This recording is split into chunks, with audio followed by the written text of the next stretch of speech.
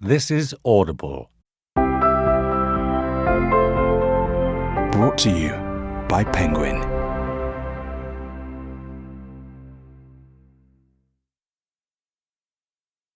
Wulf's Bane by Joseph Delaney.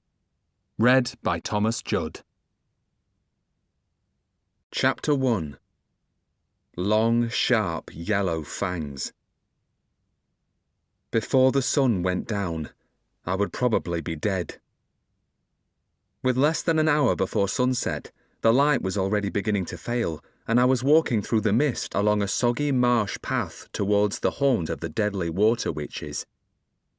I was a Spook's apprentice, and my master, Will Johnson, was using me as bait.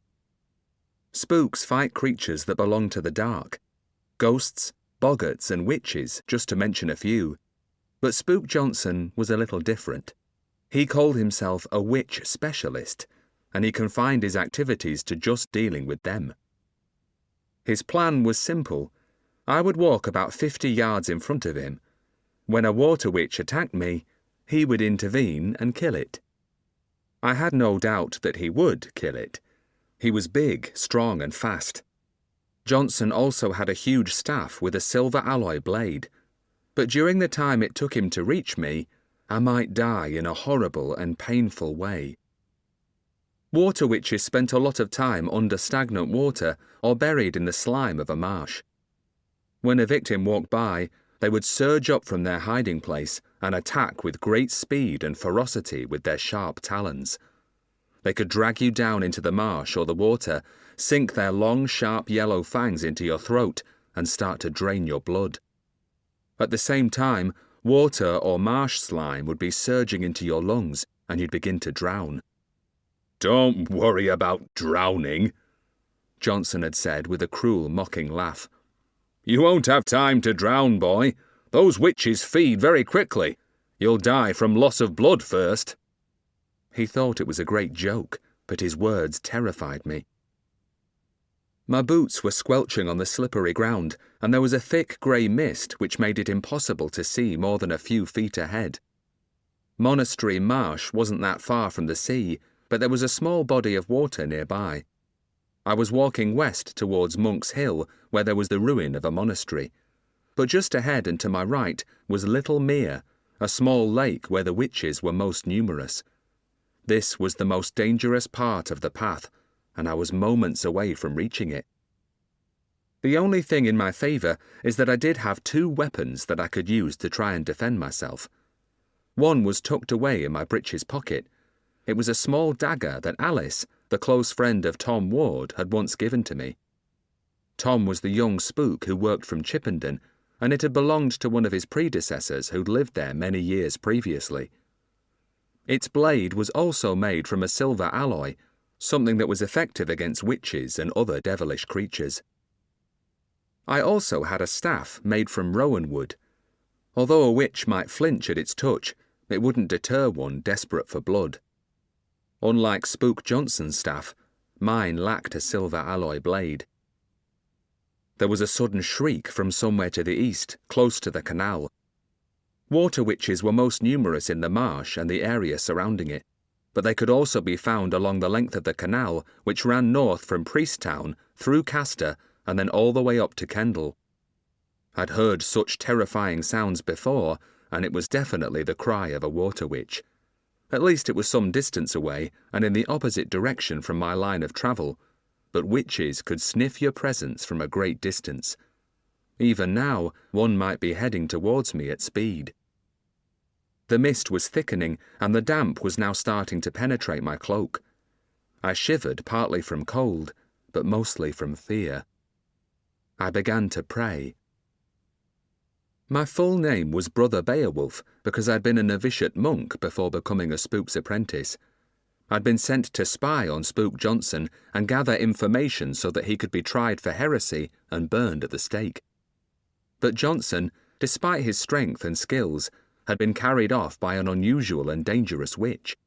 I'd gone north to ask for help from Tom Ward, the Chippenden spook. That had led to all sorts of trouble, and I'd been in danger of being burned to death myself. Both Spook Johnson and Tom had eventually been imprisoned by the goddess Circe, who had only released them in exchange for Tilda, Alice and Tom's daughter.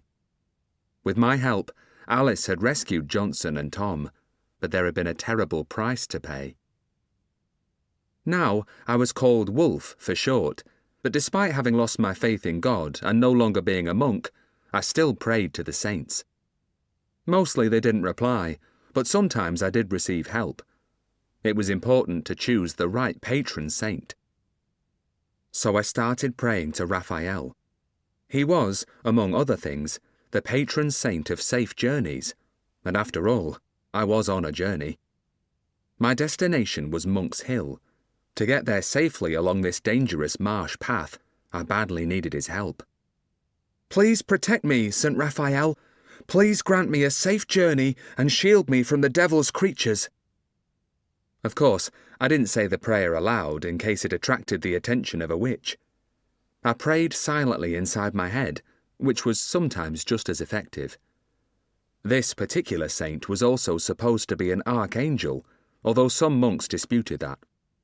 If so, he would be extremely powerful, but perhaps that made it less likely that he'd respond, especially to someone like me. After all, why should such a powerful saint help a boy who'd lost his faith and left his priestly vocation? The path seemed to be getting even more slippery, and I slowed my pace. I was very close to the lake now. It was less than 2 feet from the path, and I could just make out the calm grey surface of the water through the mist. I thought I heard a noise. The slightest splash no louder than a single raindrop falling into the water, but it was enough to bring me to a sudden halt. I waited there, holding my breath, my heart hammering in my chest. Apart from my own breathing, there was silence. I couldn't even hear the distant sound of Spook Johnson's footsteps. For a big man, he could be light on his feet.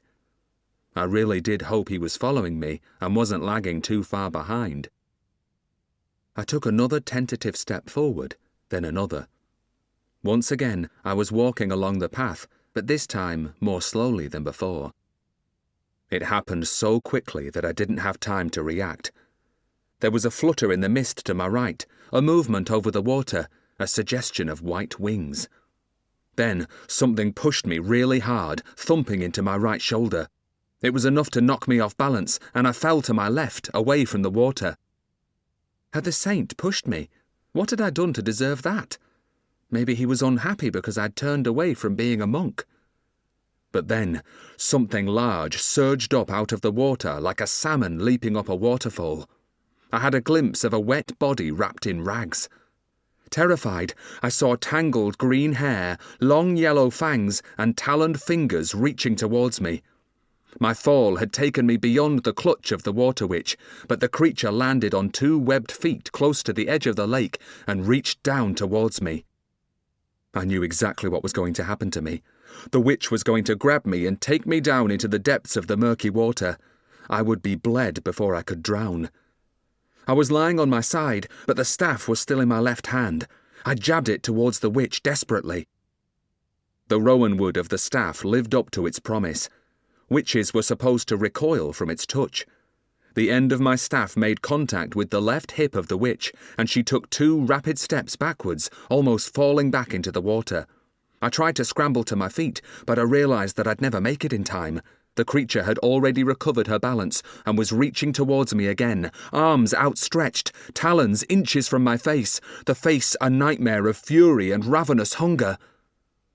But she didn't touch me. Suddenly, she screamed and fell sideways, the blade of Spook Johnson's staff buried in her side. He withdrew the blade and stabbed her again. When his blade entered her body for the 3rd time, she was already dead, lying on her back with one hand trailing in the water. "What a beauty she is," Spook Johnson said, his voice full of triumph. "She's my first kill here, but just the first of many who'll rue the day that I came to this marsh." Of course, he was being sarcastic. The water witch was a monster and anything but beautiful. I'd read in one of Johnson's books that water witches had degenerated so far that they had lost the power of speech and were no longer human. Her skirt was caked with brown marsh slime, and on her upper body she wore a ragged smock which was coated with thick green scum. The webbed feet were terrifying, each toe ending in a sharp talon. "Did you see that big bird?" Johnson asked. "It was just above you, seconds before the witch attacked." I tore my gaze away from the dead witch. I didn't like telling lies, but I forced myself to deceive him. I wouldn't admit that I'd seen anything. "What bird?" I asked. The last thing I was going to tell him was that I'd prayed to St. Raphael and he'd saved my life. It might have looked like a bird to Johnson, but birds didn't punch you on the shoulder hard enough to knock you off your feet. "I wonder if I've just killed Morwenna," Johnson mused. "She's very old and the queen of the water witches. She likes blood just the same as her ugly sisters, but she also has a familiar, a corpse fowl. Maybe that bird I saw was her familiar. Yes, it could well be her. I'll leave the body here as a warning to the rest. Now they'll know what they're up against. Give it a month, and there won't be a water witch within 20 miles of here." He grinned at me, full of happiness at what he'd achieved. "Write that up tonight, boy, while it's still fresh in your mind. That should make a great introduction to the latest chapter." One of my tasks, in addition to my duties as his apprentice, was to write the story of his life. The working title of the book was The Legend of Spook Johnson. Often I had to exaggerate what he'd done, but sometimes he more than lived up to the legend that he was trying to create. You should never underestimate Will Johnson. It had been a memorable day. The first water witch killed by Spook Johnson since our arrival at the mill house. But it wasn't over yet. That night, just before I drifted off to sleep, I heard a noise under my bed. It sounded like some small animal was scratching at the floorboards. I could hear it snuffling. It didn't sound like a rat. Maybe it was a hedgehog that had somehow got into the house. I got out of bed and picked up a candle from the table. It had burned really low, but still had a few minutes before it went out. Holding the candle close to my head, I peered under the bed. I could see nothing. Perhaps there was a hole in the floorboards and the little creature had seen the candlelight and escaped. I went back to sleep and forgot about it. Until the next time that it happened. Because that was just the first time that I heard scary noises under my bed. The first of many. Chapter 2. The Fatal Grip. It was now over 2 months since that first evening on the marsh when Spook Johnson had killed his first water witch. Since then, there had been a few close calls. Once, as the light failed, we'd been taken by surprise and surrounded by witches and had been lucky to escape back to the mill. But since then, life had settled into a routine, and together we'd gradually reduced the threat to almost nothing. Now, Johnson only very rarely used me as bait. He was out patrolling the edges of the marsh, and I was alone in the kitchen reading from a slim book about water witches. A Guide to Water Witches by Bill Arkwright. It was a very interesting and useful guide that didn't waste a single word. Arkwright was the spook who'd worked from this house, and Tom Ward, the Chippenden spook, had once mentioned him. One short section in this book was particularly chilling. It was called The Fatal Grip. It read, "The intention of a water witch is to seize and drag her human prey down into deep water where she begins to feed. The witch may attempt to grip a leg, an arm, or even the head or an ear, but her preferred hold, from which there is no hope of survival, is what may be termed the fatal grip. The witch pushes her thumb into the mouth of her victim and thrusts her first and second fingers, cutting through the skin of the upper throat to meet it. All 3 of those digits then encircle the jaw. Once achieved, the human victim can never break free. The grip is fatal, and death is assured. I shuddered at the image of that death grip, realizing how close I'd come on several occasions to losing my life. Just then, there was a loud triple rap at the door of the mill house, and I jumped to my feet nervously.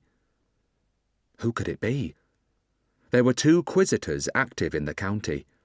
Usually they hunted and burned witches, but the new Bishop of Blackburn had also directed them to seek out spooks like Johnson and bring them to trial.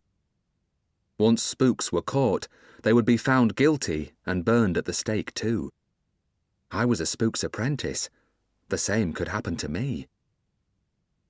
Nervously, I walked through into the large empty front room, opened the door a crack and peered through. Then I threw it wide open and stood there smiling with relief. It was Tom Ward, the spook from Chippenden. He was tall and dark-haired, wearing the cloak and hood typical of our calling. Tom was young for a spook. He didn't look more than 19 or 20. He had offered to make me his apprentice, but I'd chosen Spook Johnson instead. As I stared at him, the smile slipped from his face, and I wondered if he was annoyed at me. "Hi, Wulf. Cat got your tongue? Aren't you going to invite me in?" "Of course. It's good to see you again." I stepped aside and waved him into the room. It was basically a store area for the watermill and wasn't used now. So I led Tom through into the kitchen where a steady heat was radiating from the huge stove. It was late November and the winter chill was increasing by the day. "Is the big man at home?" Tom asked. My master, Will Johnson, was definitely a big man. He was tall and broad-shouldered, but the biggest thing of all was his belly. It expanded and contracted on a daily basis depending on how many sausages he'd eaten and how many glasses of wine and beer he'd drunk. "No, he's out on the edge of the marsh hunting for water witches, but he's not had much luck lately. He's already killed a lot of them, and the rest have moved north away from the marsh. Now he's starting to get restless and talking about going east to face the Pendle witches," I said, shaking my head. "His plan is to kill the Malkin clan witch assassin. He reckons that will flush the rest of them out, and he'll be able to deal with them." It was a crazy plan. There were several witch clans, too many witches for one spook and his apprentice to deal with. "Don't worry, Wulf. I'll soon talk him out of it. I've got something else that might interest him. How's he been treating you, by the way? He's not been bullying you, has he?" "He works me hard and can be difficult at times, but I wouldn't call it bullying. He means well. It's just his blunt manner, just the way he is." Tom Ward nodded thoughtfully. "Well, it's up to you, but I'd be glad to take you on as my apprentice if you ever do change your mind." I nodded, but didn't meet Tom's eyes. There was a reason why I had chosen to be Spook Johnson's apprentice rather than Tom's, but I didn't even want to think about it. "This is a great little book," Tom said, picking it up from the table where it lay next to the piece of paper that I'd been scribbling notes on. "Bill Arkwright was an expert on water witches, and even my own master, John Gregory, accepted his superior knowledge regarding them. I was seconded to Bill for 6 months so that he could toughen me up. He taught me how to fight with a staff and threw me in the canal.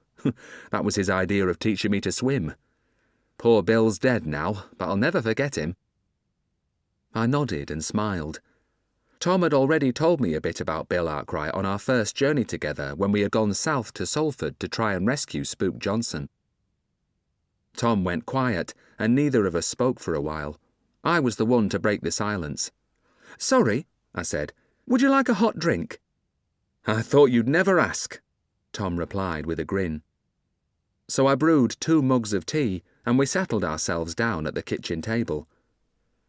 "How's Alice?" I asked. Tom shrugged, but his face immediately became downcast. "It's nearly 3 months since Grimalkin took our child, and it isn't getting any easier for Alice. It's bad enough for me, and I never even saw Tilda, but Alice is her mother, and being without her is a terrible sacrifice. At least it keeps our daughter safe." The evil goddess called Circe had wanted to drain the blood of their daughter, Tilda, believing that by doing so she would gain immense power. Cersei had previously tried and failed to abduct Tilda, but she would try again, and to keep her safe, Alice had put her under the protection of Grimalkin, the dead witch assassin who could only visit the earth during the hours of darkness.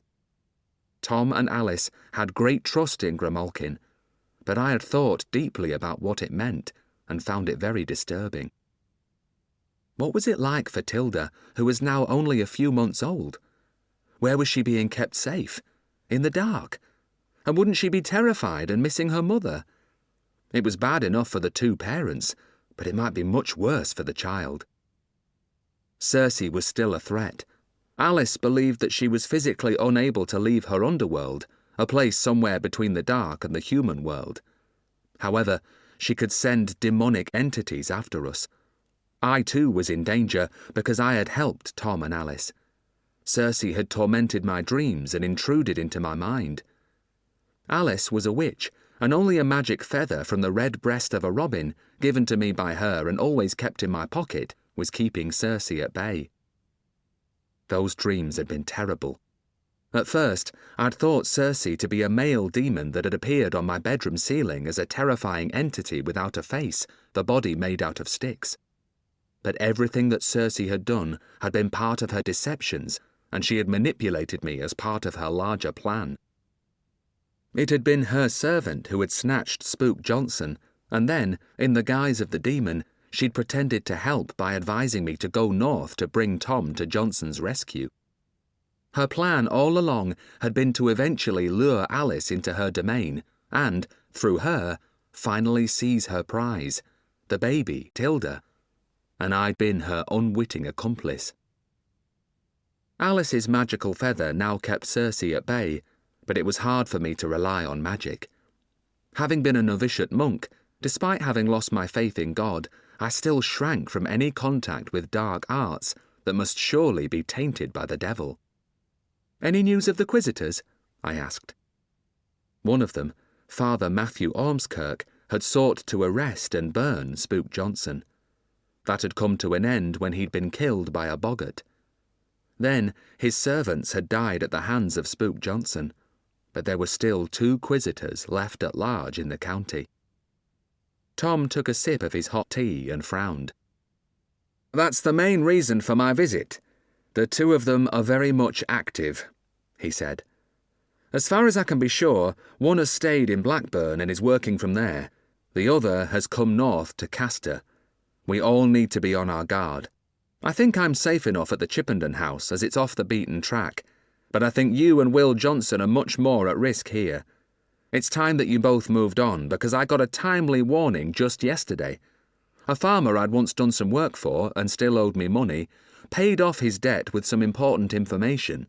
He said that someone who lives close to the canal and is no friend of our trade had sold vital information to the Castor Quisitor. He'd informed him that a spook was operating from the vicinity of Monastery Marsh." That was scary. It meant that the Quisitor knew we were here and could come hunting for us. It could only be a matter of time. Tom and Alice were safe enough at home. It wasn't just that they were high above the main roads of the Ribble Valley on the edge of the fells. Their house was also guarded by a boggart called Cratch, who would rip into pieces anybody who tried to enter the garden. Not only that, Alice could use her magic to call up a mist to befuddle and confuse anybody who tried to find them. I'd already seen it used to great effect. But Tom was right about us, even before the warning he'd just brought. If the Quisitor thought a spook was operating close to the marsh, we would be easy to find. Then we'd be arrested, and after being tortured, would be burned at the stake. I heard the front door opening then. Johnson was back earlier than I'd expected. Now it was my job to make the supper. Spook Johnson, Tom Ward and I sat at the kitchen table together, eating a very early supper. We were tucking into 3 big plates of tomatoes, bacon, eggs and sausages, all cooked by me. That was one of my most important duties, to keep Johnson's big belly full. "It looks like you've been doing an excellent job here, Will," Tom said, swallowing his last mouthful and laying down his knife and fork. Wulf tells me that you've cleared the area of water witches. That I have. The job's done. I think my work here is certainly finished, especially after what you've just told me about the Quisitor, and it's time to go. But I've liked working here. The first witch I dealt with was the best kill of all. There was a bird with her, no doubt her familiar. I think I put an end to Morwenna, the ancient queen of the water witches. Johnson boasted. Well, it's not impossible that you killed one with a bird familiar, although most just use blood magic. But it couldn't have been Morwenna, Tom said mildly. She was killed by Grimalkin years ago. I was an apprentice then, in just my second year, but I saw it with my own eyes. Grimalkin killed her familiar too. It all happened not very far from here on the edge of Monk's Hill. Johnson's face betrayed rapid changes of mood. His happiness gave way to disbelief and brief anger, but he didn't challenge what Tom had just told him. Then his expression became calm, and he just bobbed his head in acceptance before speaking again. Once, that would have caused a big angry outburst. But Spook Johnson had changed and become more tolerant, no doubt because of the shared danger and mutual cooperation we had experienced when surviving the threat from Cersei. Thanks for the warning about the Quisitor, but we were off anyway. I aim to visit Pendle to do what should have been done a long time ago, Johnson said. I'm going to put an end to those witch clans and make that district safe. I thought that Tom would put him straight and point out that it would take an army of spooks to do that, but he didn't argue. Instead, he asked for Spook Johnson's help. I was hoping that first you'd do me a big favour, Will. There's a problem near Billinge Village, which is about 4 miles or so south of Wigan, and it would be right up your street. A small clan of witches have taken up residence in the abandoned manor house there. I'd go myself, but Chippenden is keeping me pretty busy at the moment, and the list of jobs pending could take a while to finish. And I've another problem. Alice isn't too well at the moment, and I don't like to be away from home more than I can avoid. That's why I must turn down your offer of a bed for the night. I need to head back as soon as possible.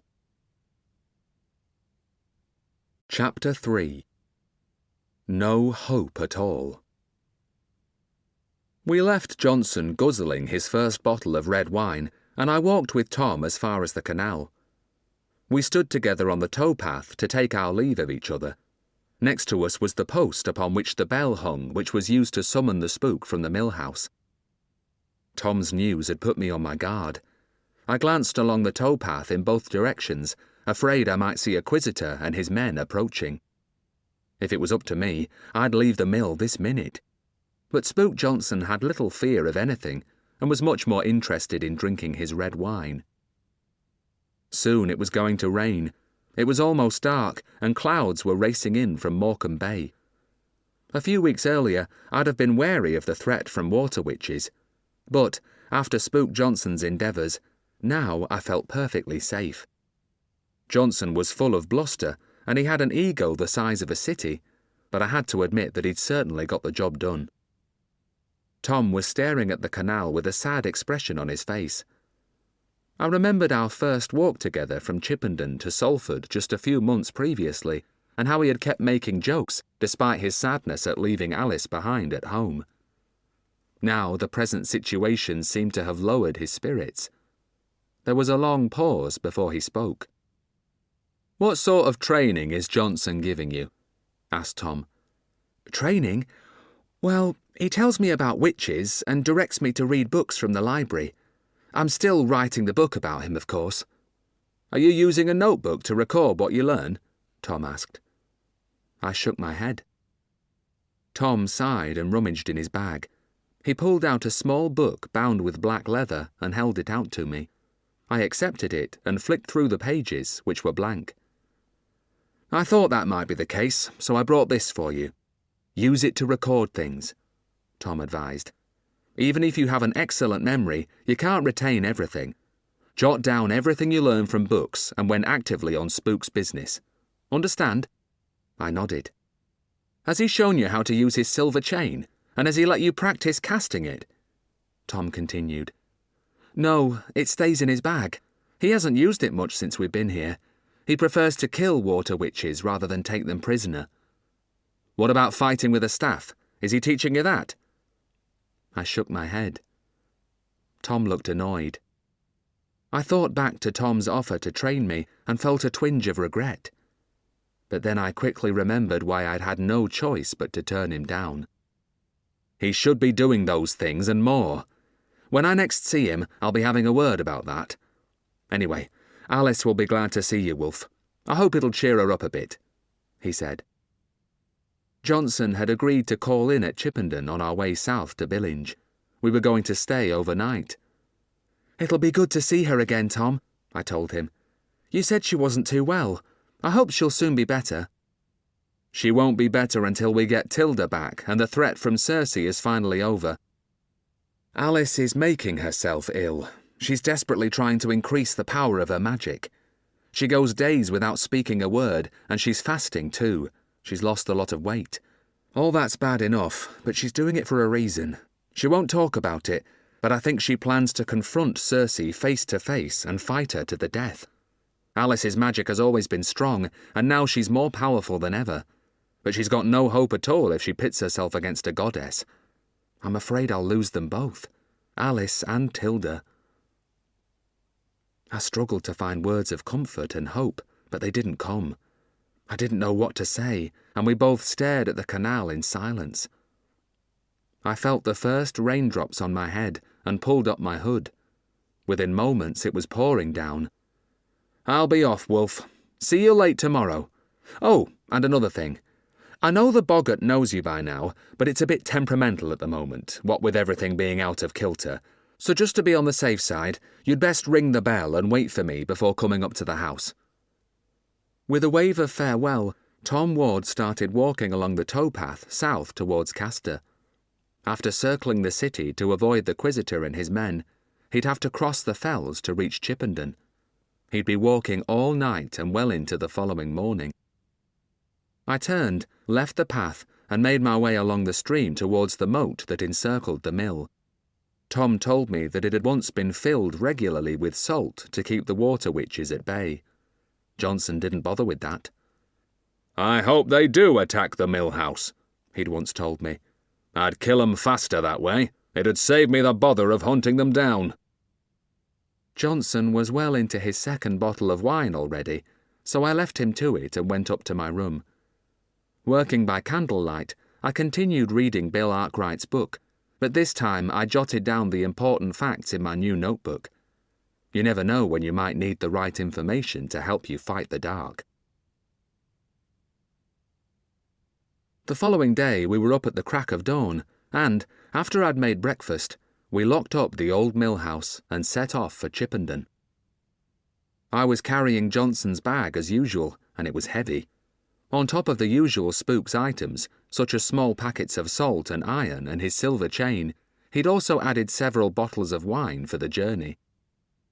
It's good for walking, Johnson declared. Wine lubricates the leg muscles. After skirting Castor, we were soon climbing up into the fells. There was a cool breeze, but the sky was clear. Although there wasn't much warmth in a late autumn sun, it was good to feel it on my face. It was a pleasure to be so high with the pastures and woods of the county spread out below us and the sea shimmering to the west. This was a welcome change from the mists and chill, dank air of the marsh, and, despite the weight of Johnson's bag, I felt glad to be alive. We walked around the western edge of Parlick Pike, the hill overlooking Chippenden, and descended its southern slope. Soon, after we entered the trees, I sensed something in the shadows to our left. It was just the barest hint of movement. I glanced across, but saw nothing and thought I must have been mistaken. It couldn't be the Quisitors. They would cause too much noise riding after us on horseback. Then I remembered how the Malkin witch assassin sometimes followed Tom Ward. Could it be her that was following us? After all, we were a Spook and his apprentice, natural enemies. Or perhaps she was following us for a chance to get to Tom through us, and then kill him. I peered hard into the depths of the forest, but I could see nothing more. It could have been my eyes playing tricks on me. or Tom's news about the Quisitors had put me on edge. I decided that there was no point in mentioning it to Spook Johnson. He'd only say that I should stop being so jumpy. In my opinion, he sometimes recklessly disregarded signs of danger, but he seemed to regard such caution in others as a weakness. We reached Tom's house just before dark. Following his instructions, I led the way to the crossroads at the withy trees and pulled the rope to ring the bell. "I never did like that boggart much," Spook Johnson told me, grumbling at the diversion and delay. I'd explained the situation to him, and he'd been muttering about it ever since. "And it didn't like me either. I always thought it would eventually cause trouble and turn against its master. Old Gregory kept it in line, but young Tom was bound to have problems. He lacks the experience to deal with a creature like that." I didn't reply, but I thought Johnson was a fine one to talk. He knew little about boggarts because he only dealt with witches. Ignoring him, I got into a rhythm so that pulling the bell rope became easy. It reminded me of when it was my turn to join the bell ringers at the Abbey on a Sunday morning. It was one of the very few things that I'd really enjoyed about being a monk. At last, Tom walked towards us and greeted us both by name. Then, wasting no time, he led us towards the garden. At its edge, he paused. "Cratch! Cratch! Cratch!" he called. "Keep your distance! Those who walk with me are under my protection and must not be harmed." There was a distant growl, but nothing more, and after a few seconds, Tom walked on into the garden and we followed at his heels. The big lawn had recently been cut and was very trim.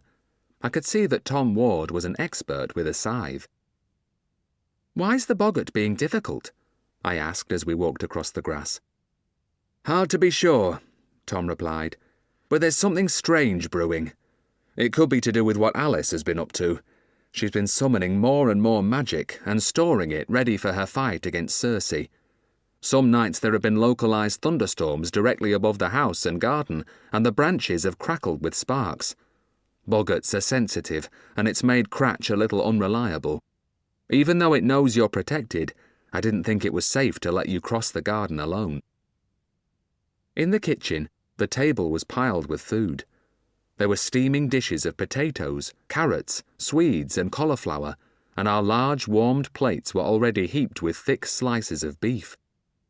We sat down and tucked in, and it was only when I was full fit to bursting that I mentioned that Alice wasn't seated at the table with us. "Where's Alice?" I asked.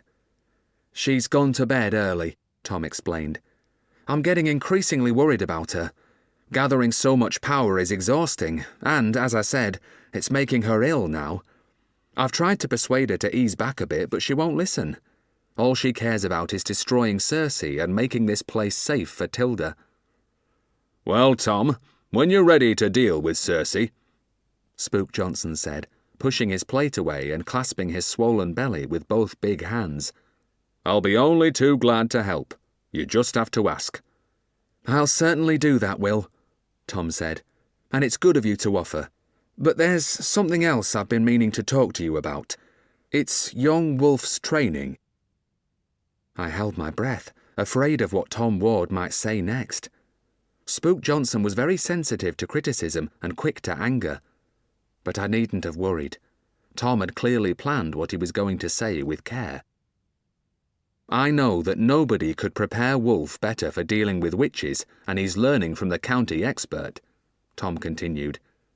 "But I also know that you don't usually deal with other manifestations from the dark.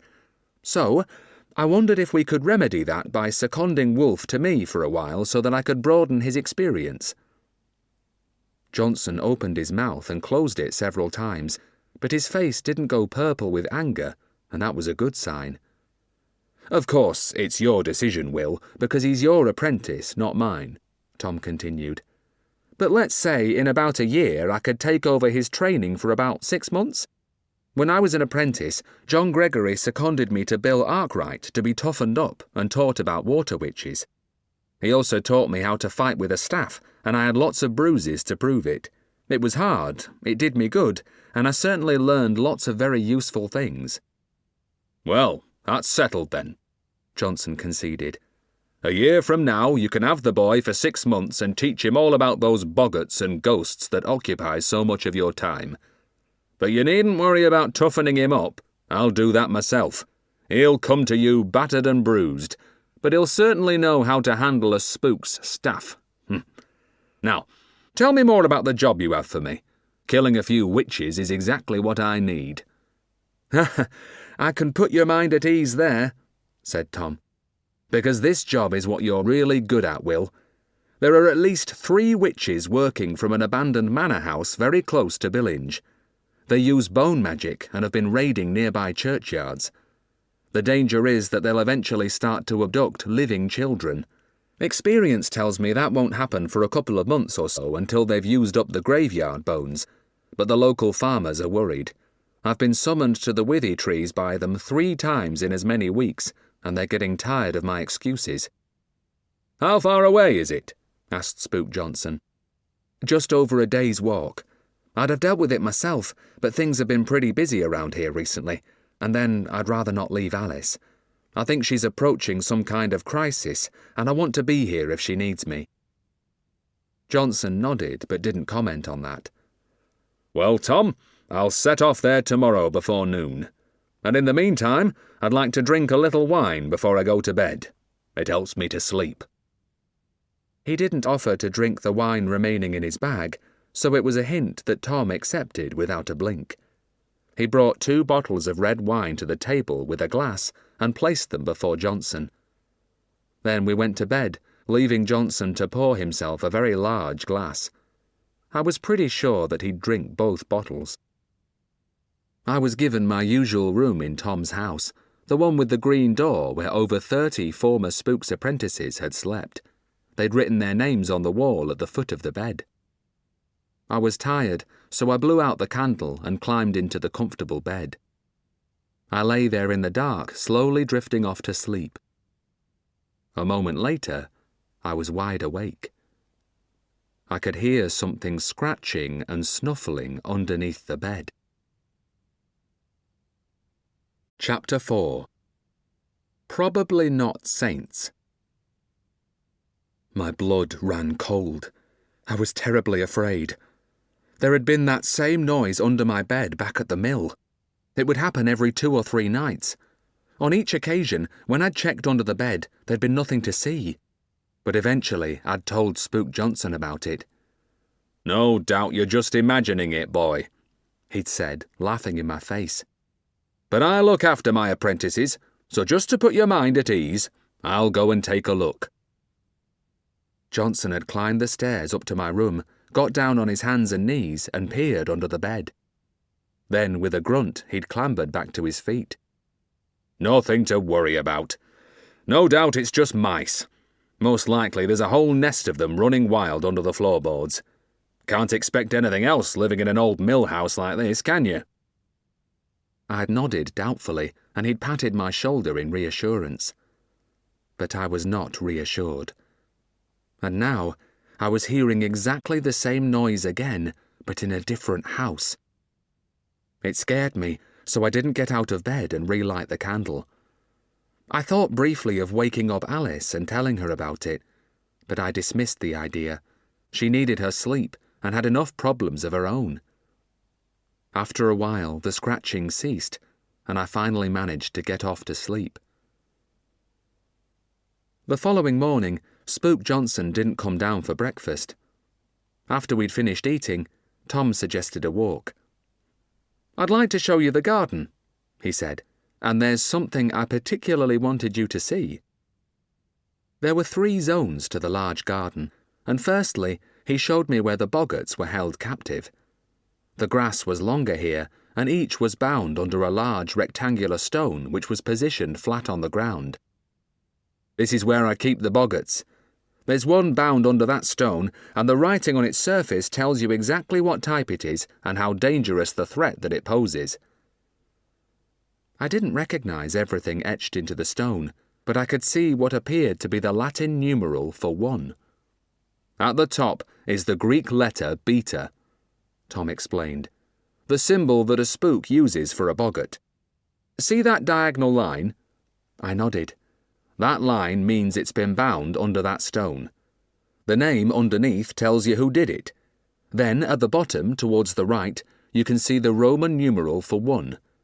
It's a warning that bound here is a very dangerous boggart of the first rank. Now, I'll show you where we keep the witches. We walked on underneath the trees until we reached a stretch of grass which had been cleared.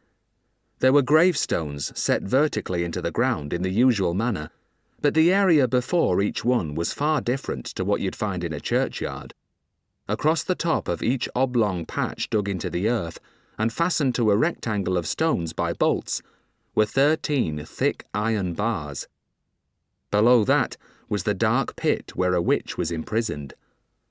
I was careful to keep my feet well away from the edge of the nearest one. I could imagine a taloned hand emerging to grab my ankle. "You can see that we do it differently to Spook Johnson," Tom said. "This is the traditional way to bind a witch and keep the county safe." "Is this witch alive or dead?" I asked, pointing at the nearest one. I knew that dead witches could become undead, but Johnson had his own method of dealing with them to avoid this, although I'd never witnessed it. He'd once told me that he cut their bodies into pieces and fed them to pigs. He went to such lengths because undead witches were especially dangerous. They could ooze into the ear of a human and possess them, forcing the victim to carry out their will, sometimes even committing violent murders. Water witches only very rarely became undead, which saved Johnson a lot of trouble at the marsh. "She's alive," Tom said, gazing beyond the bars, "and still a real threat. She's been in there for many a long year." Back in Salford, Spook Johnson had kept his live witches down in his cellar. They were fed and their cells cleaned out every few days. "How do they survive in a pit like that?" I asked. Tom shrugged. "They use their magic, but slowly get weaker. Of course, they'll eat anything. Insects, especially flies. Some of them are capable of attracting swarms of them. No doubt you think this is cruel, and I don't like it either, but it has to be done because some of those witches prey on children and take both blood and bones to satisfy their appetites. Now I'll show you something else, what I really brought you into the garden for." We walked on until we reached a clearing amongst the trees with a clear view of Parlick Pike and Wulf Fell directly ahead. "That's my master's grave, Wulf," Tom told me, sadly pointing ahead. The grave was a low mound of earth covered with long grass. It was quite close to a wooden bench. I walked forward and read the words on the gravestone. "Here lieth John Gregory of Chippenden, the greatest of the county spooks." "Let's sit down for a while," Tom said, indicating the bench. We sat down in silence and gazed towards the fells, listening to the hum of insects and birdsong. It was a quiet, calm place. I wondered if Tom was thinking about his dead master. I glanced at him out of the corner of my right eye. He looked really sad again. "I wanted you to see this. Here was where my master used to teach me," Tom said at last. "I would sit down taking notes whilst he'd pace back and forth telling me all about the dark and how to deal with its various manifestations. I loved it here." He smiled. "Of course, it rained a lot, being the county. Then I'd get my lessons in the library." We sat a while longer in silence. It was peaceful here, and I realised what I was missing by choosing to become Johnson's apprentice rather than Tom's. But despite his friendliness and civilised behaviour, Tom Ward still scared me. The Lamia blood of his mother ran through his veins, and I'd once witnessed him change into something terrifying when we'd been under attack from the dark. Although roughly human in shape, his body had become covered in scales, and his hands had developed sharp, murderous talons. Our eyes had met, and he'd looked ready to kill me. I'd never been so afraid in my life.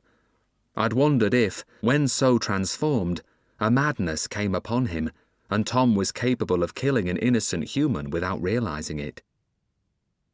But most of the time, Tom was fully human. Lamias were shapeshifters, and only a sudden crisis or a desperate need to face a threat and survive induced such a change in Tom. Despite that, my fear of this darkness within him had prevented me from choosing him as my master. Tom suddenly came to his feet and spoke again. John Gregory was a wise and kindly teacher, and probably the greatest spook who's ever worked from Chippenden. He paused and swallowed, as if unable to continue speaking. I could see tears glinting in his eyes. I must go back to the house now. I have work to do, Wulf. But you stay here a little while longer. No doubt Will Johnson is still snoring in his bed. And anyway, Alice has a few things to say to you. She'll be here shortly. She won't keep you long, and after that you could go into the library, find a book that interests you, and make a few notes. Tom left me, and I continued to sit on the bench. I thought about how close he had been to his master, and what a terrible thing it must have been to lose him. After a while, I heard footsteps approaching from behind, and I guessed that it was Alice. There were other noises too, a sudden loud creaking of branches and a constant rustling of leaves, the last ones of the late autumn. Before I could turn to see what was happening, Alice walked by the bench and stood with her back to the hills, staring towards me. I was shocked by two things. Firstly, the trees on the edges of the clearing, both on her left and right, were very agitated, although there was no wind that could account for their movement. They were flexing rhythmically and bending down towards Alice in an alarming fashion, twigs and withered leaves like snakes striking towards her head but not quite making contact. Secondly, Alice's appearance had changed for the worse. She looked older. There were lines on her face, which was gaunt with dark circles round her eyes. The sleeveless green dress that she wore revealed her arms to be very thin. Her legs were skinny too, where they met her grass-stained pointy shoes, and her hair, which had always appeared dark and glossy, was now dull and greasy. Alice looked ill. "It's good to see you, Wulf," she said, giving me a warm smile. "I can tell by your face that you're shocked at my appearance, but trust me, I may look a mess, but it's not as bad as it seems. Tom worries far too much. It's just that I'm gathering as much power as I can. I'm an earth witch, so I draw it from nature, as you can see," she said, pointing with both hands at the agitated branches left and right. "Tom's concerned that you're damaging yourself," I said. "As I've already told you, it looks worse than it is, and it ain't permanent, Wulf. Once I've destroyed Cersei and Tilda is safe, I'll relax and go back to the way I was before. But it's you that I've come here to talk about." She stepped closer to me and bowed forward so that her nose was very close to the top of my head. Then she sniffed loudly 3 times. I knew she was using magic to learn things about me. "You're definitely not the 7th son of a 7th son, as I told you once before, and I can confirm that now. But you have the same abilities as one. You can see and talk to the dead, and you've got a limited immunity against witches. But there are other things there that I don't understand." She sniffed 3 more times, then moved back and gave me another smile. "There's great power in you, Wulf, but it's something new to me, and I don't really understand what it is. You said that you can summon saints to help you." I nodded. "I wouldn't use the word summon," I said, giving a little laugh. "They don't always come when I call, but when they do, they sometimes really do help me." "They're probably not saints," Alice said, "but something entirely different. I've seen similar strange things myself. Ain't sure if it's the same as what you've experienced, but I'd really like to help you get to the bottom of it. The problem is, as you can see, that I have other things to deal with first, so it'll have to wait for a while. You still got the feather and the dagger I gave you?" she asked. "And the mirror?" I nodded. It was that magical red feather that kept Cersei away from me, especially at night when she was at her most dangerous. The dagger had a silver alloy blade and was a useful weapon against creatures of the dark. The mirror was to contact Alice if I was ever in serious trouble. "Don't forget to use that mirror if you need to. Got problems of my own, ain't I? but I'd still do my best to help you. Promise that you'll contact me if you need to." "Yes, Alice, thanks. I will. I promise." "Well, I'll be off, but you stay here and rest for a while. When I left the house, Johnson was still rattling the roof tiles with his snores," she said with a wicked grin. "Tom suggested that I go up to the library and study for a while." "That's a good idea, Wulf. A Spook's apprentice needs to keep adding to his knowledge. That's very important. What you know is sometimes the difference between life and death." It was only after Alice had left me that I remembered about the scary scratching under my bed. I could have run to catch her up and asked her about it, but I reasoned that she had enough problems of her own. So I paid a visit to the library instead. There was one large leather-bound book that caught my eye. I eased it from its place on the top shelf, brought it across to the table, and sat down to study it. The book was called The Spook's Bestiary, and to my surprise, I noticed that it had been written and illustrated by John Gregory, Tom's master whose grave I had just visited. It covered the whole range of creatures that spooks had to deal with, and there was a big section on boggarts. But the part dedicated to witches had detailed information on the Pendle clans, something that Spook Johnson's books lacked. It seemed that there were more witches in Pendle than I'd realised. It read, "The 3 main clans in Pendle are the Malkins, the Deans, and the Moldheels. But there are also lesser clans, including the Hewitts, Ogdens, Nutters, and the Priestles. Witches often migrate to places that are a source of power and have the right ambience for performing dark magic. It was the brooding presence of Pendle itself that drew the clans to that area." And Spook Johnson thought he could take on all those witches? Somehow, I had to change his mind about visiting Pendle. Chapter 5. The Abhuman. It was very late in the afternoon before Johnson and I set off for Billinge, and, having missed breakfast, he wasn't in the best of moods. There was no sign of Alice, but we said a brief farewell to Tom on the edge of the garden. "It's good of you to sort out that witch problem for me, Will," Tom said. "But when you've dealt with that, would you mind coming back here first before you go off to sort out the Pendle clans? I've a few thoughts on how it might best be managed. There are a lot of witches in the Pendle district, and although you're the witch expert, my master taught me a lot about the history of the clans, and I might just be able to help." Johnson frowned, opened his mouth as if to make an angry retort, but then I saw him visibly relax. He certainly had changed for the better. "Aye, I'll do that. It won't do any harm to pool our knowledge, and I wouldn't say no to a couple more of those big breakfasts cooked by the boggart." With that, we went on our way, but I wondered what Tom had up his sleeve. My guess was that he was trying to protect Johnson and me from biting off more than we could chew in Pendle. Whatever his plan was, it had worked so far. Firstly, he'd distracted Johnson with the spooks business at Billinge, and after that was done, there would be a further reprieve when we came back to Chippenden.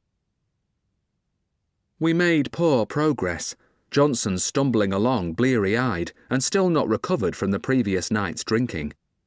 The 2 bottles given to him by Tom hadn't been enough. There was also 1 less bottle of red wine in his bag.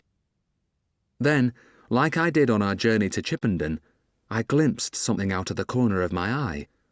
I was now sure that I wasn't imagining it. I turned quickly and saw something to our rear as it darted out of sight behind a tree. It looked big and bulky, and it certainly wasn't a witch. This time I didn't keep it to myself. "We're being followed," I told him. Spook Johnson spun round and glared at me, almost losing his balance. "Over there," I said, pointing back to where I'd seen something. He growled something under his breath and set off towards the tree that I'd indicated. When we arrived, there was nothing to be seen. Johnson went down on one knee and studied the ground close to the trunk of the tree. "To be a good tracker like me, you need an eye for detail, and this tells us what's been following us." Using his thumb and forefinger, he pulled something from the trunk of the tree, brought it to his nose and sniffed it. Then he showed it to me.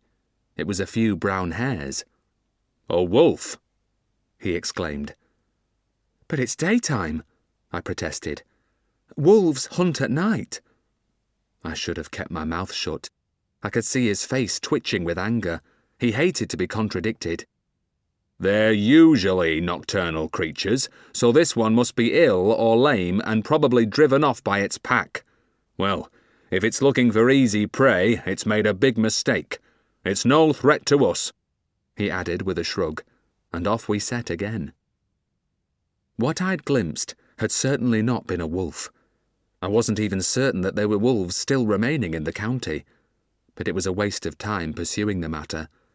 Spook Johnson could be pig-headed, but I'd learned to keep my mouth shut. We'd barely walked 4 or 5 miles when my master called a halt. All that we had for supper was a few small potatoes baked in the fire, and Spook Johnson ate most of those. Now, my belly still rumbling with hunger, I tried to get to sleep whilst he sat cross-legged before the embers of the fire, swigging from his first bottle of wine. At least that meant his bag would be even lighter and easier to carry tomorrow. But then he'd wake up with a terrible hangover again, just like a big bad-tempered bear with a sore head. He'd probably take it out on me.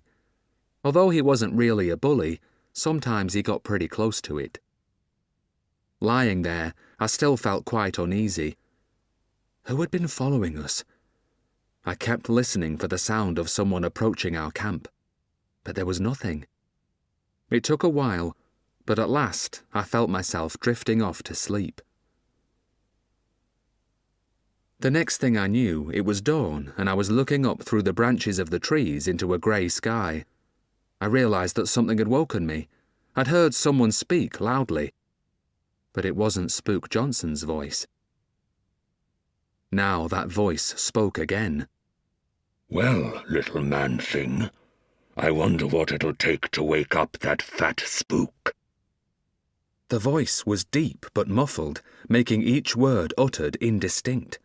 I sat up sharply and craned my neck in the direction of it. Instantly, a shiver of warning ran up my spine, and I felt very afraid. It wasn't a man who was looking down at me. The creature was leaning on a huge club, one thicker and far longer than a spook's staff. "Spook! Spook!" The voice boomed out again. "On your feet. Let's see what you're made of." Spook Johnson sat up, and his jaw dropped as he gazed up at the huge creature in astonishment. He lumbered to his feet, rubbing the sleep out of his eyes with the back of his hand. "Stay well back, boy," he shouted towards me. "This is a dangerous abhuman, the spawn of a witch. I'll soon deal with it." I'd learned about abhumans from Johnson's books about witches and their offspring. Each abhuman was supposedly the child of a witch and the devil. That hadn't seemed very likely to me, but one glance at the creature glaring down at me made it easy enough to believe. It was exactly like the description that I'd read.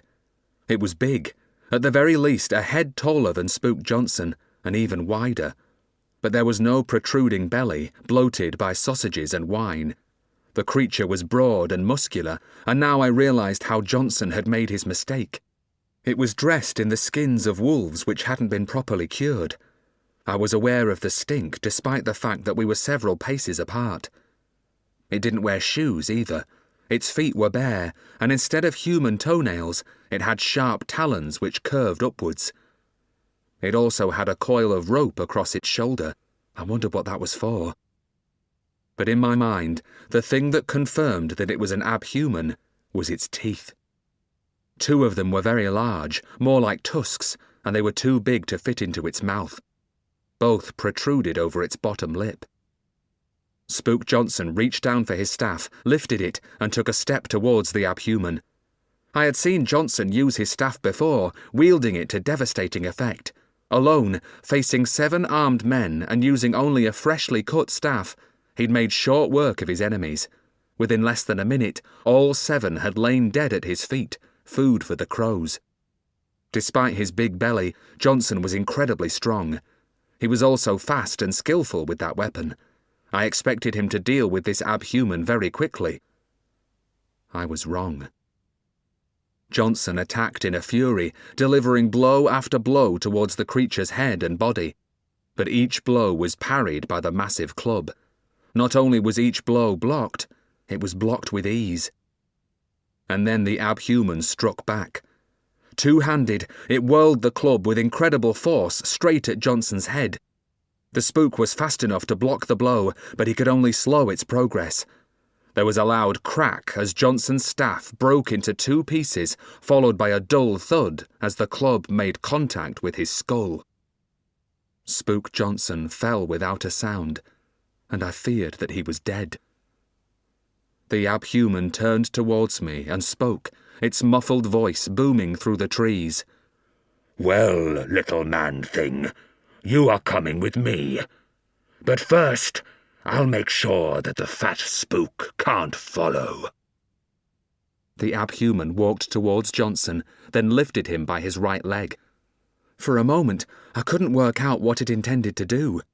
When I understood, I was sickened to the core of my being. It placed Johnson's leg across its huge knee, and there was a crack as the bone snapped. Then the creature dropped the spook onto his back.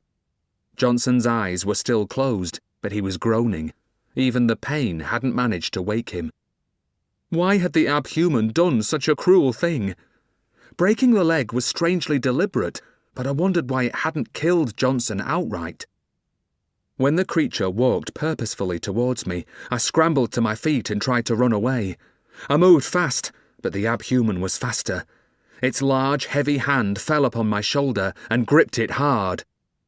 "Don't try to resist.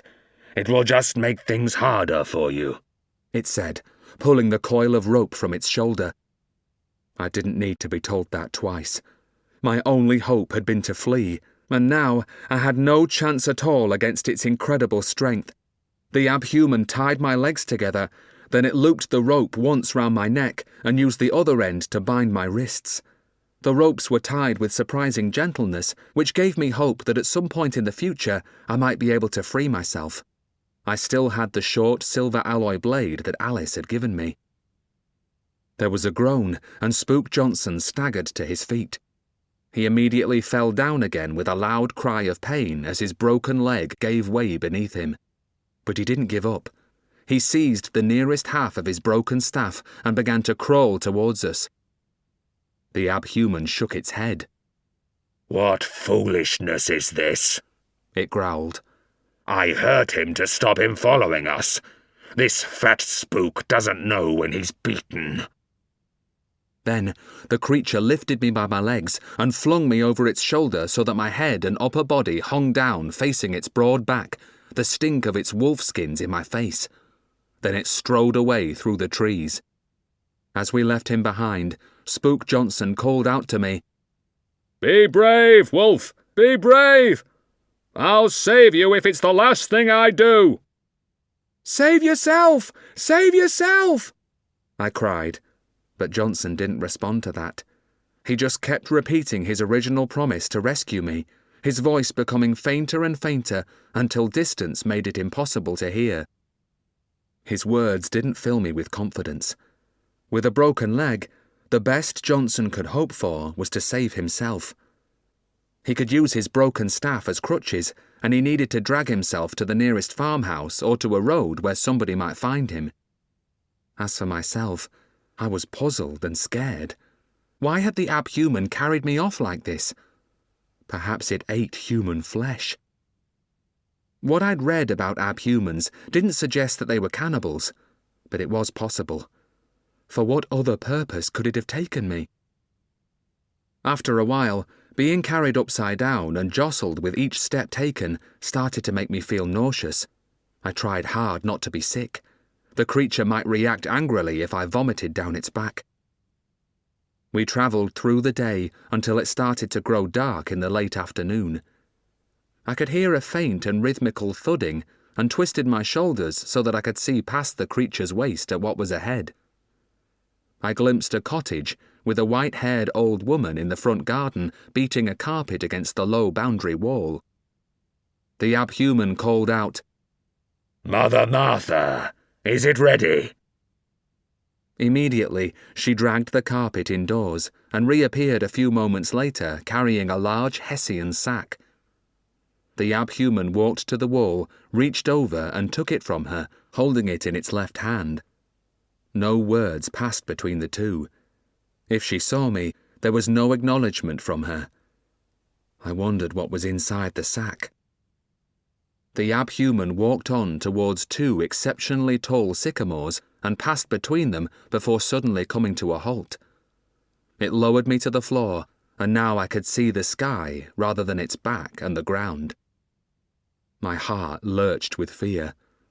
What I saw made me very afraid. The sky was clear, but I could see no stars, and it glowed a baleful red. I had seen such a sky before when I had travelled into the underworld created by the goddess Circe. The abhuman must be her servant. That was why it had brought me here. I'd helped Alice keep her daughter Tilda from Circe's clutches. Of course, she now wanted revenge. I could expect nothing but pain and death. Chapter 6. Something really strange. The abhuman began to undo the rope whilst I considered the possibility of escaping. There is nowhere to run to now, so I will untie your legs, little man thing.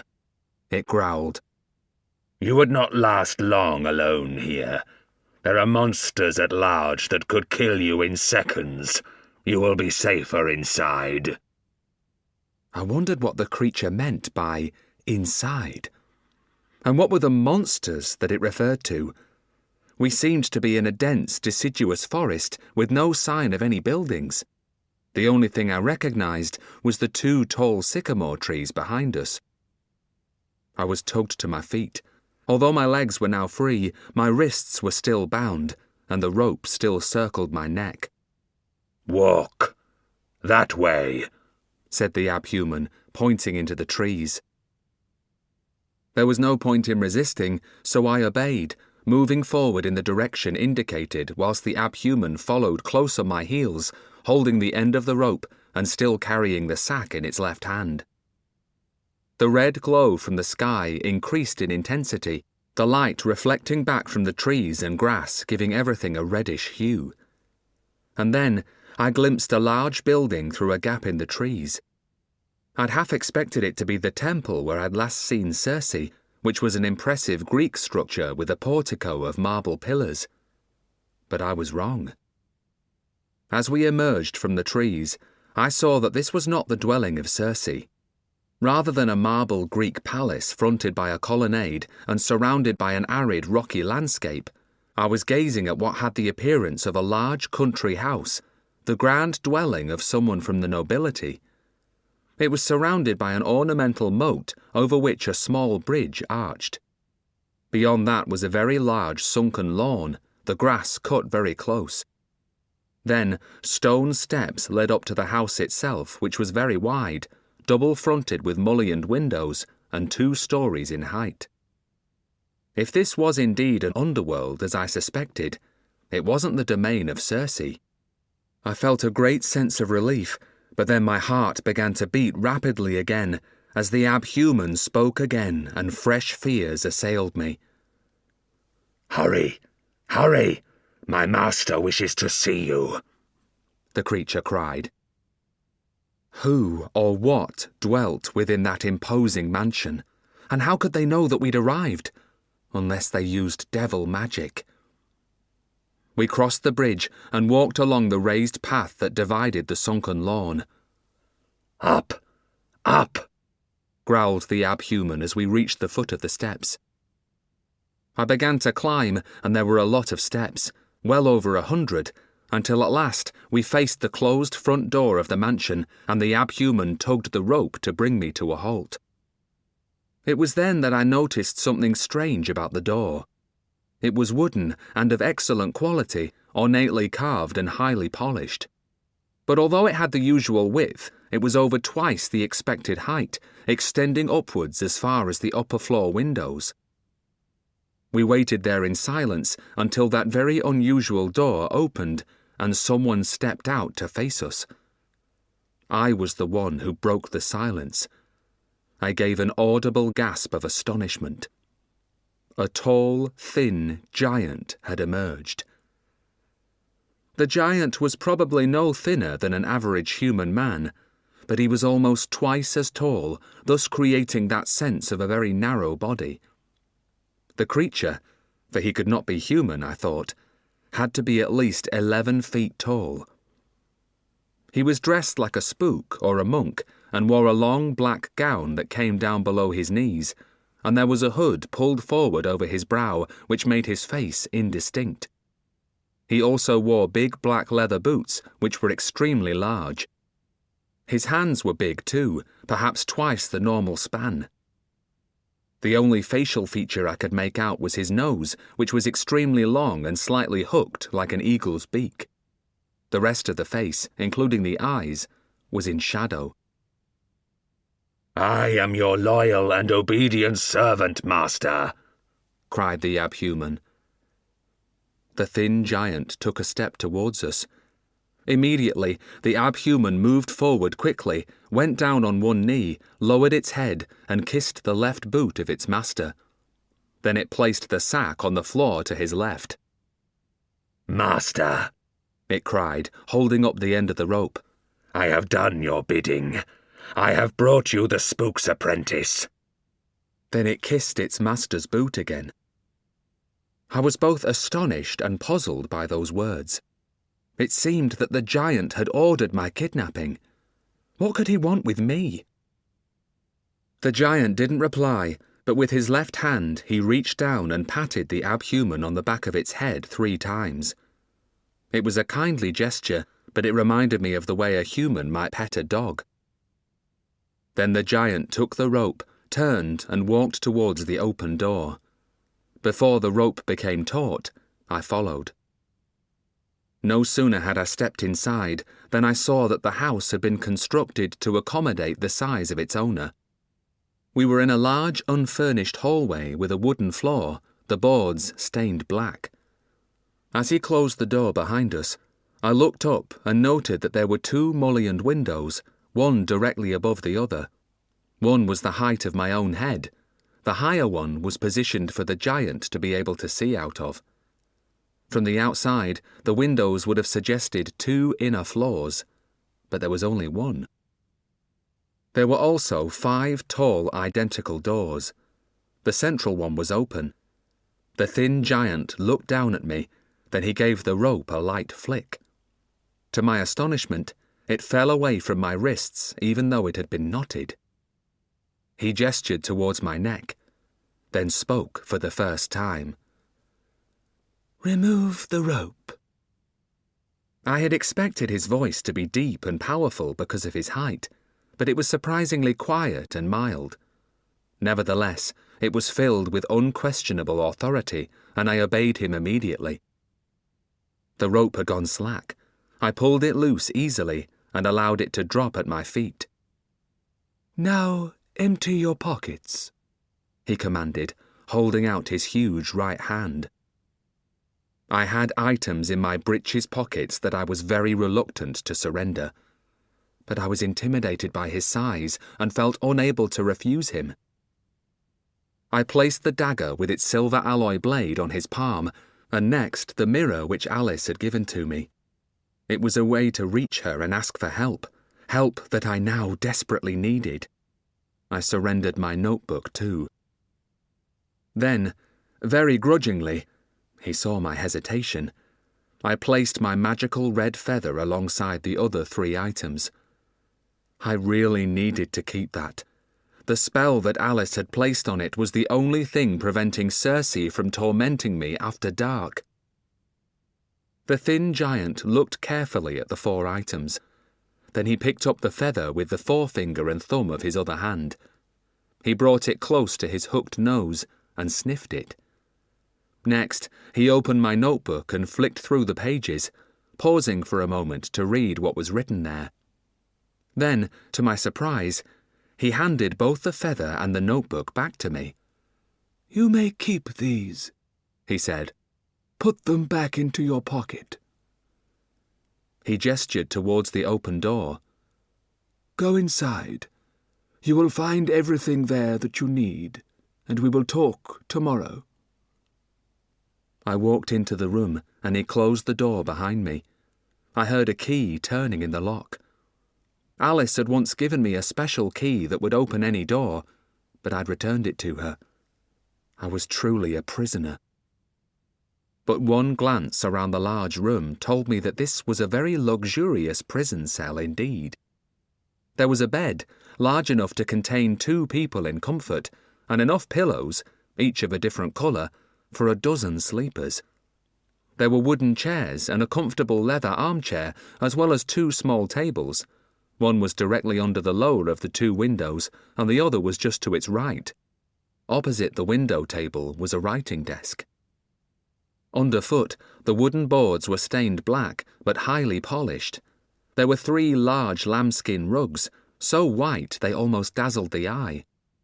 I imagined the damage that could be inflicted on them by my muddy boots, and so I immediately tugged them off, placed them by the door, and walked about in my socks. I went across to the table under the window. It had a bowl of water, soap, and a towel, so I washed my face and hands. As I dried myself, I glanced through the lower window. The baleful red light illuminated the view from the window. I could see the lawn, the top of the steps, the ornamental moat, and beyond that, the forest. Then I noticed something really strange. The sack had gone, but the abhuman hadn't moved from the position it was in earlier. It was still down on one knee, and its head was close to the ground, its lips kissing the place where the giant's boot had been. A boot that was no longer there. Chapter 7. Call me Hrothgar. Why hadn't the abhuman moved? Had it been commanded to stay there as some sort of punishment? I thought not, because the giant had seemed pleased with his servant. I watched for a few moments, but there wasn't the slightest hint of stirring. The abhuman was immobile, just like a statue. Then I glanced towards the other table on my right. On it was a dish covered with a white cloth, and beside it was a large glass of water. My captor had promised that the room contained everything that I would need. Well, I hadn't eaten all day, and my belly was rumbling. I lifted the cloth and was grateful for what was revealed, although it was just a large piece of crumbly county cheese. I began to eat it wolfishly. I would have preferred a hot meal of potatoes and chicken, lamb or beef, or perhaps bacon, eggs and tomatoes, but this was more than welcome. A small portion of cheese was what most spooks traditionally lived on when they were soon to face the dark. It maintained physical strength, yet that limited diet somehow made their job easier. You didn't want to fight boggarts or witches on a full stomach. Of course, Spook Johnson ignored that diet, but I knew that Tom Ward kept to it. Had I been provided with this because the thin giant thought it was what a spook's apprentice ate? I forced myself to leave half of the cheese and only drank half of the glass of water. I intended to sleep, and there was no guarantee of any breakfast when I awoke. I didn't undress, but just lay down on top of the bed cover. I was exhausted. Despite my predicament, sleep wasn't long in coming. When I awoke, I felt rested and clear-headed. I climbed off the bed and looked through the lower window. Even though I sensed that several hours had passed, it was still night with the same red sky. In this underworld, the sun would never rise. The abhuman was still in exactly the same kneeling position. How could it do that? Was it bewitched or in some kind of suspended animation, waiting there, barely alive, until its master needed it again? I ate the remainder of the cheese and drained the glass of water. Then I walked to the door and listened carefully at the keyhole. I could hear nothing. All was silent. Perhaps the giant was asleep in one of the other rooms. If so, I might never get another chance as good as this. I intended to escape. Firstly, I pulled on my boots and laced them. Then I made my way back to the door, being careful not to step on any of the white lambskin rugs. Then I knelt in front of the door with my forehead almost touching it. I was going to pray to St. Quentin, the patron saint of locks and locksmiths. He'd helped me before, and I hoped that he would do so again. I said my prayer aloud, but kept my voice very low. "St. Quentin, I beseech thee, please open this door so that I may escape this prison and be free of these servants of the devil." Nothing happened, but you had to be persistent. Saints rarely answered your first prayer. I repeated the prayer. There was still no response. The next thing I could try was to beat my head against the door. That usually worked. Inflicting pain on yourself often got a saint's attention. But here I had a problem. Banging my head against the door might make enough noise to awake the thin giant, and that was the last thing I wished for. I didn't think he'd be best pleased if he caught me in the act of trying to escape. I felt certain that I would be punished in some way. So, as I prayed for the third time, I beat my head against the door very lightly. It was little more than 3 light taps which were barely audible. It didn't hurt at all, so I was doubtful that it would work. To my surprise, St. Quentin answered my prayer immediately. I glimpsed the saint out of the corner of my eye. To be precise, I glimpsed his long, hairy arm as it stretched over my shoulder, the fingers grasping a key. The hand, arm, and key were hardly visible. They had no colour either, and were grey and transparent. But there was a definite click as the key entered the lock and twisted. As the saint faded away, I came to my feet, turned the handle, and the door yielded. The moment I could see beyond the door, my heart sank. The giant was outside. He'd been waiting there all along. The thin giant was sitting on the floor cross-legged, facing the door. Even in that position, his knees were higher than my head. His hood was pulled back so that his whole face was now visible. It was long and thin, the chin extremely elongated, but despite that, it had a kindly expression, and the brown eyes were filled with intelligence. "Sit," he commanded, gesturing towards the floor with the palm of his right hand facing downwards.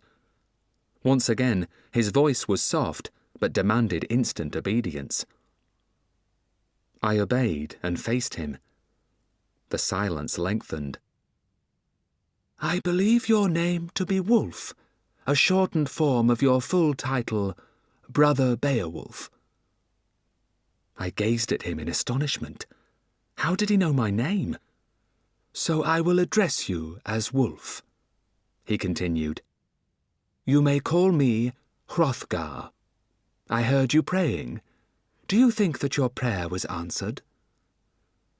There was no point in lying. He had been listening to me. He knew exactly what had happened. "Yes, it was answered. I prayed to St. Quentin, the patron saint of locksmiths. He unlocked the door for me." "Something opened the door for you, Wulf, but it wasn't St. Quentin. You opened the door with your imagination." I didn't reply. I felt my jaw drop in astonishment. Then I felt fear. I remembered what the abbot had once said to me when he reprimanded me for writing accounts of my life in the abbey rather than just copying books as we were supposed to do. Brother Housel has caught you creating your own narratives, writing your own stories. Such sin. Do you not know that such works of the imagination must eventually lead to irresistible temptations? Imagination belongs to God. It is not for us poor humans to attempt to exercise that faculty. "You have great power within you," continued the thin giant, "but you must be trained to use it properly. You are like me. Some refer to us as tulpamancers, but I prefer the title tulpa. With the power of our minds, we have the ability to create tulpas. Do you know what a tulpa is?" I shook my head. A tulpa is a thought form.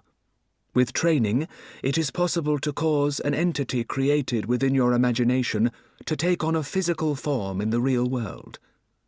If you were trained and developed your ability properly, you could create a St. Quentin who would walk beside you and be a companion as you travelled. So, do you wish me to train you? I'd rather you allowed me to leave this underworld, I replied. Your servant broke the leg of my master, Spook Johnson. He needs help. If he doesn't get it, he could die. You needn't worry about your master. He is already safe and is being cared for. I am your master now, at least for a little while. I have asked you to decide, but in truth you cannot really refuse what I am proposing. Becoming a tulpa is dangerous and may cause your death. But without training, you will die anyway. The process will last for a few months at the most. After that, if you survive, you will be free to return to whatever life you wish to lead. Do you understand? Just a few months? It would take so little time to train me, I asked. To be trained as a spook took 5 years. It would just give you the rudiments of what you need and the ability to survive your own power. Much of what we do must, of necessity, be self-taught. But, if you wished, you could return at a later date and I would train you to a higher level. But that would be your choice. Now, come with me. There are things I wish to show you. He came to his feet, towering over me. I stood up too, and meekly followed him to the front door of the mansion. Once outside, he led me directly to where the abhuman was still kneeling. It was perfectly still, and didn't seem to be breathing. "Is your creature dead?" I asked, starting to shiver. The air was cold. The temperature couldn't have been much above freezing. The thin giant shook his head. No, it is suspended between life and death. Its heart does not beat, and it does not breathe. But if I called its name, life would surge within it, and it would rise to its feet and do my bidding. This is a tulpa created from my imagination to walk in the world. In time, you may be able to do the same. I shuddered. Even if I could, would I want to do such a thing? It seemed extremely cruel to create such a creature just to be a servant. "Is it aware that it's a tulpa?" I asked. It must never know what it is. It believes it is an abhuman and that I saved it from death when it was badly injured. The moment that it realizes its true nature, it will collapse back into the dust, bone, and blood from which it was created. That is very important, so commit it to memory. A tulpa must never know what it is. However, there is one type of tulpa to which that rule does not apply. We call it a bound tulpa, but that is something to consider in the future. It need not concern you at present. Now, follow me to the bridge. There is something vital that I must explain to you. The thin giant led me down the path between the two halves of the sunken lawn. At last, we were standing together at the centre of the bridge, staring towards the trees. He pointed down at the water of the moat, which was coloured red by the baleful sky. It looked like blood. Everything within the boundary of the moat is protected from the monsters that lurk in the forest. But were you to cross it and enter the trees alone, you would be slain and devoured. Only the presence of my servant kept you safe as you passed through that forest yesterday. Listen. You can hear them. I listened, and I certainly could hear disturbing noises. There were rustlings and the occasional breaking of branches. Some areas of vegetation seemed to be moving as if displaced by large creatures. Then I heard a deep bellow, a sound from some large animal that I could not place. Although I couldn't see anything, I knew they were there, and they were powerful. "Savage, monstrous beasts guard my domain," said Hrothgar. Cratch the boggart guarded Tom Ward's house and garden and would rip into pieces anyone who trespassed there. It seemed to me that these beasts would probably be just as dangerous. "They are tulpas that I have created for that purpose," he continued. "Never cross the water and enter the trees, or you will perish. Now I will take you to my Temple of Dreams. Follow me." "What's a Temple of Dreams?" I asked. "It's a special room where dream experiments are carried out," he replied. "It's a place where you may exercise your imagination. In that place, you must also learn to control it. If you fail to do that, you will die." Chapter 8. The Kitten. The room that Hrothgar had called his Temple of Dreams was small and sparsely furnished. The plaster walls were painted matte black, and the bare floorboards, the same colour, were highly polished. There were no windows in the room, and opposite the door were the only two items of furniture. There was a table, upon it a saucer, the flickering stump of a candle, and a small brown earthen jug. Beside the table was an upright wooden chair. Then I noticed a small wicker basket beneath the table. The thin giant indicated the basket with his long bony finger. "Place the basket in the centre of the room and remove the lid," he commanded. I knelt and lifted the basket. It weighed little. Then I carried it to the centre of the room just as he had instructed.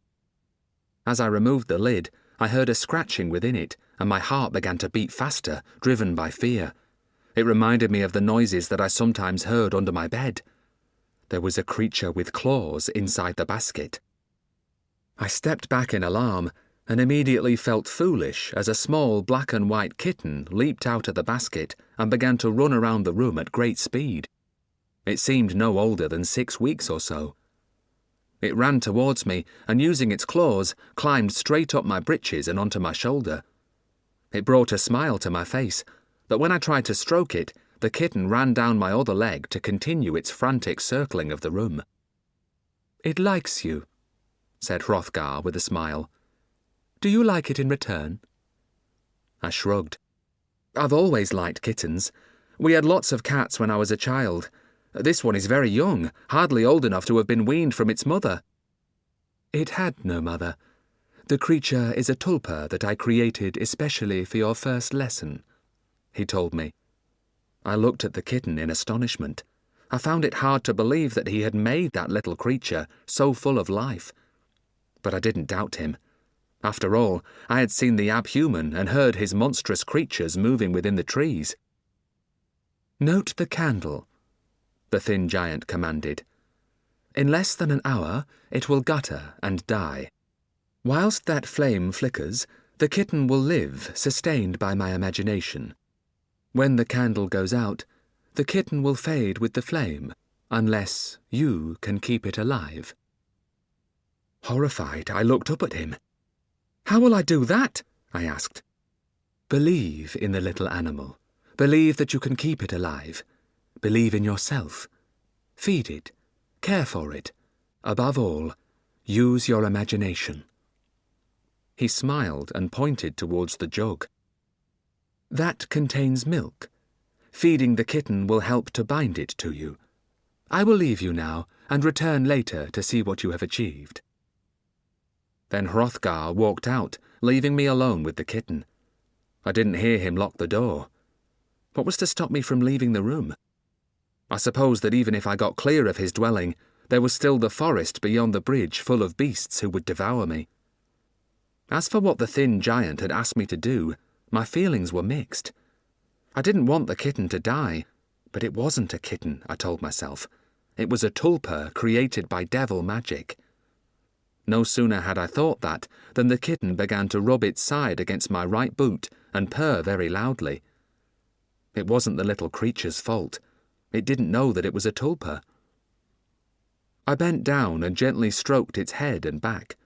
Then I walked over to the table, lifted the jug, and poured some of the milk into the saucer. No sooner had I placed it on the floor than the kitten started to lap at it noisily.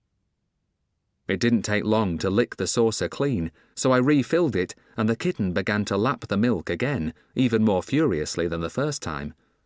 I glanced at the candle. It wouldn't be long before it guttered out.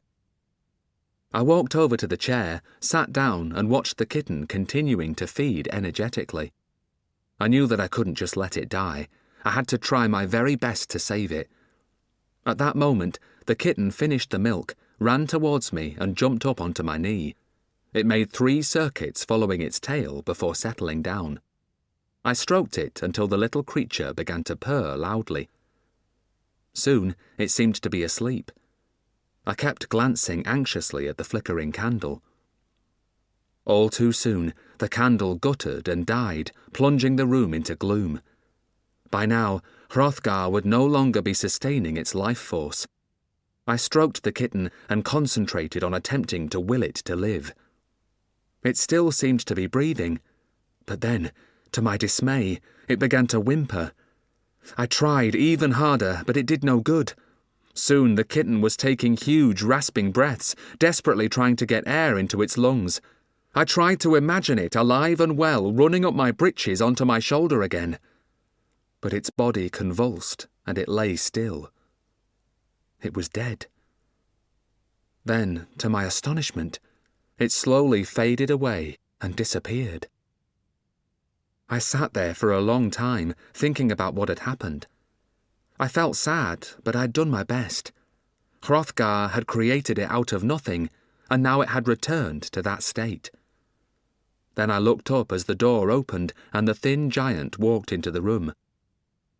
"That wasn't bad for a first attempt," Hrothgar said, looking down at me.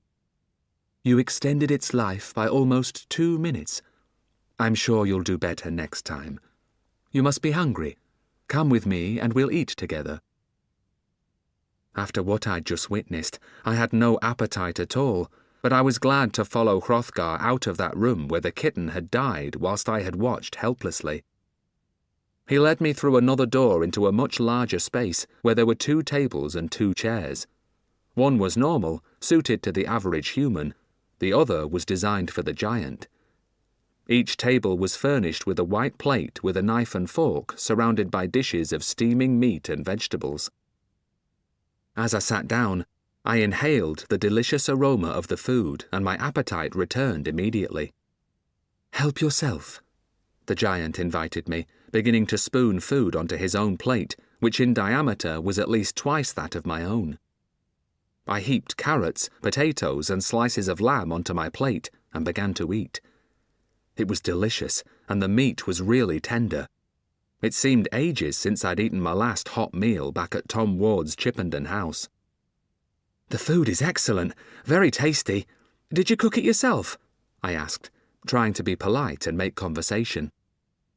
Hrothgar smiled and shook his head. "I have a number of servants, each one specializing in a certain role. One is an excellent cook. Her name is Veronica." "Is she a tulpa?" I asked. He nodded. "Yes, but of course she doesn't know that's the case. But she's happy at her work and lives a comfortable life here. Feel free to ask questions. I am ready to satisfy your curiosity."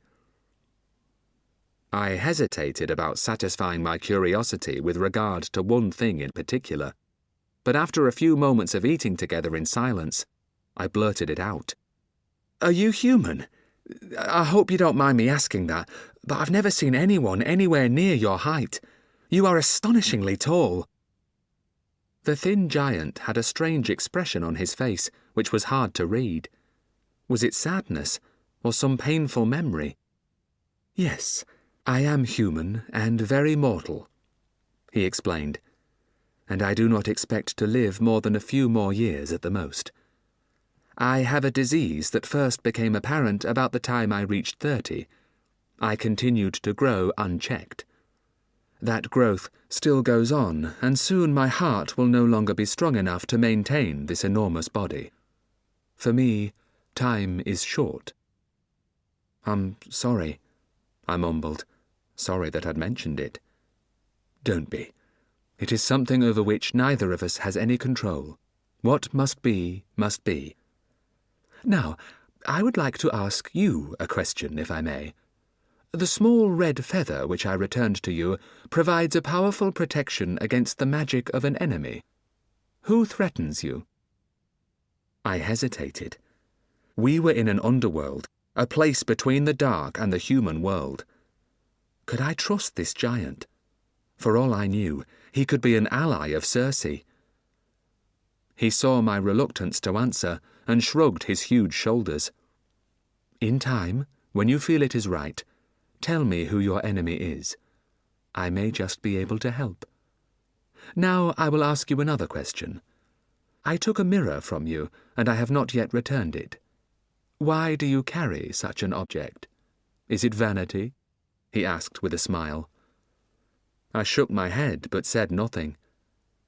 "Then perhaps it is for purposes of communication. Am I right?" Once again I did not reply. "It is your choice to withhold that information, and I respect your decision. I returned the feather to keep you from danger, but I am sorry to say that I will not return the mirror and the dagger until you are ready to leave my domain. And now, if you have eaten your fill, we will continue your training." I followed him back to the temple. The basket was under the table again. A stump of a fresh candle was burning on the table next to the saucer and jug. "Move the basket into the center of the room, and we will try again," he said.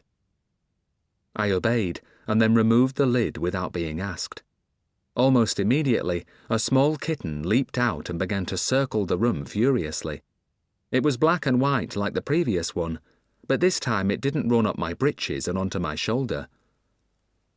"It looks exactly like the other one," I told him. "It's the same kitten," Hrothgar told me. "You brought it back to life. Will it remember being here? Will it remember me?" He nodded and then shrugged. "Perhaps, but that's not important. I'll leave you now. See if you can improve on your previous effort." I didn't agree, but I didn't bother to argue. I didn't like the idea of the kitten remembering its own death. If so, would it realize what was happening when it began to feel the same way again? Hrothgar left the room, and I tried again to save the life of the kitten. I tried. I really tried.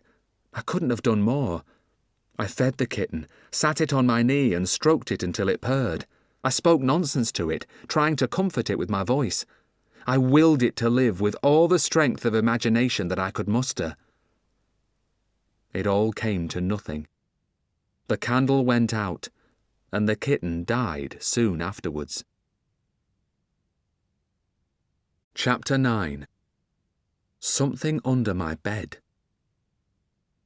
No sooner had the dead kitten vanished than the door opened and the thin giant re-entered the room. Hrothgar gave me the faintest of smiles. "It lived slightly longer than last time, but I think you are tired. You should return to your bedroom and get some sleep." I wondered how he knew how long the kitten had survived. After all, he hadn't been here watching. But I did feel tired and didn't need the suggestion to be made twice. Hrothgar left me at my bedroom door, and this time, after he had closed it, I didn't hear the key turning in the lock. Although locking me in was no longer needed, I was still a prisoner, and I shuddered at the thought of the unseen monsters moving through the trees. I removed my boots again and left them by the door. The bed had been made, and everything was tidy. I washed at the basin, but before undressing and climbing into bed, I glanced through the lower window again. The abhuman was still kneeling in exactly the same position, and the sky still glimmered that same baleful red. The sun would never rise here. The view outside of my window never changed, and there was no easy way to measure the passage of time. How long had I been awake? It was impossible to say. It certainly didn't feel that a morning, afternoon, and evening had passed, yet I felt as tired as if I'd endured a long, full, exhausting day. Time moved strangely here. I blew out the candle and climbed into bed. It was warm and comfortable. I fell asleep very quickly. I awoke just as rapidly. I could hear something scratching under my bed. I felt a jolt of fear, but when I listened carefully, there was only silence. Had I really heard scratching, or was that scary sound just the remnant of a nightmare that I had already forgotten? The place between waking and sleeping was strange. Sometimes a nightmare could follow you back so that you lay awake sweating and fearful for quite some time. The silence continued, and gradually I began to relax. My heart began to slow. I was still tired and felt myself pleasantly drifting off to sleep. But then the scratching began again. This time there was no mistaking it. I couldn't pretend it was just the remnant of a dream. This was real. There was something under my bed, scratching at the floorboards. My sleepiness fled. It was replaced by terror. When I'd first heard that scratching in the mill house, Spook Johnson had laughed at my fears. Then I had heard it at Chippenden, and now wished that I'd mentioned it to Alice. This house was the third location where I had been haunted by it. The thing had the power to follow me, to reach me wherever I was, even into the underworld.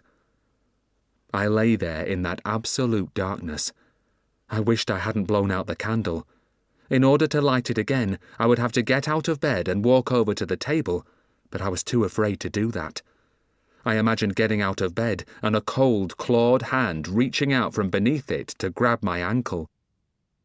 I began to pray to Andrew, the patron saint of those who were haunted by demons. To be truthful, Brother Halsell at the Abbey had in fact said that he was the patron saint of singers and fishermen. Halsell trained the novitiates at the monastery and considered himself to be something of an expert regarding saints. But an old monk called Filbert had once told me that Andrew was capable of dealing with demonic entities, though most other monks thought Filbert a little mad. I prayed hard for about 2 minutes, but there was no response, and the scratching became louder. I thought about what the thin giant had told me, that I was not receiving help from the saints, but generating aid through the power of my imagination. I was still not totally convinced of that. Even if it was true, my prayers certainly aided my imagination and helped to make each saint who responded become manifest to some degree. So I continued to pray, but it didn't help. The scratching became more frantic, as if the thing under the bed was trying to claw its way down through the floorboards. That made me think. Why would it do that? That would take it further away from me. Was it trying to escape? Whatever it was, maybe it wasn't a threat to me after all. Then I realized that I'd been stupid in thinking that. There was another, much more likely, terrifying possibility. What if the thing was actually under the floorboards, clawing its way upwards to emerge under my bed? All was silent again. All I could hear was my breathing and the thundering of my heart. Then, after a few moments, the scratching began again. I wondered where the thin giant slept. Surely he had heard that commotion and would come to investigate. I'd thought things were bad enough, but suddenly they got much worse. The scratching stopped, but then there was a sudden change. The whole bed began to shake as if it had been seized by a pair of gigantic hands. Then it began to rock from side to side until that movement became even more extreme. The bed rose up into the air before crashing down onto the floorboards. This happened 3 times as I lay there terrified, afraid that I might be hurled to the floor. Now there was another sound, another movement. I could feel something slowly slithering across the top of the bed towards me. I could hear the faint rasp of friction against the blanket which covered me. Then my heart leaped into my throat as a rough hand suddenly gripped my right wrist. I tried to pull it free, but the fingers were cold as ice and as strong as steel. And I could see the hand that gripped me because it was glowing slightly, a sickly yellow and green. It was covered in warts, each one tufted with hair. It had 6 long fingers and a fat thumb, each tipped with a long, sharp talon. Beyond the hand, I could see the impossibly long, thin, hairy arm to which it was attached, an arm which extended across the blanket, down the side of the bed, and then beneath it. The hand began to pull me, dragging me across the bed.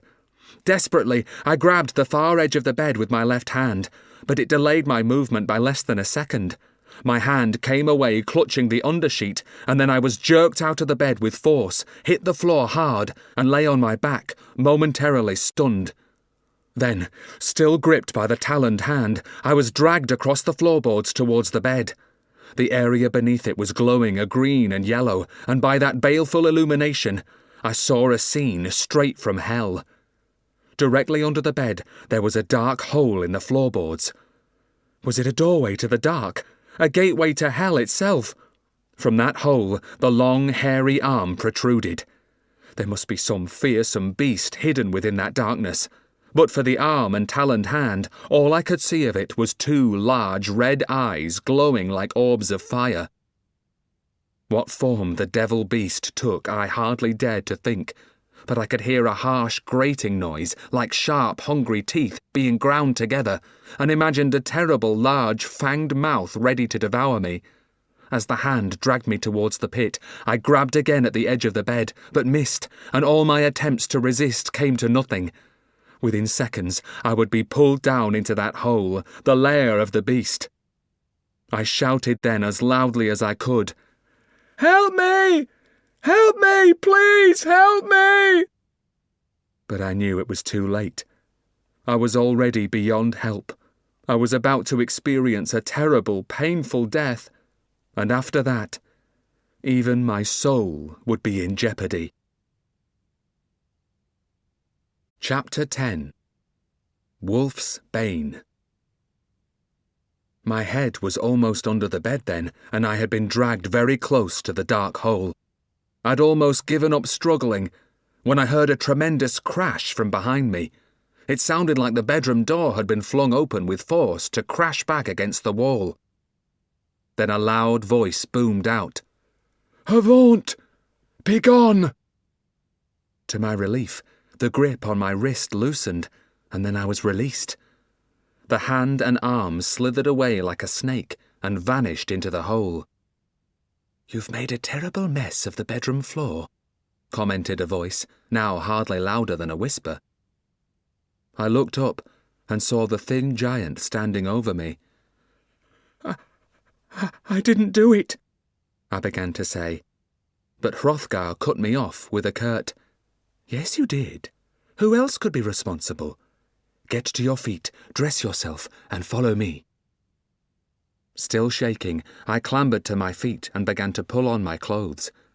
Finally, I walked over to the doorway and tugged on my boots. I followed him out into the darkness, the menacing red sky overhead. He led the way down the path from the house, passing close to where the abhuman still knelt immobile. When we reached the small bridge, he halted and stared towards the trees.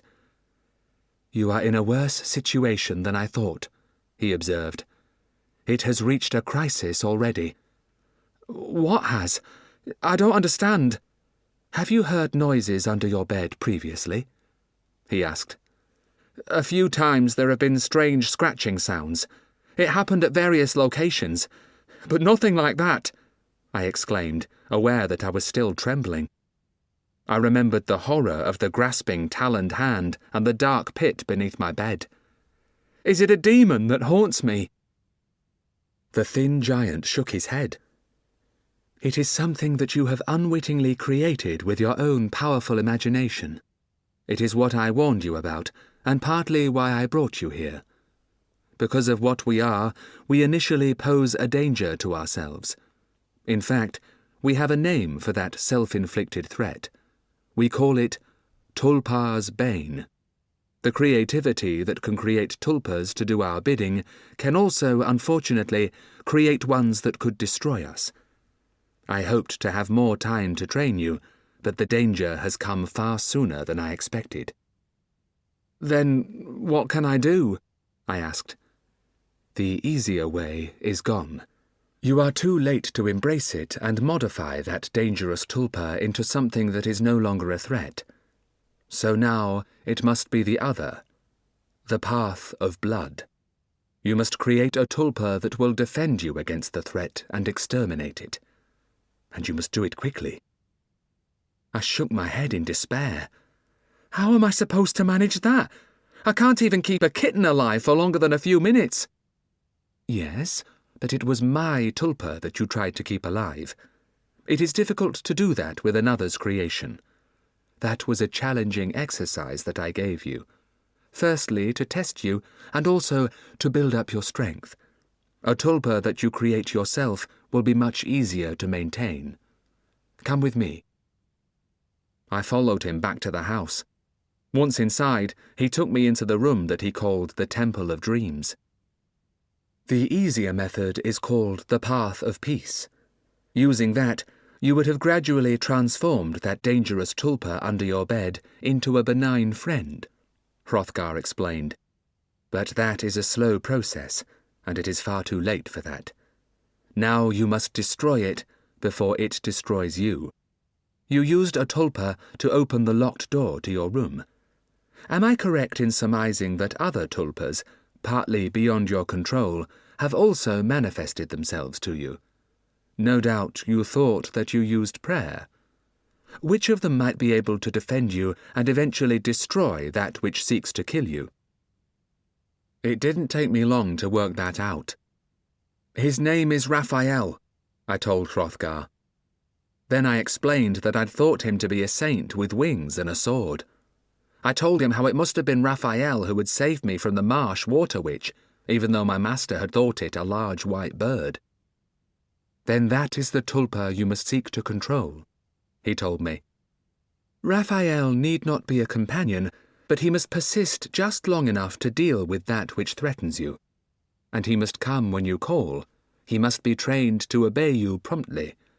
An attack might manifest itself suddenly. But that's what I find really hard.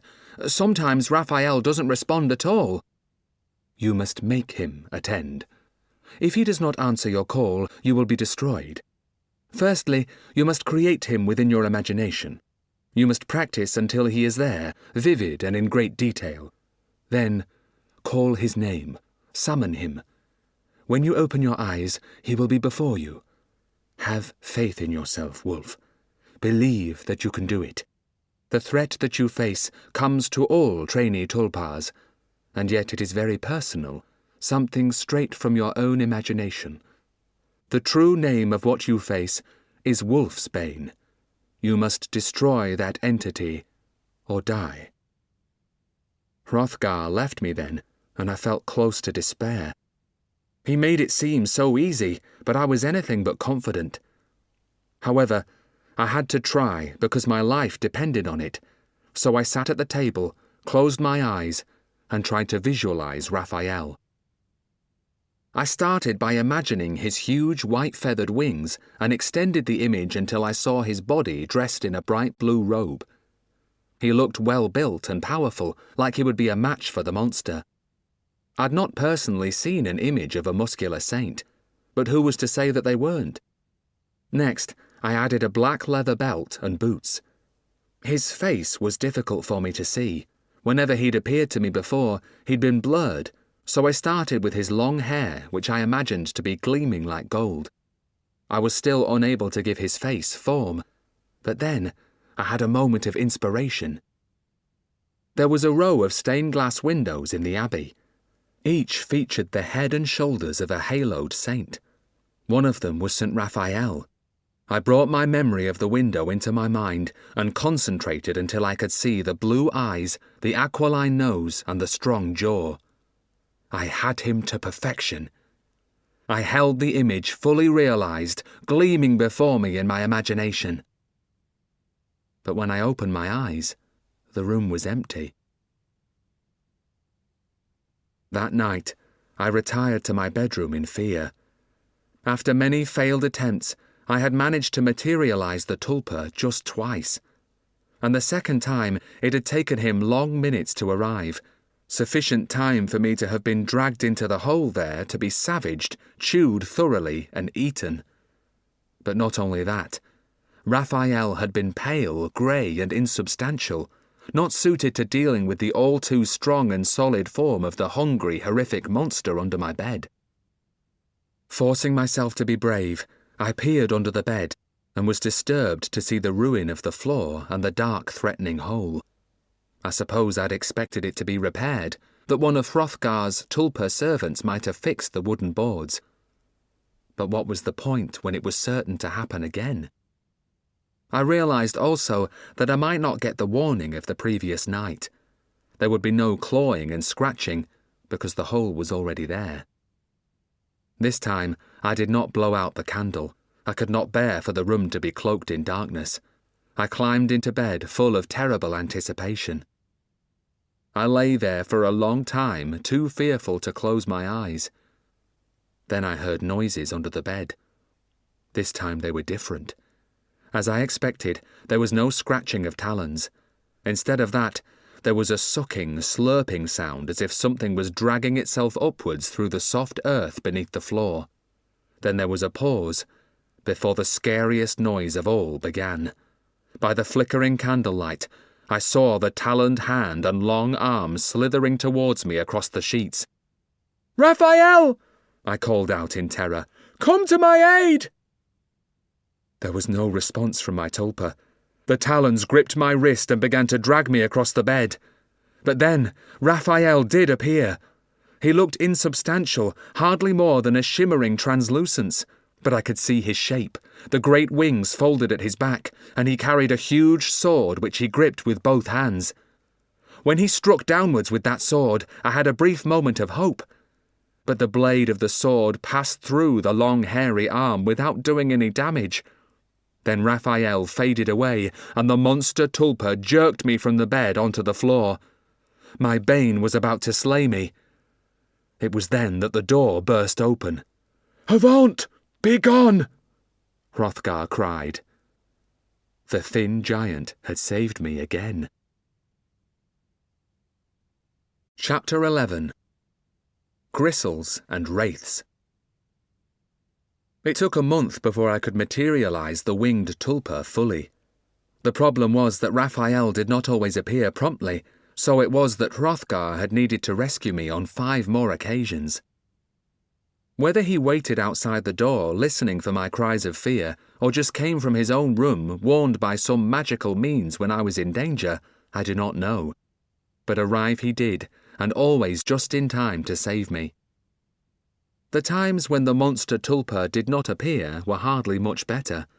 I slept little. Always there was the terrible anticipation of the noises under my bed that would warn of an imminent attack. Then, just when I believed that things couldn't get worse, they did. "I have to go away for a time," Hrothgar told me. "Work even harder at your craft. Whilst I am away, there will be nobody here to save you. Now you must save yourself." I felt hurt that he was about to abandon me. His words seemed harsh and cruel, but I didn't protest. I just watched Hrothgar leave the underworld, cross the bridge, and enter the trees. He never once glanced back. During the long hours whilst I was awake, I was in dread of the time when I must retire to my bed and face my Bane, the entity I had created inadvertently. But then I had a moment of inspiration. I would not go to bed and await the coming of the thing from the dark hole beneath it. I would spend the hours when I normally slept in the Temple of Dreams, and, if possible, I would not allow myself to sleep. Too nervous to bother with supper, I went there immediately and lit 5 candles, placing 3 of them on the table and 1 each side of the door. That made the room bright enough to dispel a little of my fear. Then I pulled the chair away from the table and placed it in the centre of the room. This was better than lying in bed in dread of what lurked beneath it. And if the beast tulpa emerged from the earth below, it would first have to scratch its way through the boards of this room, and I would receive ample warning of its arrival. Although this was the time when I usually slept, I didn't feel in the slightest bit tired. My heart was beating fast, and I was filled with a terrible anticipation. I did not have long to wait. The attack built slowly, beginning with terrifying, intimidating sounds. There were hard, threatening thumps against the floorboards. They began in the far corner of the room nearest to the door. Then they switched in less than a second to the corner opposite. How could the thing move so quickly? The tulpa explored each corner of the room at least twice and then moved its attention to the centre directly under my chair. Then the scratching began, the hard, insistent abrasion of talons against wood. I had thought it would somehow be better in this temple, far better than the terror of having something emerge from under your bed. But now I realised it was just as bad. Soon the taloned hand would emerge to seize me and drag me down into the creature's lair. In a panic, I lurched to my feet and carried my chair to the wall, as far away as possible from where the monster was scratching its way up through the floorboards. Then I sat there, trembling with fear, waiting for the hand to gouge its way to the surface. It didn't take long. The hand with its 6 fingers and the broad thumb emerged as far as the wrist and then paused. The talons looked very sharp, capable of slicing through flesh like a barber's razor. That hand seemed to sense exactly where I was sitting. It began to slither across the floorboards directly towards me, the long, hairy, wart-encrusted arm extending behind it. I didn't move, but it was the signal for me to summon Raphael. I concentrated, then called his name aloud. "Raphael! Raphael! Defend me against this demon!" The tulpa saint began to take shape. At first, to my dismay, it lacked colour and I could see right through the wings and upper body. I remembered how it had cut at the arm of the monster, but the sword had passed through it without effect, the blade having no substance. Surely that wasn't going to happen again after I'd worked so hard. But then, my tulpa suddenly took on a gleaming solidity. Raphael was hovering close to the ceiling, maintaining that position with slow, steady beats of his huge, white-feathered wings. His body was dressed in a brilliant blue robe, and he held his sword aloft, his face exactly as I had copied it from the stained-glass window in the abbey. The aquiline nose, strong jaw, and blue eyes filled with determination. As the hand slithered beneath him, Raphael brought the sword down with great speed and force. The monster screamed as the sword cut through the wrist, embedding itself in the floorboards. For the first time, I began to feel that I might survive. Then Raphael tugged the blade free and, with 2 rapid beats of his wings, flew across the room and positioned himself directly above the hole from which the hand had emerged. Then a really strange thing happened. It was something totally unexpected. It only lasted maybe a few seconds at the most, but suddenly I was looking through the eyes of Raphael. I could feel the weapon in my hands, and I gazed down into the hole to see my Bane, the red-eyed, long-fanged monster, staring up at me. I was 2 people momentarily joined as one. I could sense the determination and the fearlessness in the tulpa. I was aware of my own terror too. But gradually, that fear lessened as I seemed to draw courage from my creation. I stabbed twice downwards with the point of the sword right between the creature's eyes. As I sliced downwards, terrible, high-pitched screams came from the monster's lair to echo from wall to wall. Then I was back in my own body, and a fountain of blood was spurting up through the hole and surging across the floor towards me. That lasted just a few moments. Very suddenly, Raphael was gone, and the blood tide vanished along with the severed hand and long, hairy arm. All that remained was the hole and a patch of damp sawdust surrounding it. I came to my feet very slowly, my knees trembling. I felt elated because I'd finally succeeded. I was free of what had threatened to end my life prematurely, or at least I hoped so. Surely the monster wouldn't return another night. It was at that moment that the door opened and Hrothgar walked into the room, shaking his head. "That's another fine mess you've made, Wulf. Do you intend to destroy every floor in my house?" he demanded. Then he smiled and stepped forward and patted me on the shoulder. "You must be hungry," he said. "Let's go and eat." We ate in the kitchen. I waited in silence, sitting at the table, whilst Hrothgar prepared and cooked a light meal of fish cakes and carrot slices. At first we ate without speaking, but then I started to question him. "You never really went away, did you?" I asked. You were always close by." "Of course I was. It was important for you to think that you were alone, and your survival depended upon what you did for yourself.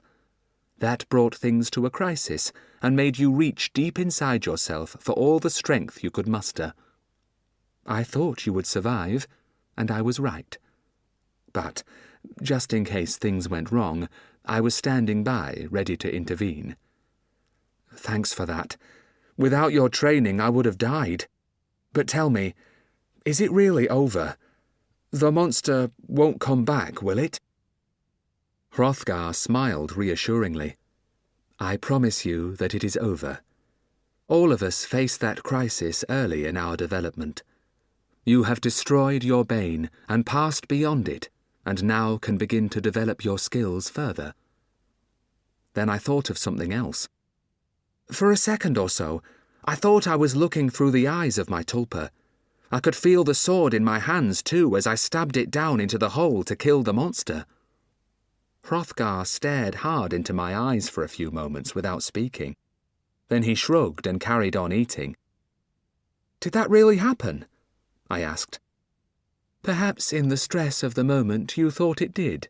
Or maybe you really were looking through the eyes of your tulpa. Such a thing is very rare and only happens to a few of us. A splinter of your soul enters your creation and it becomes, well, we shall see. It is linked to what I once mentioned to you, the creation of bound tulpas. Time will show us your full capabilities. I hope you will stay with me longer. You have much to learn, and the bulk of it you will discover for yourself. But this is a safe environment for you, Wulf, and your progress will be smoother and faster here." I didn't reply. I was thinking of the world that I had left behind, of the danger from Cersei posed to Tom and Alice and their child, Tilda. I was also concerned for my injured master, Will Johnson, who had been training me as a Spook's apprentice.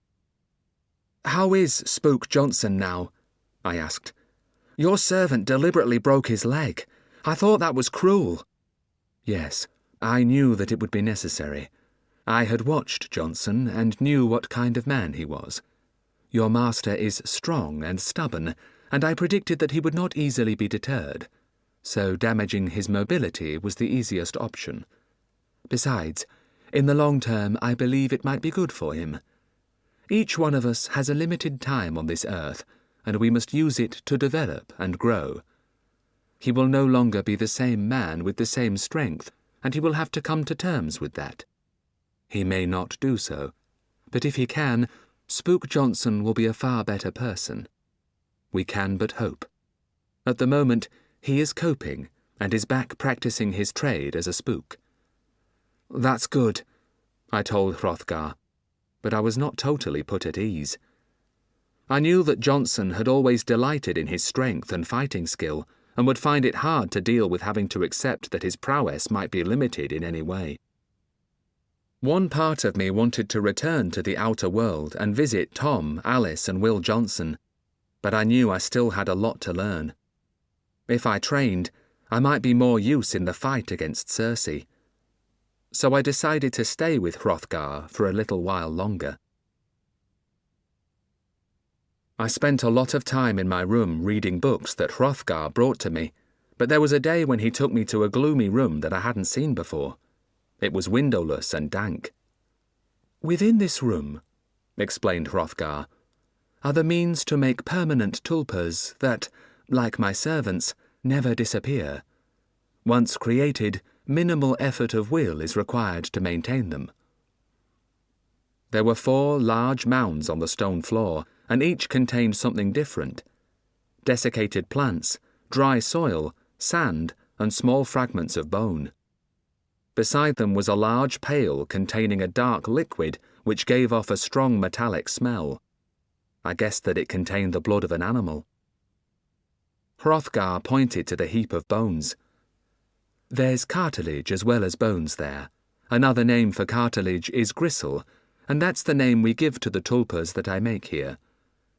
The abhuman, Mother Martha, my cook Veronica, and the others are what I call gristles. Some of us prefer not to go down this path. he continued. Without using these substances as an anchor, it is still possible to create tulpas that will persist for many hours at a time, sometimes even days.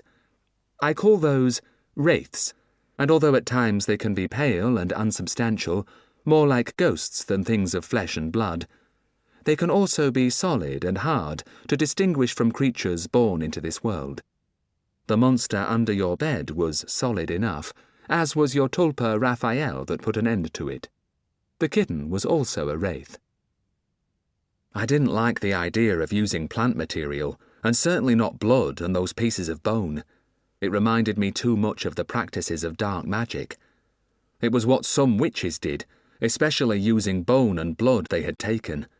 The first usually from graveyards, the second from living people who did not survive the encounter.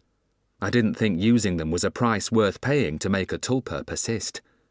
So I told Hrothgar that, and explained why.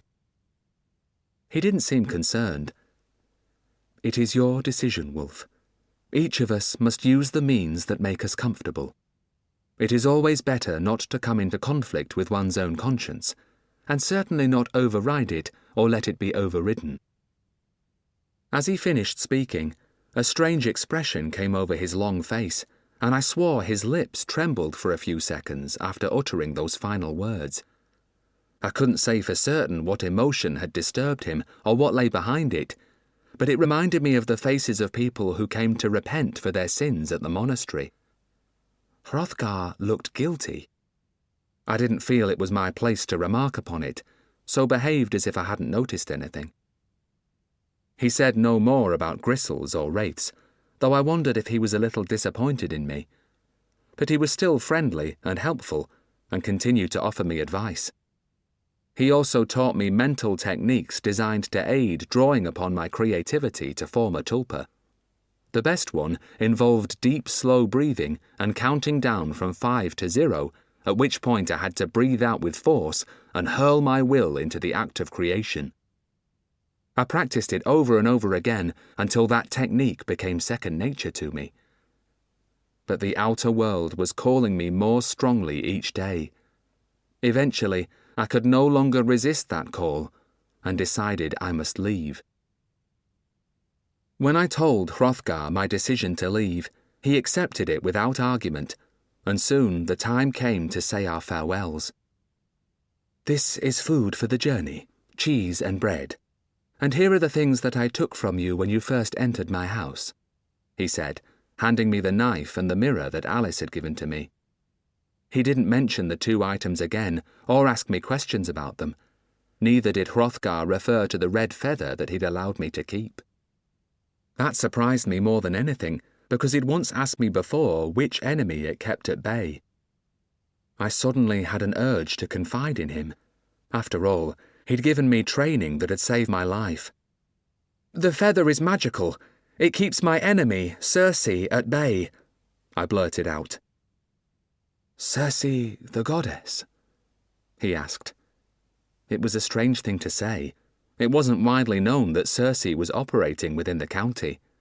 "Yes," I replied, staring at Hrothgar, who was no longer meeting my eyes. "Who gave you the feather?"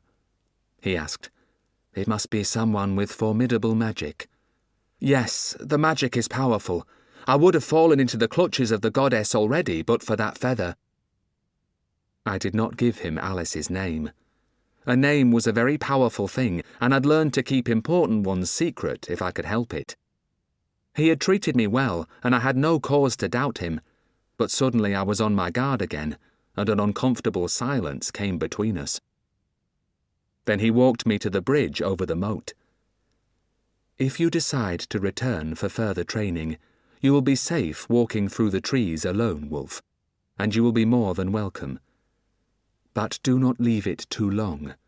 I fear that my life is drawing to a close." I thanked him and walked into the trees. I could hear the huge beasts moving unseen, hidden by the foliage, but nothing approached me, and soon I reached the 2 tall sycamores. Chapter 12. A Different Dwelling. As I passed between the two trees, the red glare was replaced by blue sky and the noon sun, which was surprisingly warm. I walked on until I reached the fence round the cottage. I glimpsed a face peering through the front lace-curtained window. No doubt it was Mother Martha, watching me leave. Then I noticed that there were no dead leaves on the ground, and the ones in the trees were fresh and green. When I'd entered the underworld, it had been very late autumn and most of the branches had been bare. The temperature of the air was much warmer than I remembered too, and it seemed like early summer. I knew that time could sometimes pass at a different speed in an underworld, but it always moved forward, not back. Did that mean that 6 months or more had passed in the outer world? I walked faster and headed north. As I walked, I kept reliving inside my head all that had happened to me, and I hardly noticed my progress. When at last I began to climb the steep hill towards Chippenden village, it was getting colder, the sun already very low over the distant waters of Morecambe Bay. As I entered the first cobbled street and passed the butcher's shop, I remembered the first time I'd visited here. I had come to seek out Tom Ward and beg him to return to Salford with me to rescue Spook Johnson from the clutches of a witch. Much had happened since then. Out of the corner of my eye, I saw the butcher come out of the door behind and stride into the street. I kept walking and didn't glance back. I was in no mood for talking. "Hey, boy, don't I know you?" he called after me. I halted and turned round and he walked towards me. "Aye, I remember you now. I never forget a face, but you're a bit of a shrimp. You're no bigger than the last time I saw you. Trying to get help from the local spook, weren't you?" He was a big man, so no doubt he thought it funny calling me a shrimp. I nodded. "Yes, and now I'm here to see Spook Ward again." "Well, I'm afraid you're out of luck, boy," the butcher said, staring hard at me as if finding it hard to believe what he saw. "Nobody's seen hide nor hair of him down in the village for many a long year, and some folk are missing him badly. There are dark things abroad that need dealing with. Few villagers go out after sunset, and it's got so bad that the bishop's quisitor has taken refuge in Castor Castle and rarely ventures out." He shook his head wearily. "Of course, there are still patrols sent out from the castle, but they do little good. They accuse innocent people of witchcraft and arrest a few of the poor wretches before disappearing back into their stronghold before sunset. So take care, especially after dark, and beware of that boggart because it's still loose in the garden without the spook to keep it under control," he continued, whilst wiping his hands on his blood-stained apron. "You'd be crazy to go anywhere near it." I nodded, turned and carried on walking. No sign of Tom Ward for years. That was unlikely. But fear clutched at my heart. I'd guessed that I'd been in the underworld almost a year. Could 2 or 3 years have actually passed? Or maybe it was just that Tom kept away from the village because of the military patrols from the castle. The main street of Chippenden was almost deserted. A solitary old man was hobbling away from me, supported by a walking stick. A woman clutching a shopping basket was trying to peer into the window of the grocer's shop, which was boarded up. Some of the houses looked abandoned too. This was no longer a safe place to be. I walked on quickly and took the path that led to the Withy Trees crossroad. I thought it would probably be safe enough to go straight to the garden, as I'd spent time there before, and the boggart should recognise me and not attack. But I didn't want to take the risk. It was best to ring the bell so that Tom could meet me down at the crossroads.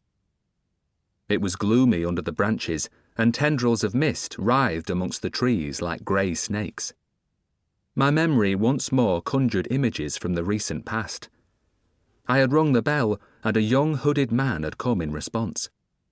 At first, I'd thought him too young to be a spook, and considered him more likely to be an apprentice. But I'd been wrong. I'd been wrong so many times about Tom Ward and what his role as a spook entailed.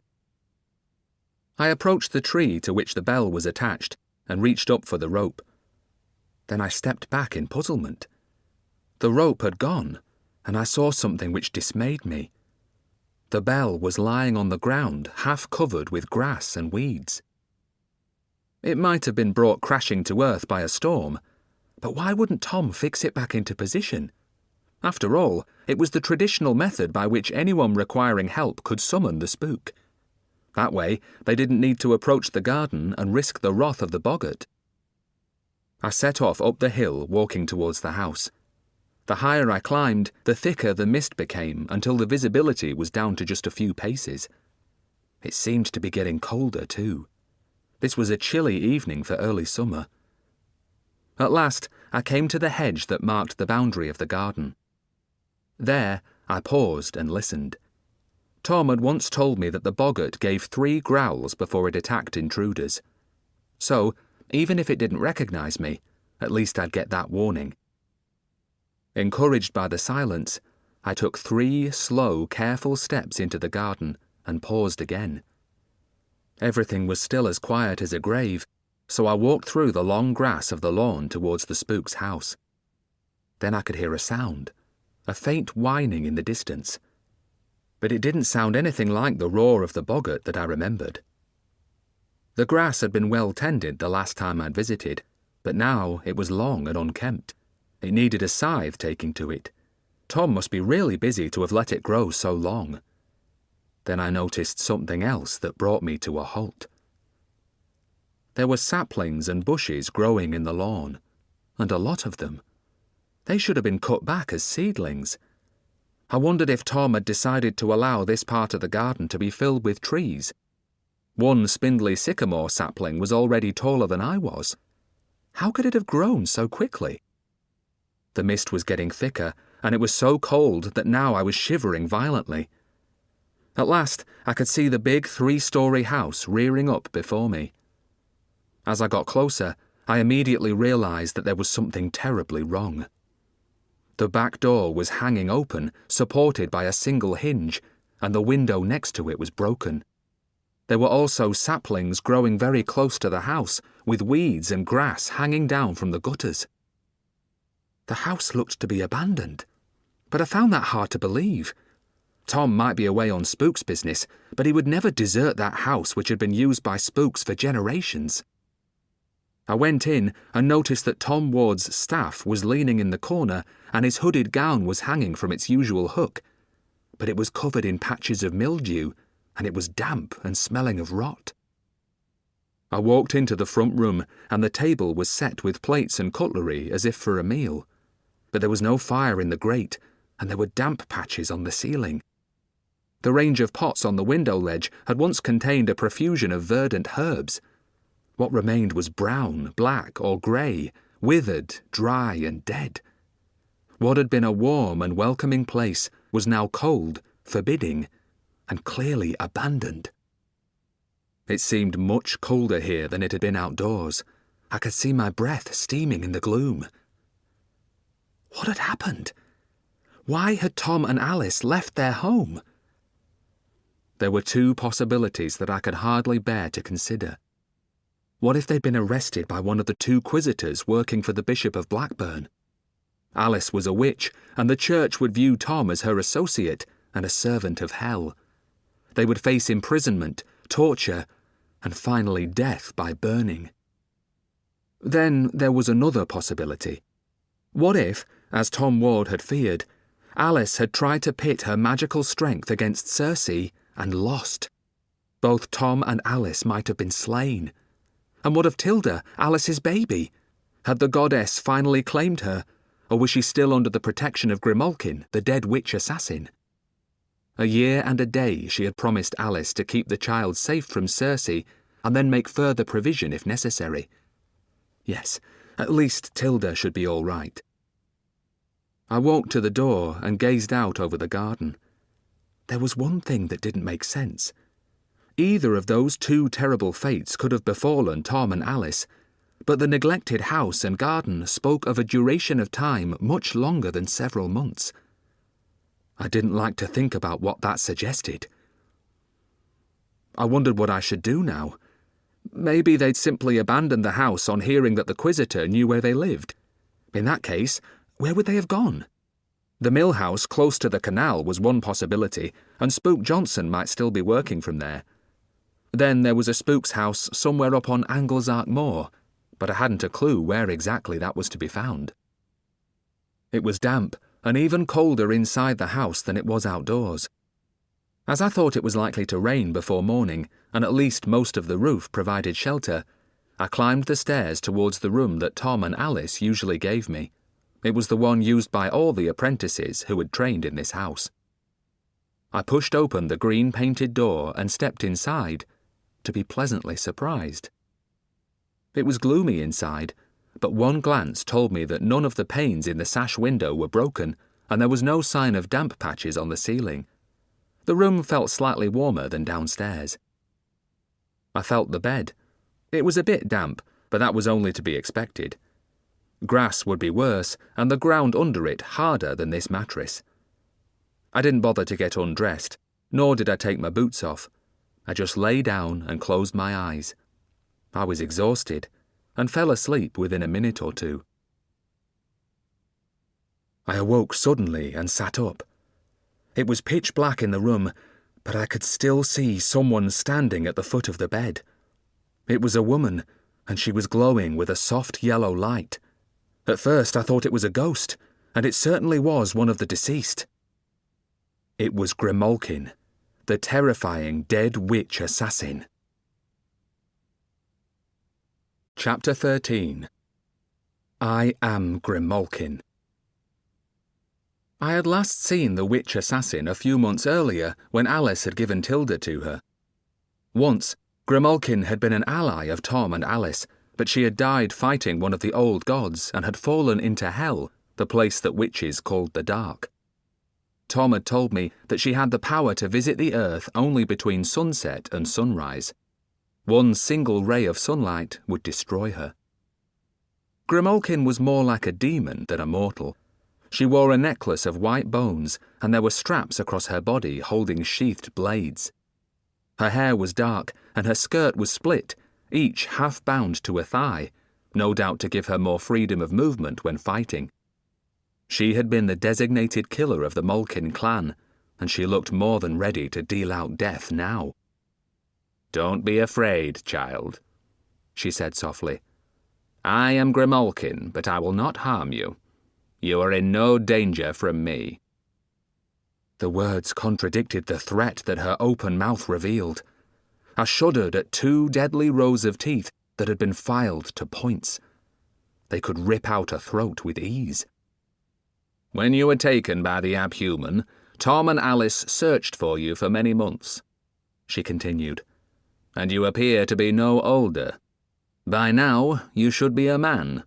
As you have not aged perceptibly, you must have spent time in one of the underworlds. Which one? Where have you been hidden?" Her words chilled me to the bone. I was now more afraid of what she was suggesting than Grimalkin herself.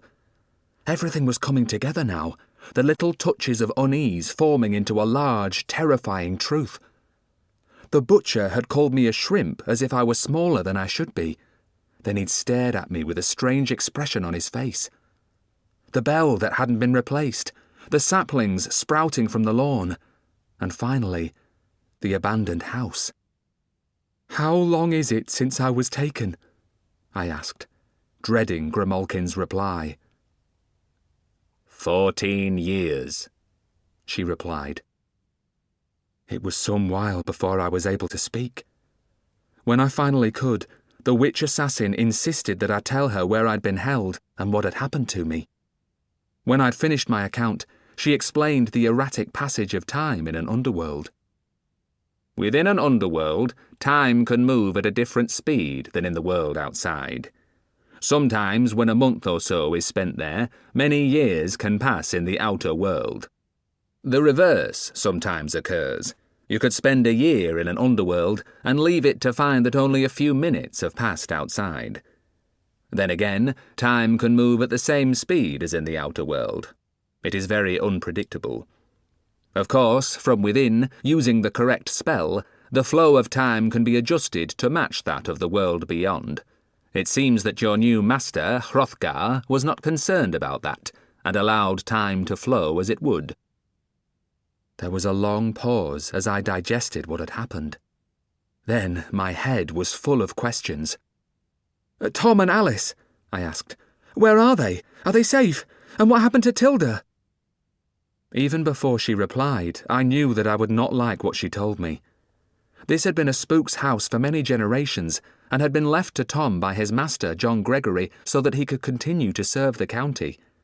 Tom believed in carrying out his duty. There was no way that he would have abandoned this house willingly.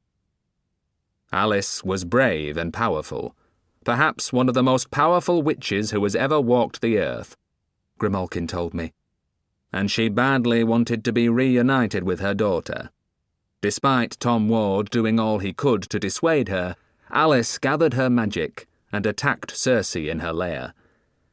It is almost impossible for a witch to match the power of a goddess, but Alice came very close to winning before being forced to retreat.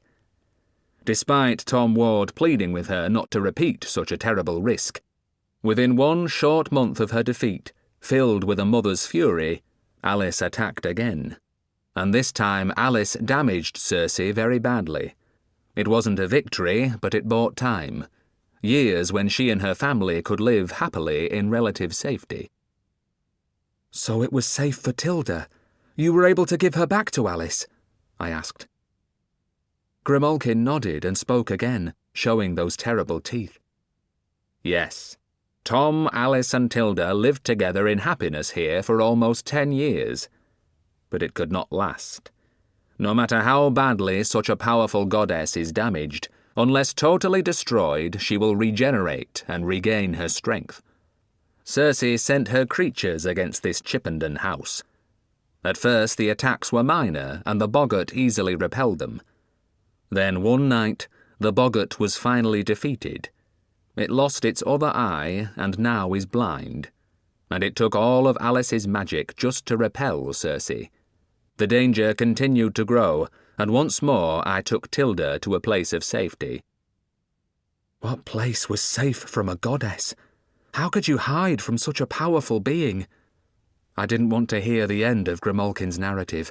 It could only end badly, but I forced myself to listen. One night, the inevitable happened. Cersei attacked and won. Tom and Alice disappeared and have not been seen since. Tilda is safe for now, but I do not know how much longer I will be able to protect her. Then an astonishing realization hit me. Tilda! I held her as a baby. It seems just a few months ago, but she'll be 14 now, I exclaimed. Yes, she is far beyond a baby now, Grimalkin stated. She is clever, willful and proud. And when she becomes a woman, Tilda might have magical power beyond even that of her mother, if she lives to maturity. And Tom and Alice, do you think they're dead? I asked. That is very likely, but there is a small chance that Cersei holds them prisoners somewhere, and they still live. She may one day hope to use them both as a bargaining counter to snare their daughter in some way. Cersei would do anything to drink the blood of Tilda. Then I suddenly felt ashamed. I had not inquired about the one person who'd been with me when I was taken. Spook Johnson, I asked. What happened to him? Grimalkin frowned. Johnson is not the man he was. That broken leg left him with a bad limp, and that has taken much of his confidence from him. He did spend quite some time with Tom and Alice searching for you, but when that came to nothing, deterred by them from trying to deal with the Pendle clans, although together they had cleared a clan of witches from a manor house in Billinge, he wandered the county dealing with witches wherever he could find them. At last, despite advice and finally pleas from Tom and Alice not to do so, Johnson made a foolish attempt to interfere with the Pendle clans. Alice begged me to intervene, and, with great reluctance, I saved him from death and gained him his freedom. Now he is back at the mill house dealing with the occasional water witch, but he is a shadow of his former self. I felt sorry for Johnson. He had been big and strong, a formidable fighter. He would find it hard to adjust to that change to his body and the limitations it would bring. Hrothgar had said that the damage to his body would make him a better person. But I knew Spook Johnson better than that, so I doubted it. As Grimalkin had said, his injury had affected him permanently, for the worse. That saddened me. Perhaps I should visit him, I said, talking to myself more than Grimalkin. That would be foolish, child, because you are in grave danger. Circe never forgets. She will seek to pay you back for allying yourself with Tom Ward and Alice. In that underworld you were protected and invisible to her, but now she will know that you are back in this world, and she will be searching for you. Go back to Hrothgar and accept the further training that he offers. That is the best advice I can offer. Will you heed my words?" I nodded. What choice did I have? "Farewell. I may visit you again soon. I have much to consider, and must do what is for the best. I promised Alice that were she not able to do so, then I would make provision for Tilda." The glow faded, and I was alone in the room. Exhausted, I lay back on the bed, full of sadness for Tom and Alice, until eventually my eyelids became heavy, and I slowly drifted off to sleep. I awoke as the grey dawn light slowly filtered into the room. Wasting no time, I went downstairs. As I opened the back door, I glanced at Tom Ward's staff leaning in the corner. Without thinking, I picked it up and carried it away. As I crossed the garden, I heard the boggart whining somewhere off amongst the trees. It sounded like it was in distress. Was it wailing for the loss of its sight, or perhaps for the absence of Tom and Alice, whom it had failed to protect? Once clear of the garden, I went a little out of my way to avoid the village of Chippenden. I didn't want another conversation with the nosy butcher. Soon, I was heading in the direction of the underworld. I would do as Grimalkin advised. After all, what chance did I have against Circe and her servants? I did feel a certain pang at not being able to visit Spook Johnson, though. I wasn't sure how I could help him, but I felt that I owed him something. After all, I'd been his apprentice, and we'd shared lots of dangers together. Carrying Tom's staff made me feel like a Spook's apprentice again. I'd had no breakfast, and by noon I was really hungry.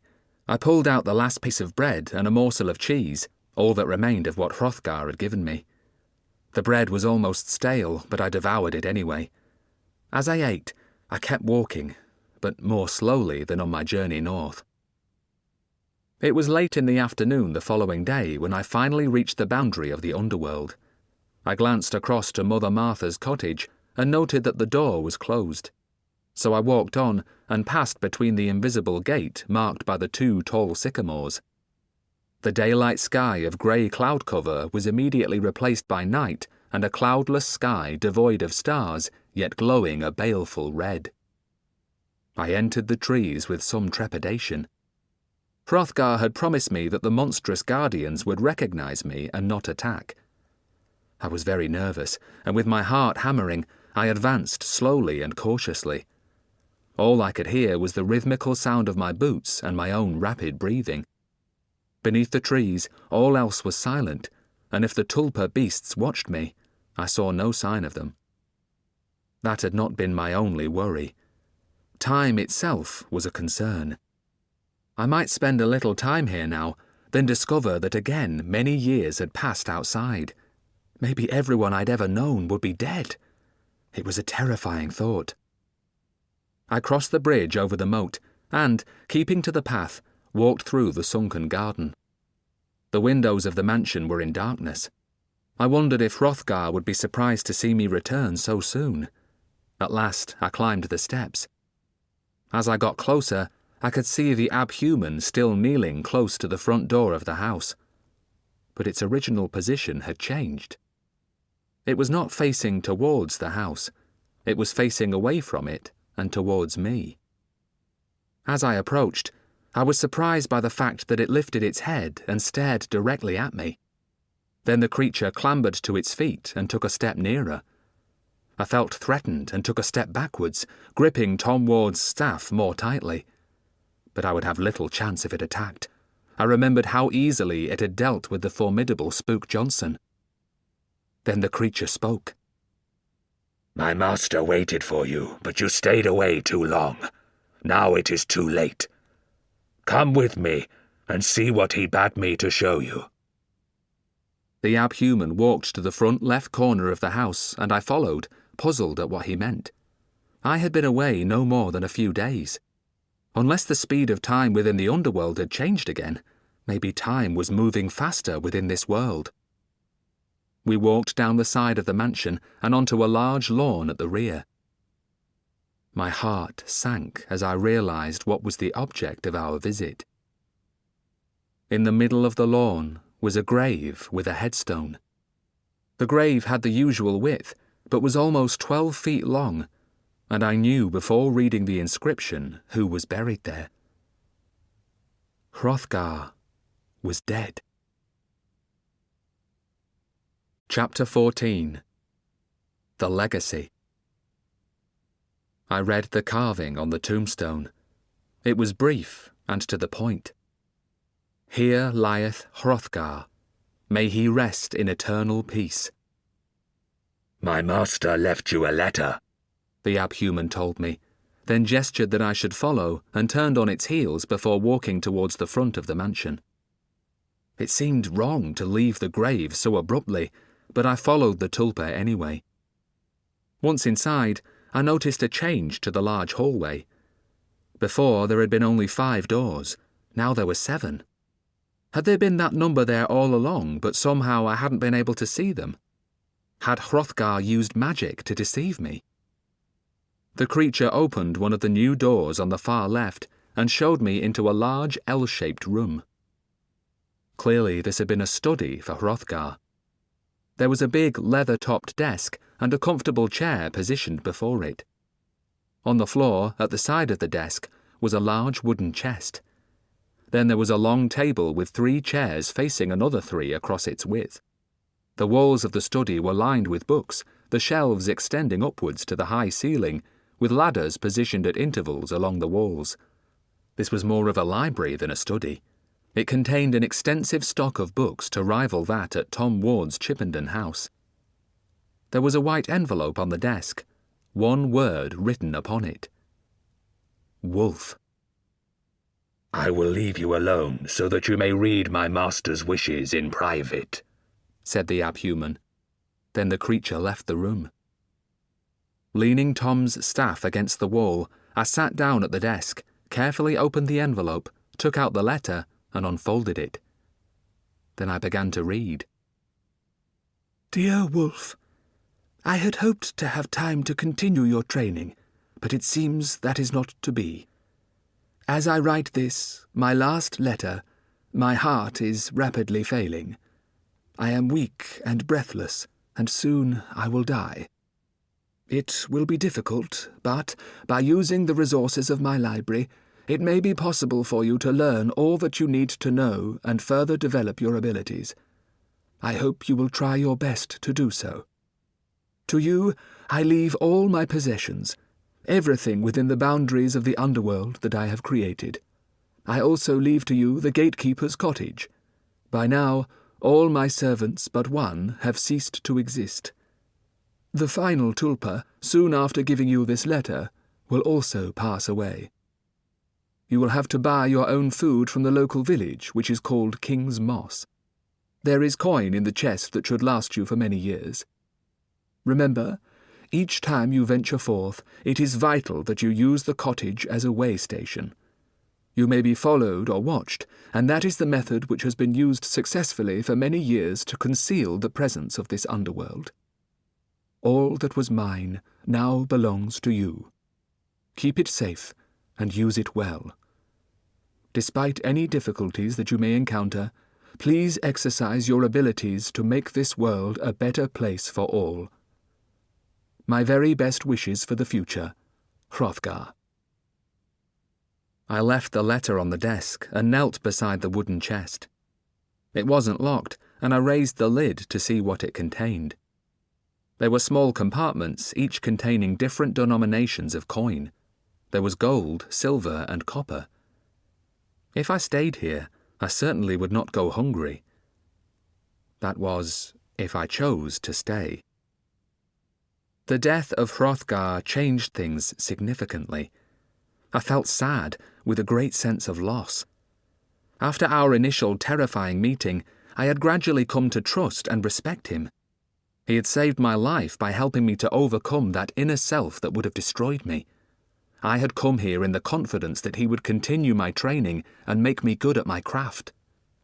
Now that wasn't to be. But this was still a place of refuge, and I certainly paid heed to Grimalkin's warning. However, the thought of being alone here was daunting. I closed the lid of the chest and walked deeper into the library until I reached the far wall. Then I turned right and saw a door which had been out of sight round the corner. I opened it and found myself in a long, narrow passageway with the usual high ceiling typical of the house. There were no windows, but there were small torches in brackets attached to the walls, and, as I entered, they immediately flared up and lit the corridor. There was only one door, and it was right at the end, so I slowly walked towards it. One thing was very clear. This mansion was certainly far larger on the inside than it appeared from the outside. This and the flickering torches were more of Hrothgar's magic. This was an underworld, and the physical laws of the outer world did not apply here. I paused outside the door at the end of the long passageway.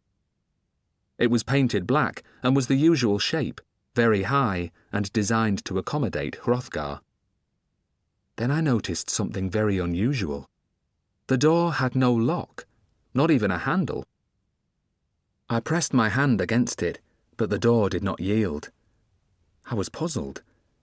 Hrothgar had left this house to me. All within this underworld was mine. Surely this was part of my legacy, so why could I not enter the room beyond this door? Without a lock or a handle, I was not sure what could be done to open it, but I concentrated, counted down from 5 to 0, and summoned St. Quentin.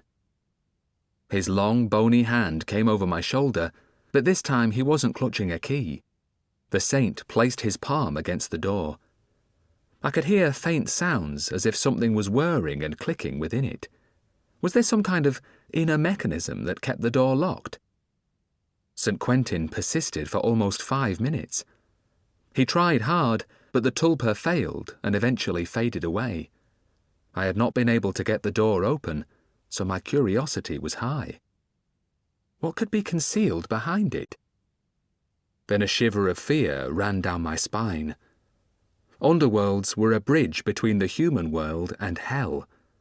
Was this an actual doorway to the dark? I put my ear against the door and heard faint sounds from beyond it, a rhythmical whispering.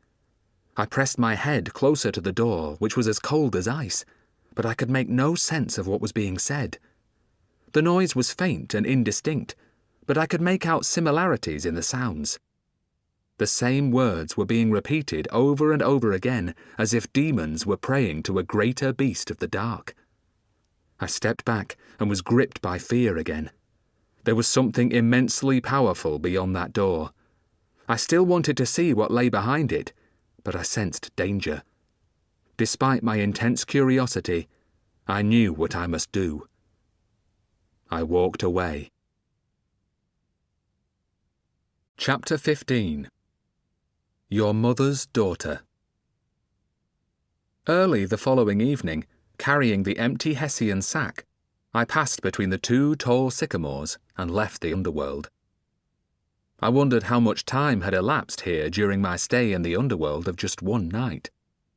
There were fresh green leaves on the trees, and it still seemed like early summer, but for all I knew, years might have passed by. I walked towards the cottage and, taking the key from my breeches pocket, unlocked the front door and entered. It was gloomy inside, and the air was damp. I half expected to find the clothes of Mother Martha on the floor where they had fallen as she ceased to exist. But there was nothing, and I realized that Hrothgar would have summoned her into the underworld before he died. He would have done that so that no suspicious traces of her could be found by others. Mother Martha had tidied the cottage thoroughly before she left. In the kitchen, the plates had been washed and stacked in cupboards, and the knives and forks were in the cutlery drawer. Not one thing was out of place in any of the rooms that I entered.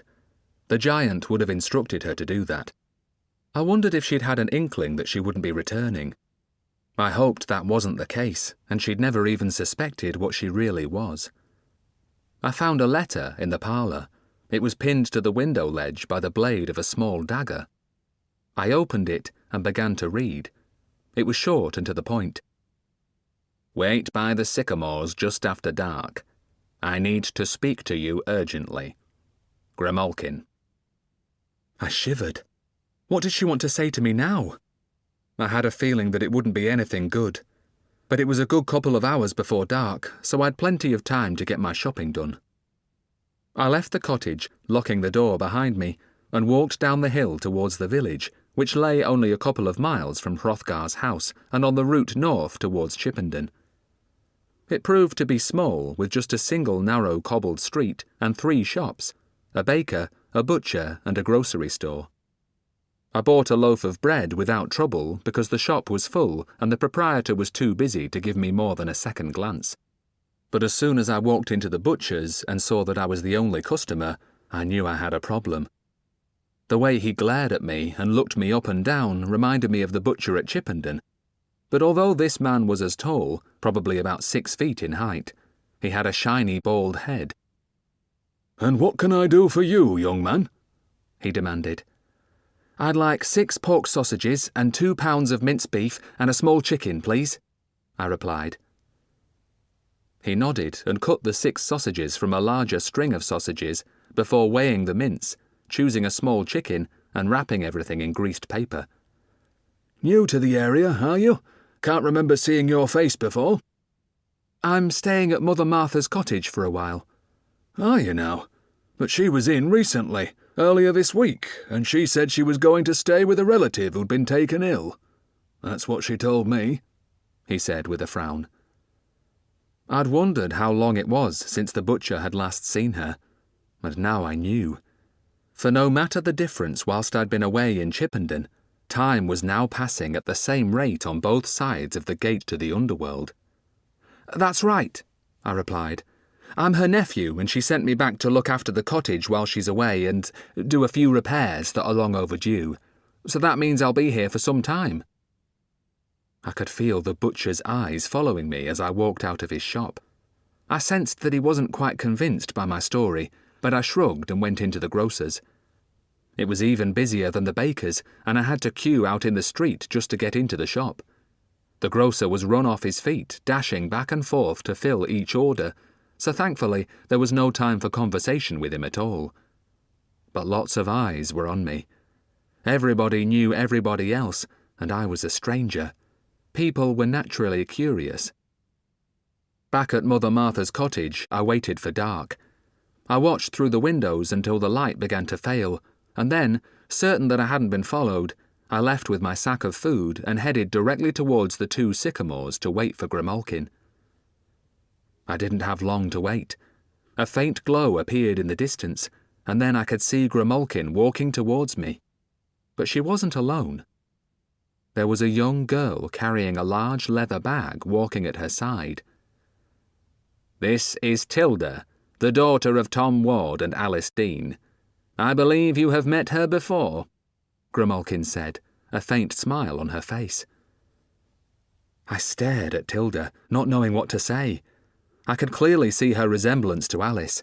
She had her mother's dark hair and pretty face with high-boned cheeks and vivacious eyes. She held herself very erect and was as tall as I was. I last saw you when you were just a baby, I blurted out. Tilda nodded but didn't smile. She looked neither happy nor friendly. When she spoke, it was to address Grimalkin, not me. Must I do this? She demanded haughtily. You must, child. But I have yet to explain to Wulf what I require. Wulf, I want you to ask your master to give Tilda refuge in his underworld. I can no longer keep her safe. Before I could reply, Tilda spoke again. Grimalkin, why do we always need to hide? Together we could destroy Cersei. It need not be too difficult. Grimalkin smiled and showed her pointy teeth. You are indeed your mother's daughter, Tilda, but I still advise extreme caution. You need to develop your magic. When you are older, we may indeed combine our strength and move against her. But that time has not yet come. But my mother and father may still be alive, suffering at the hands of that evil goddess. How can we allow that to continue? Because we must, child. To attack now might result in our destruction, and how would that help your parents? Tilda didn't reply, but just bowed her head and gazed at the ground. Will you do as I ask, Wulf? Grimalkin demanded. I looked at the scary, glowing witch assassin with blades attached to the shoulder straps that crossed her body and the necklace of thumb bones around her neck. I wondered what she would do if I refused. Yes, I replied. Good. You will not regret it. But there's something that you should know, I protested. Hrothgar is dead, and now I'll have to train myself using his library as best I can. He left the underworld and all it contains to me, but I'm not sure that I can defend it from intruders. I am sorry to hear that, but you needn't worry on that score. Any underworld has natural defences, so for now you are hidden and safe. You and Tilda will be good company for each other, and this girl has magic enough of her own to stabilise the passage of time within and match it to the movement of time here. Tilda glared at me, her eyes flashing angrily. No doubt she was annoyed by the suggestion that we would be good company. I will speak to you both again when it becomes necessary. Here, where we are standing now, said the witch assassin. Grimalkin turned to Tilda and placed her left hand on her shoulder. The expression on her face changed. Gone was the harsh, predatory glare of the killer witch assassin. There was something much softer there, almost a look that a mother might give a daughter. It only lasted one brief moment. Then Grimalkin faded away into nothingness, and I was left alone with Tilda. I smiled at her, hoisted the sack over my right shoulder, and walked towards the invisible gate. In return, she scowled at me, but she at least followed, carrying her bag. "What's in the sack?" she asked me. "Food that I bought in the village. Bread, sausages, minced meat, chicken, eggs, potatoes and vegetables. Are you a good cook?" I shrugged. "I do my best. I can fry things. I'll get better. In that case, I'd better cook tonight." I didn't argue. After cooking for Spook Johnson, I could just about manage to do a good bacon, eggs and sausages, but apart from that limited skill with a frying pan, I was probably the worst cook in the world. "What's in your bag?" I asked. "All the clothes I own, and a few things that I value." She didn't explain what they were, and I considered it rude to ask. We passed through the gate, and suddenly the sky was again a baleful red. As we trudged on through the trees, I pointed upwards. "This isn't the most cheerful of places," I said. "I've spent time in far worse locations. Cersei's servants were constantly at our heels, and Grimalkin had to keep finding new hiding places. I even spent a short time in the dark itself." I didn't reply, but I didn't like the sound of that. The dark was the name that witches used for hell. This pretty girl walking beside me was a young witch who had even spent time in the infernal region. Hell was something that I had always feared, the home of demons and of evil goddesses such as Cersei. I had entered Cersei's terrifying underworld, and that was as close to hell as I ever wanted to get. It made me uneasy to learn that Tilda had taken refuge in the darkness, and, guided by Grimalkin, had used it in order to survive. "Oh, I like that," Tilda cried out suddenly, pointing towards the house. "It's very grand. How many rooms does it have?" "Lots. You can have your pick." As we walked up the steps towards the house, Tilda started to smile. When we entered by the front door, she was grinning from ear to ear. "I love this," she exclaimed. "I like the high roof, the tall door and the high windows above the lower ones. It's very unusual." "It had to be like that," I explained, "because Hrothgar, the owner, was a giant about 11 feet tall. But that's what killed him. He couldn't stop growing, and eventually his heart wasn't strong enough to maintain his circulation." "That's sad," said Tilda. Did he live a long life? How old was he? I shrugged. I don't know. It was one of the things I meant to ask him, but never got around to it. Maybe now I'll never know. Have you moved into his bedroom? Tilda asked. After all, you're the master here now, and everything belongs to you, doesn't it? I shook my head. I've only been inside it once, just to take a quick look. I sleep in the room that he chose for me. I wouldn't like to take his room because I don't think I'd be comfortable sleeping there. I'll probably just stay where I am. Shall we look at it now? She asked. Should I show you the rest of the house first? I asked. I did that, and Tilda liked everything that I showed her, including Hrothgar's study with its large library. As we walked down the corridor, Tilda stopped suddenly by the big black door at the end of the passageway, as if she could sense the power emanating from it. I'd already been back to it and tried again to open it since my first attempt, but I'd failed once more. Now the same thing happened to Tilda, and I saw the anger and frustration in her face. Have you ever tried to open this door? She asked. I nodded. I tried and failed. I'm curious about what's beyond it, but there's something scary about it. Tilda frowned and nodded. You're right. There's formidable magic keeping it closed, and I sense a mysterious power beyond it. For now, it's best to leave it alone, but one day we should open it. I'm just as curious as you are. Finally, I brought her to the door of Hrothgar's room and opened it for her, letting her walk inside before me.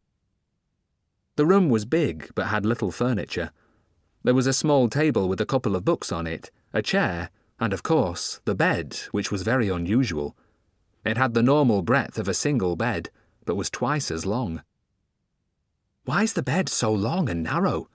She asked. It's just right for him. As I told you, he was tall but thin. She nodded. It's good to have a wide bed so that you've plenty of room, so I don't know why he didn't have it made that way. But it'll do nicely for me. I think I'll sleep here if you don't mind, she said, pulling the blanket back to examine the sheets. The bed seems to have been changed, so this'll do fine. Did he have servants to do that for him? Yes, but they were all tulpas. You do know what tulpas are? For a moment, Tilda looked annoyed. Of course I do. I'm my mother's daughter, don't forget. She taught me a lot, and she knew quite a bit about tulpas herself. In that flash of anger, I really could see her resemblance to Alice. A fierce light glared from Tilda's eyes, and she stiffened her back and held herself in a way that projected every inch of her height. Well, now Hrothgar's dead, his tulpas no longer exist. From now on, we'll have to change our own sheets, I told her. Yes, and do our own cooking, Wulf. So let's make a start. I'm really hungry. Let's go back to the kitchen. As we turned to leave, I looked at Hrothgar's bed. I couldn't imagine sleeping there. He might have died in that bed. Don't you mind sleeping in a dead man's bed? I blurted out. Tilda shook her head. Can't throw a good bed out just because someone's died in it. That would be such a waste. No, this couldn't be better. I feel that he slept well in this long bed and had good dreams. I expect I'll do the same. Chapter 16. A Splinter of Your Soul. I led the way to the kitchen. Once there, Tilda wasted no time in raiding my sack of food and organising things, quickly making it clear that I was to play my part in preparing the meal. Wulf, you can peel the potatoes and slice the carrots, and I'll deal with the chicken. Did you buy any herbs? I shook my head. I wouldn't know what to ask for. Then your education will start tomorrow, Tilda said with a smile, and, undaunted, she started to open cupboard doors until she found what she needed, a few small bunches of dried herbs hanging from hooks.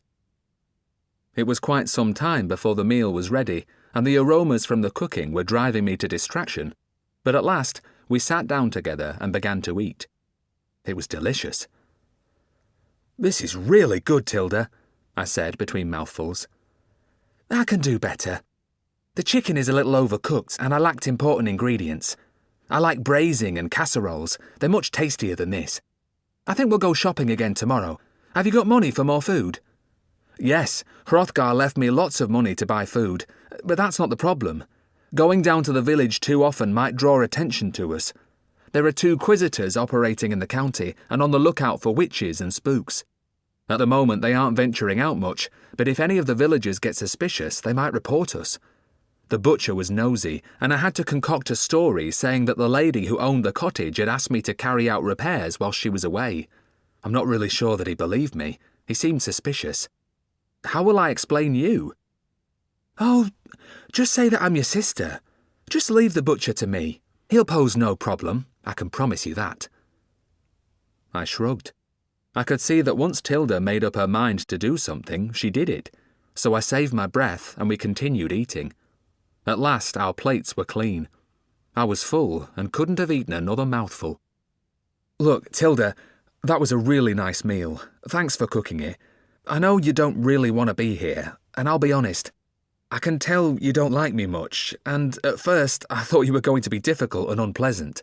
But I was wrong, and I apologise for that. She gave a long sigh. You're quite right. I don't want to be here, but I've just got to make the best of it, haven't I? I usually try to be nice to people even if I don't like them much, because manners cost nothing. But I do intend to be really difficult and really unpleasant when I finally meet up with Cersei. And as for not liking you, we'll have to wait and see. I've not made my mind up about you yet, but at least you're honest and not afraid to tell me how you feel, so that's a good start. Now, I'm tired, so I'm off to bed. As I did most of the cooking, would you mind washing up the pots and pans? Of course, I said. That's only fair. Well, tomorrow we'll take a proper look at that library, and we'll make a start on your training. You're going to help me? Why not? It'll keep boredom at bay. My mother once watched someone make a tulpa, and I remember what she told me, so I just might be able to help. After washing and drying the pots and pans, I went to bed, slept well, and didn't dream.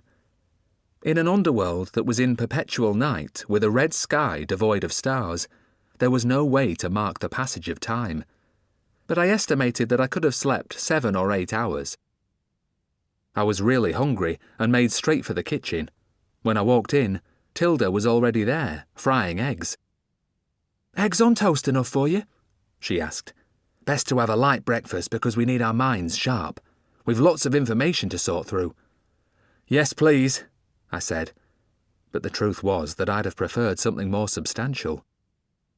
As we ate, we talked. Tilda certainly liked to chat and never ran out of things to say. Wasting no time, she started telling me what she knew about tulpas. I mentioned yesterday that my mother watched a tulpa being made. Well, actually there were 2, but the second one is more interesting.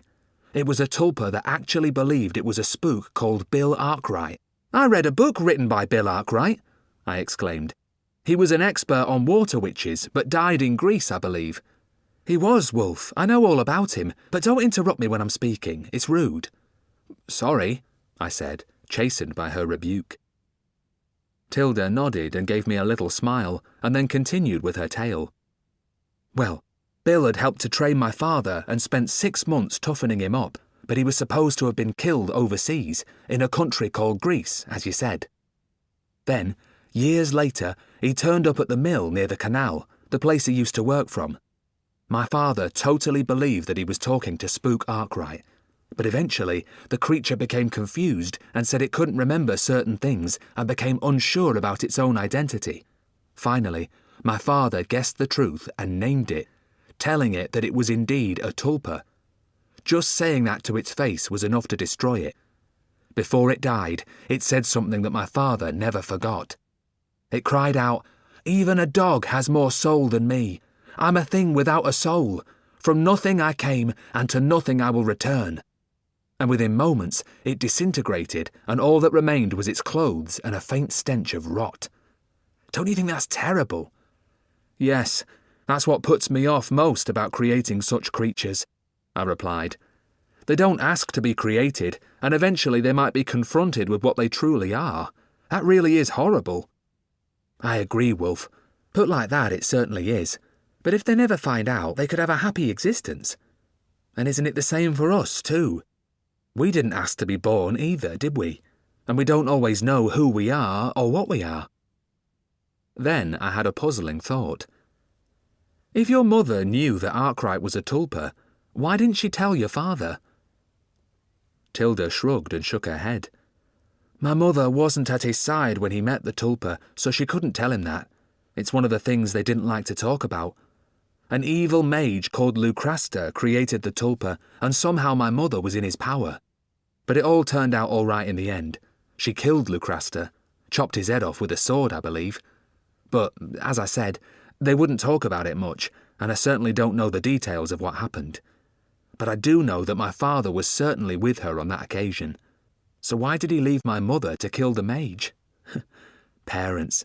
They certainly like to keep their secrets. Even Grimalkin wouldn't tell me the full story. I stared at her as she sat there calmly eating her last mouthful of toast. It was an astonishing story. Alice was a witch, but she was also nice and kind and had been a good mother to Tilda. I couldn't imagine her using a sword like that. Well, said Tilda, you can wash up later. Take me to the library so that we can make a start. Once in there, Tilda immediately took control. The first thing she did was light the candles on the large table using her magic. There were 5 of them, and one glance from Tilda and they immediately flickered to life. Then she noticed the staff that I'd left leaning against the wall. That's one of my father's staffs, isn't it? She asked. Yes, I brought it with me when I visited the Chippenden house recently. I only borrowed it, I said by way of apology, lest she think I'd stolen it. I hate those staffs. Nasty things they are, made of rowan wood. Can't bear to touch it. I said nothing. Like her mother, Tilda was clearly a witch. No wonder she didn't like that staff, even though it was her father's. What's in that big chest? She asked next. That's where Hrothgar kept his money. There's lots of it, I replied, walking over and throwing back the lid. Well, we certainly aren't going to go hungry, Tilda said with a smile. But now we need pens and paper so that we can make notes. There could be some in one of the drawers, she said, nodding in the direction of the big desk, clearly indicating that I should search for what we needed. I walked over to the leather-topped desk and began opening the drawers one at a time. There were 6 in all, but I found paper, pens, and a bottle of ink in the third one that I tried. Bring everything across to the big table, Tilda said. I did as she said, and we sat down opposite each other. Right, she said. Before we start to read, show me what you can do. I want to see one of your tulpas. I've not got very far. Look, Wulf, don't make excuses. Just show me and let me be the judge of what you achieve. If you lacked talent, Hrothgar wouldn't have taken you on as his apprentice, would he? He certainly wouldn't have left you his house and all his possessions. So please, have a little faith in yourself. I nodded, closed my eyes, and started to concentrate. I knew I could express a tulpa briefly, so I attempted to manifest Raphael, who'd saved me from the monster under my bed. It proved harder than usual, probably because I was distracted by the presence of Tilda, but I persevered. Finally, I fell back on my old method of summoning a saint using prayer, but I did it silently. Raphael, I beseech thee, please hear me. Be at my side. I sensed the approach of the tulpa whilst I repeated the prayer. I also finally used the deep concentration technique that Hrothgar had taught me by counting down from 5 to 0. There was a flutter in the air to my right, a movement over the table not too far from my right shoulder, a suggestion of white wings. Then Raphael manifested fully. It lasted for hardly more than a few seconds, but he was there, solid and vividly colourful, floating high above the table. With his huge white wings unfurled, Raphael wore a bright blue robe and black leather belt and boots, his long hair gleaming like gold.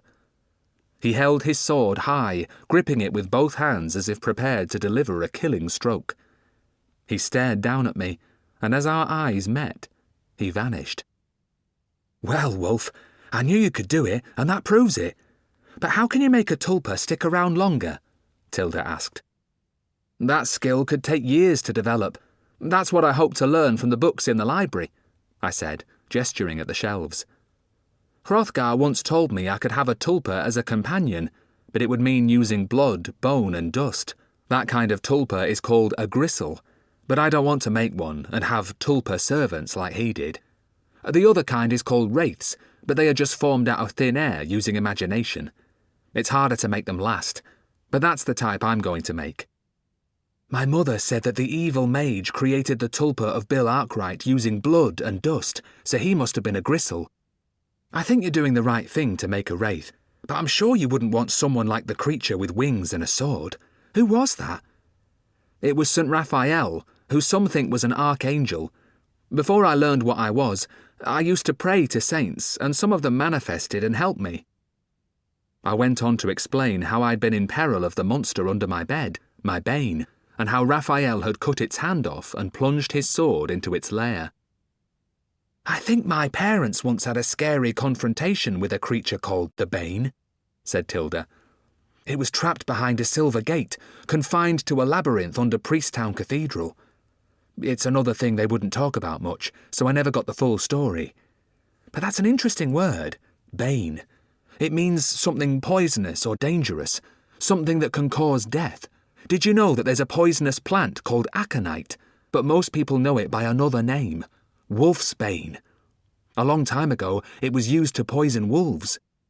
Nice to know that my name's linked to a poison, I said jokingly. Tilda grinned back at me and then became more serious. I thought I'd been having some scary times, she said, but that must be as bad as it can get. Despite him saving you, Raphael wouldn't be a very suitable companion, would he? I mean, imagine the reaction if you walked into a town or village with him. She laughed. Besides, a tulpa believes it is what you make it to be. He would really think he was a saint. No, you need something else. I'll think about it and get back to you when I've decided what's best. Tilda was nice, but she was more than a little bossy. I would make my own mind up. I didn't think I'd ever want even a temporary tulpa companion anyway. Something that could just stick around for a short while was enough for me. But I smiled at Tilda, and then decided to take the lead for once. Right, I said. Let's get started. We could begin by searching through a few titles and then choosing to read the most likely ones to be helpful. Then we could make notes, summarising what we learn.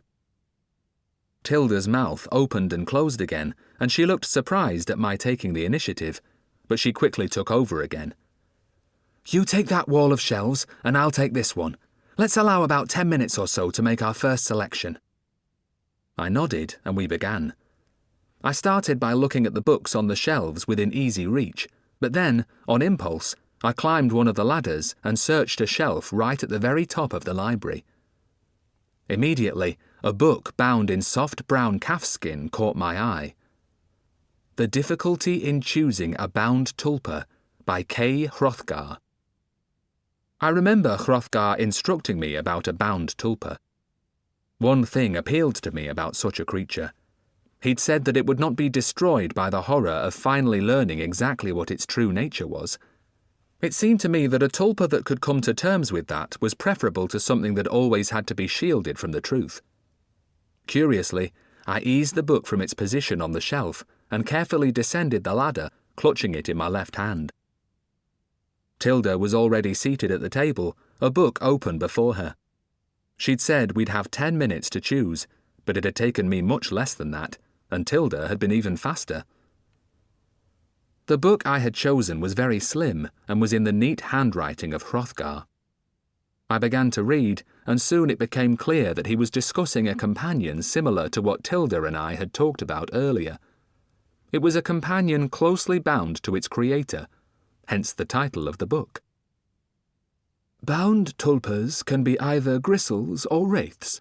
Both types are suitable, but I must make it clear that I do indeed regret never having created a bound tulpa. By desisting, I have deprived myself of one of the most satisfactory experiences open to a tulpa. But I could never bring myself to create such an entity. I lacked the courage to divide my soul.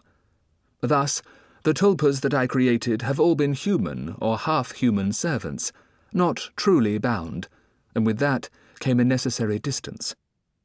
But who knows? It may well be an option that I take up in the remote future. There was no date in the book, so I had no idea how long ago those words had been written. Had he ever gone on to create such a bound tulpa? I read on, quickly skimming through much of what Hrothgar had written. He seemed to be agonizing over the problem. He was pleased to have made the decision not to have created a bound tulpa at that point, and yet worrying about what he might have missed. I decided to make short summaries of the points that Hrothgar made. Rather than using the paper on the table, I pulled out my notebook. I opened it and then hesitated. "That's a nice notebook," Tilda commented. "What's the problem? You don't look happy." "It's what your father gave me, and I'm supposed to use it to make notes about the things I learn as a Spook's apprentice. But this is different. It's information for somebody training to be a tulpa like Hrothgar. I don't want to get the two sets of notes mixed up." "The answer is simple," Tilda explained with a grin. "Make it into a flip book. Turn the notebook upside down, then start writing from the back page towards the front. That'll keep the notes separate." "Great idea," I said, returning her smile. Then I did as she'd advised. After all, I was now two things, a Spook's apprentice and a trainee tulpa. In the book, there was a short section on what type of tulpa was best suited to be bound to a human master. Warrior human tulpas seemed to be Hrothgar's preferred option, but I noted that other types of creatures, including dogs and bats, had been used by other tulpas. Again, that felt to me uncomfortably close to the way that some witches used familiars. The book was very short, and in my opinion was mostly nothing more than a confession of how torn he had been between creating and not creating such a being. Reading between the lines, I felt that the truth was that he regretted it very much. It did not explain how to create such a special tulpa, but it did end with the following short paragraph. "A bound tulpa is more than a mere companion. It is an extension of its creator's soul. But it brings risks as well as benefits. If a bound tulpa is hurt by a hostile force, then its creator is also injured. If the tulpa is slain, its creator may also die. But despite the risks, there are great benefits to be had. A bound tulpa uses a splinter of its creator's soul, and he can look out through its eyes and sense everything that it does." That was enough to give anyone pause for thought. A splinter of your soul was transferred to the tulpa. Then I suddenly remembered how I'd looked through the eyes of Raphael. It hadn't lasted long, but it had seemed real enough. Had I started to make a bound tulpa without realizing it? It seemed unlikely that such a thing would just happen by chance, especially for such a novice tulpa as myself, so I dismissed it from my mind. I glanced across to see that Tilda was scribbling furiously, making a list. She saw me watching her, smiled, and showed me the cover of the book she was making notes from. I read the title. How to Prolong the Existence of a Tulpa. I might have known it. Tilda had found the exact information that we'd been searching for.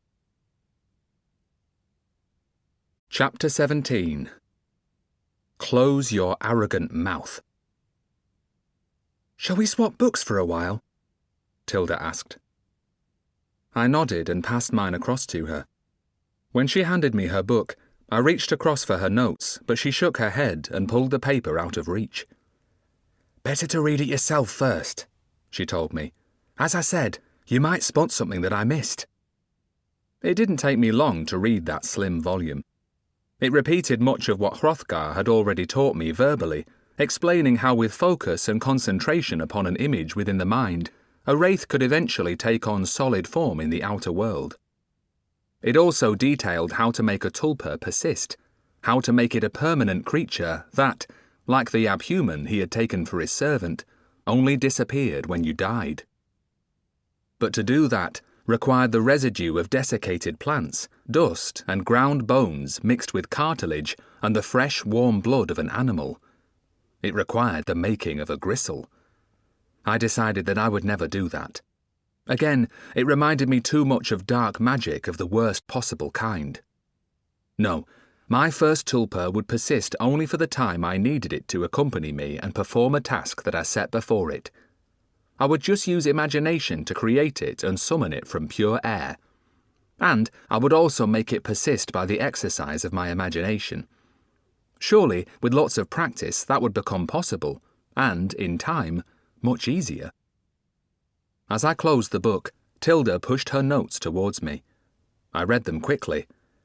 "You've missed nothing," I told her with a smile. "Good," she said. "Now let's take a break and go down into the village to buy the things I need for cooking. We can talk about this," she said, nodding towards the 2 books, "as we walk."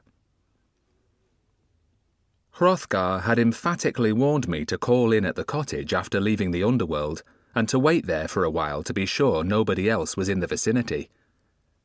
Now, stupidly, I broke that rule. One reason was because I was with Tilda and she was impatient to get down to the village. The second was because it was raining really hard. We emerged from the unchanging red sky of the underworld into a torrential downpour with low, dark grey clouds blustering in from the west. I could pull my hood up, but Tilda was dressed in just a shirt, blouse and short leather jerkin with no protection at all for her head. I suggested that we go back to get her something more suitable to wear, but she wouldn't hear of it. Walking fast because of the pouring rain, we exchanged few words and arrived at the village shops soaked to the skin, looking like 2 drowned rats. I was also keen to get back as quickly as possible. I didn't know how much risk was involved, but I feared that because we were out of the underworld, Cersei might be able to detect and find us. Her servants might be racing towards us already, and who knew what terrible beasts they might prove to be? Once again, it was the butcher who had all the questions. "Well, who's the young lady?" he asked with a sardonic grin. "Looks to me like she comes from a place where it never rains." I looked at Tilda and saw her through the butcher's eyes. Her clothes were saturated, and her black hair was plastered to her scalp with rain, rivulets of which were running down her forehead and dripping from her nose and chin. "This is my sister," I lied to the butcher. "She's staying at the cottage with me. Whilst I do the repairs, she's going to clean it thoroughly from top to bottom." The butcher frowned at me. "Mother Martha is extremely house-proud. You could eat your dinner off her kitchen floor. There'll be no cleaning needs doing there. In fact, she'd be very angry indeed if you even hinted that any cleaning was necessary." I wasn't sure what reply to make, but Tilda answered for me. "Why don't you close your arrogant mouth and do your job?" she snapped. I cringed at Tilda's words and glanced behind us, relieved that there was nobody else in the shop to hear that. The butcher's face reddened, and he opened his mouth to make an angry retort, and no doubt to demand that we leave his shop immediately. Then something happened that made me gasp. Suddenly, the air became incredibly cold, and I began to shiver, my heart thumping in my chest. But if I was badly affected, it was far worse for the butcher, who now seemed to be having trouble getting his words out. The expression in his eyes suggested that he was in pain. His mouth kept opening and closing, then he staggered backwards and almost fell. I looked at Tilda again. Her expression was one of intense concentration, and she was staring hard at the butcher. My heart sank. I knew that she was using devil magic. "Don't worry, because you'll feel a lot better in a few moments," Tilda told him. "Just as soon as you've served us with what we need. You could start with 6 of your best quality lamb chops." The butcher completed our order, but didn't speak again, even after Tilda paid him. He simply stared ahead, a dazed expression on his face. Once out of the shop, I turned on Tilda angrily. "Why did you speak to him like that?" I demanded. "The last thing we need is to draw attention to ourselves." "You're worrying for nothing, Wulf. A little magic can prove quite useful. When he's himself again, he won't remember a single word that I said. He needed putting in his place." "Using magic in public like that isn't wise," I told her. "If anyone were to notice—" "Leave the wisdom to me," she retorted angrily. I've got more of it in my little finger than you have in your fat head. You think so? I responded angrily. Your mother would never have done something stupid like that. Instantly, as I blurted out those words, I regretted it. It had been very cruel of me to say that about Alice under the circumstances. When I glanced at Tilda, she had her head down, and I saw a tear trickle down her cheek. I'm sorry. I didn't mean to say that, I told her. She didn't reply. I glanced over my shoulder and saw a small, stout, grey-haired woman standing in the doorway of the butcher's shop. She wore a bloodied apron and was staring towards us angrily. Was that the butcher's wife? If she'd been in the back room, she might have overheard what had happened, and she would have felt the strange coldness of the air. It made me very uneasy. Our visits to the other shops went smoothly, and soon we were climbing the hill back up to Hrothgar's house. I was carrying the sack of food as usual, but all the way back we walked in silence, which was partly a result of my anger at Tilda because of the way she'd behaved in the butcher's shop. Also, though, I was thinking hard about the first tulpa that I intended to create. Tilda truly was an excellent cook, and after a delicious lunch I'd washed the dishes and we were seated at the table again. She never mentioned what I'd said about Alice, and seemed to have put it behind her. That was good. Some people nursed grievances, and I was glad that Tilda wasn't like that. Soon, we'd skimmed through 3 more books each, and made useful notes. It was then that Tilda leaned back in her chair and stared at me hard.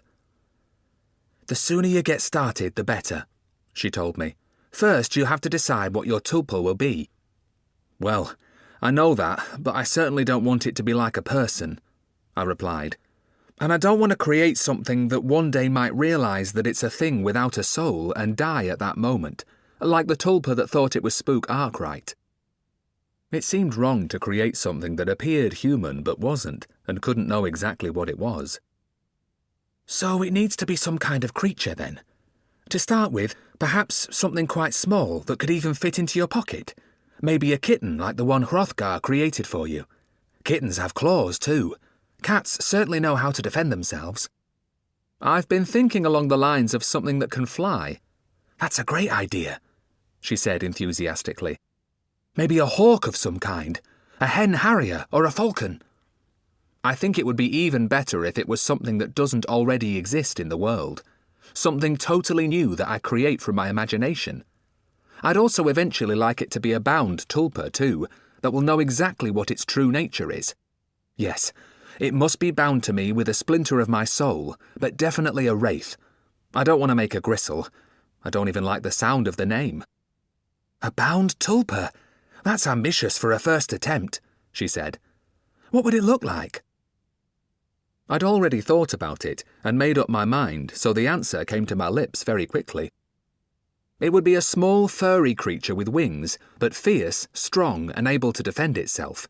A sort of sky wolf. I blow out the candles and draw the curtain across the door so that the room is very dark. Then I find my way to the table and sit with my hands joined as if in prayer. While praying was not Hrothgar's method, I remember how he had once told me that if it made me feel comfortable, then it could do no harm. I concentrate and try to create the sky wolf. Time passes. Minutes become hours. I try everything that Hrothgar taught me. I lose track of the times that I count down from 5 to 0. Each time the explosion of my breath and will becomes more desperate. Eventually, I am rewarded by a tiny speck of light in the darkness. It's like a small glowing insect that flutters in the air close to my head. It is too small to make out clearly. After a while it fades away. Then I wonder how to make it bound, how to place it within a splinter of my soul. Hrothgar's book didn't explain how to do that. But I have a moment of inspiration. It must all depend upon the use of imagination again. I must imagine myself within it. I must try to look out through its eyes. 3 more times I flicker that spot of moving light into being. But it is no larger, and I am wearying. Neither can I peer through its eyes. I become very tired. That night, before I go to sleep, I visualize the tulpa with my mind's eye. I hold it there as long as I can, but then I fall asleep. Perhaps I dream about it, but I awake exhausted and almost too tired to clamber from my bed. Once more I join my hands together in the darkness of the Temple of Dreams. At last, after 3 days of concentration, I finally manage to materialize the tulpa. It's crouching on the tabletop, staring up at me. It is still relatively small, no larger than my clenched fist. But once unfurled, its wings are twice the length of its body, and they look like black leather. There are no feathers, and the wings are closer to that of a bat than a bird. Its body is covered in black fur, and it has arms and legs, each ending in taloned hands and feet. When it opens its elongated jaw, its tongue is very pink, and its teeth are sharp and white. It is indeed a little wolf with wings. Then the world lurches, and I almost fall from my chair. I am in 2 places at once. I am staring down at the tiny tulpa. I am also crouching on the tabletop, staring up at my large human body. It only lasts for a moment, but I know that I have achieved what I set out to do. A tiny splinter of my soul is within the head of the tulpa, and it is bound to me. But how do I control it? Can I be in 2 places at once and still retain control over both bodies? Would I also be able to do that whilst retaining my sanity? Suddenly, the tulpa flutters into the air and flies in fast circles close to the ceiling. After a few moments, it disappears. My heart is bursting with elation at my achievement. I wish Hrothgar was here to see what I have done. Chapter 18. The Ambush. I wanted to tell Tilda what I had created. I wanted to show off immediately, but then I recognized the sin of pride within me and decided to tell her in the morning. Despite my tiredness, it took me a long time to fall asleep. The memory fragments of my strenuous efforts to create the tulpa kept circulating in my mind. Again, I saw the tiny but fierce creature materialize on the table. I saw it take to the air and fly in fast circles close to the ceiling. Then, there was that strange moment before it flew when I looked through 2 pairs of eyes, and I knew that I had succeeded in splintering off a piece of my soul. That was a really strange thing to cope with. But I'd been looking through its eyes, so, although I had been worried about a tulpa's similarity to the familiars created by witches, I knew that wasn't the case. The creature was a wraith, something made out of just air using my imagination, and it was a part of me. That was far different to what witches did, feeding a creature and making it subservient to their will. So I relaxed, feeling pleased with the situation. No sooner was I asleep than I began to dream. That dream soon turned into a nightmare. I was looking through the eyes of the tiny creature again. I was flying high and fast above a wood. It was very dark, and there were dense clouds above, blanketing the stars. Despite that, I could see everything below me. Everything glowed with a soft yellow light. My vision was so sharp that I could even count individual leaves. I was flying very quickly, and soon the wood was far behind me and I was over a patchwork of fields. Then I could smell the sea, and ahead of me was the long curve of Morecambe Bay, like a giant bite taken out of the county. I made no decisions. It was as if choices were made elsewhere, but I swooped lower and saw the Castor to Kendal Canal below me. I followed it north for a while. Now I knew where I was heading for, so I curved away to the left again, flying west, and passed low over the mill house. I could see someone walking along the marsh path heading towards Monk's Hill. It was a big man carrying a staff. He was walking with a bad limp. It had to be Spook Johnson, and as I flew nearer, that was confirmed. As well as limping, he was also walking unsteadily, his shoulders swaying from side to side, and I wondered if he'd drunk too much red wine. In that case, why was he out on the marsh rather than sleeping it off? As I closed in on Johnson, I saw him stagger and almost fall from the path. It was always slippery underfoot. He could topple at any moment. At that instant, the dream truly became a nightmare when I saw the Water Witch. Hidden by slime, she was waiting in ambush. I could see the shape of her crouching body beneath the soft mud. One taloned hand was already reaching upwards. I realised that Spook Johnson was too befuddled to notice her, and when she attacked, there could only be one outcome.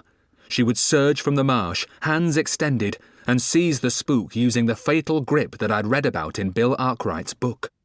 The talons would cut upwards through the bottom of the jaw to meet her thumb, which would smash inwards, breaking his teeth.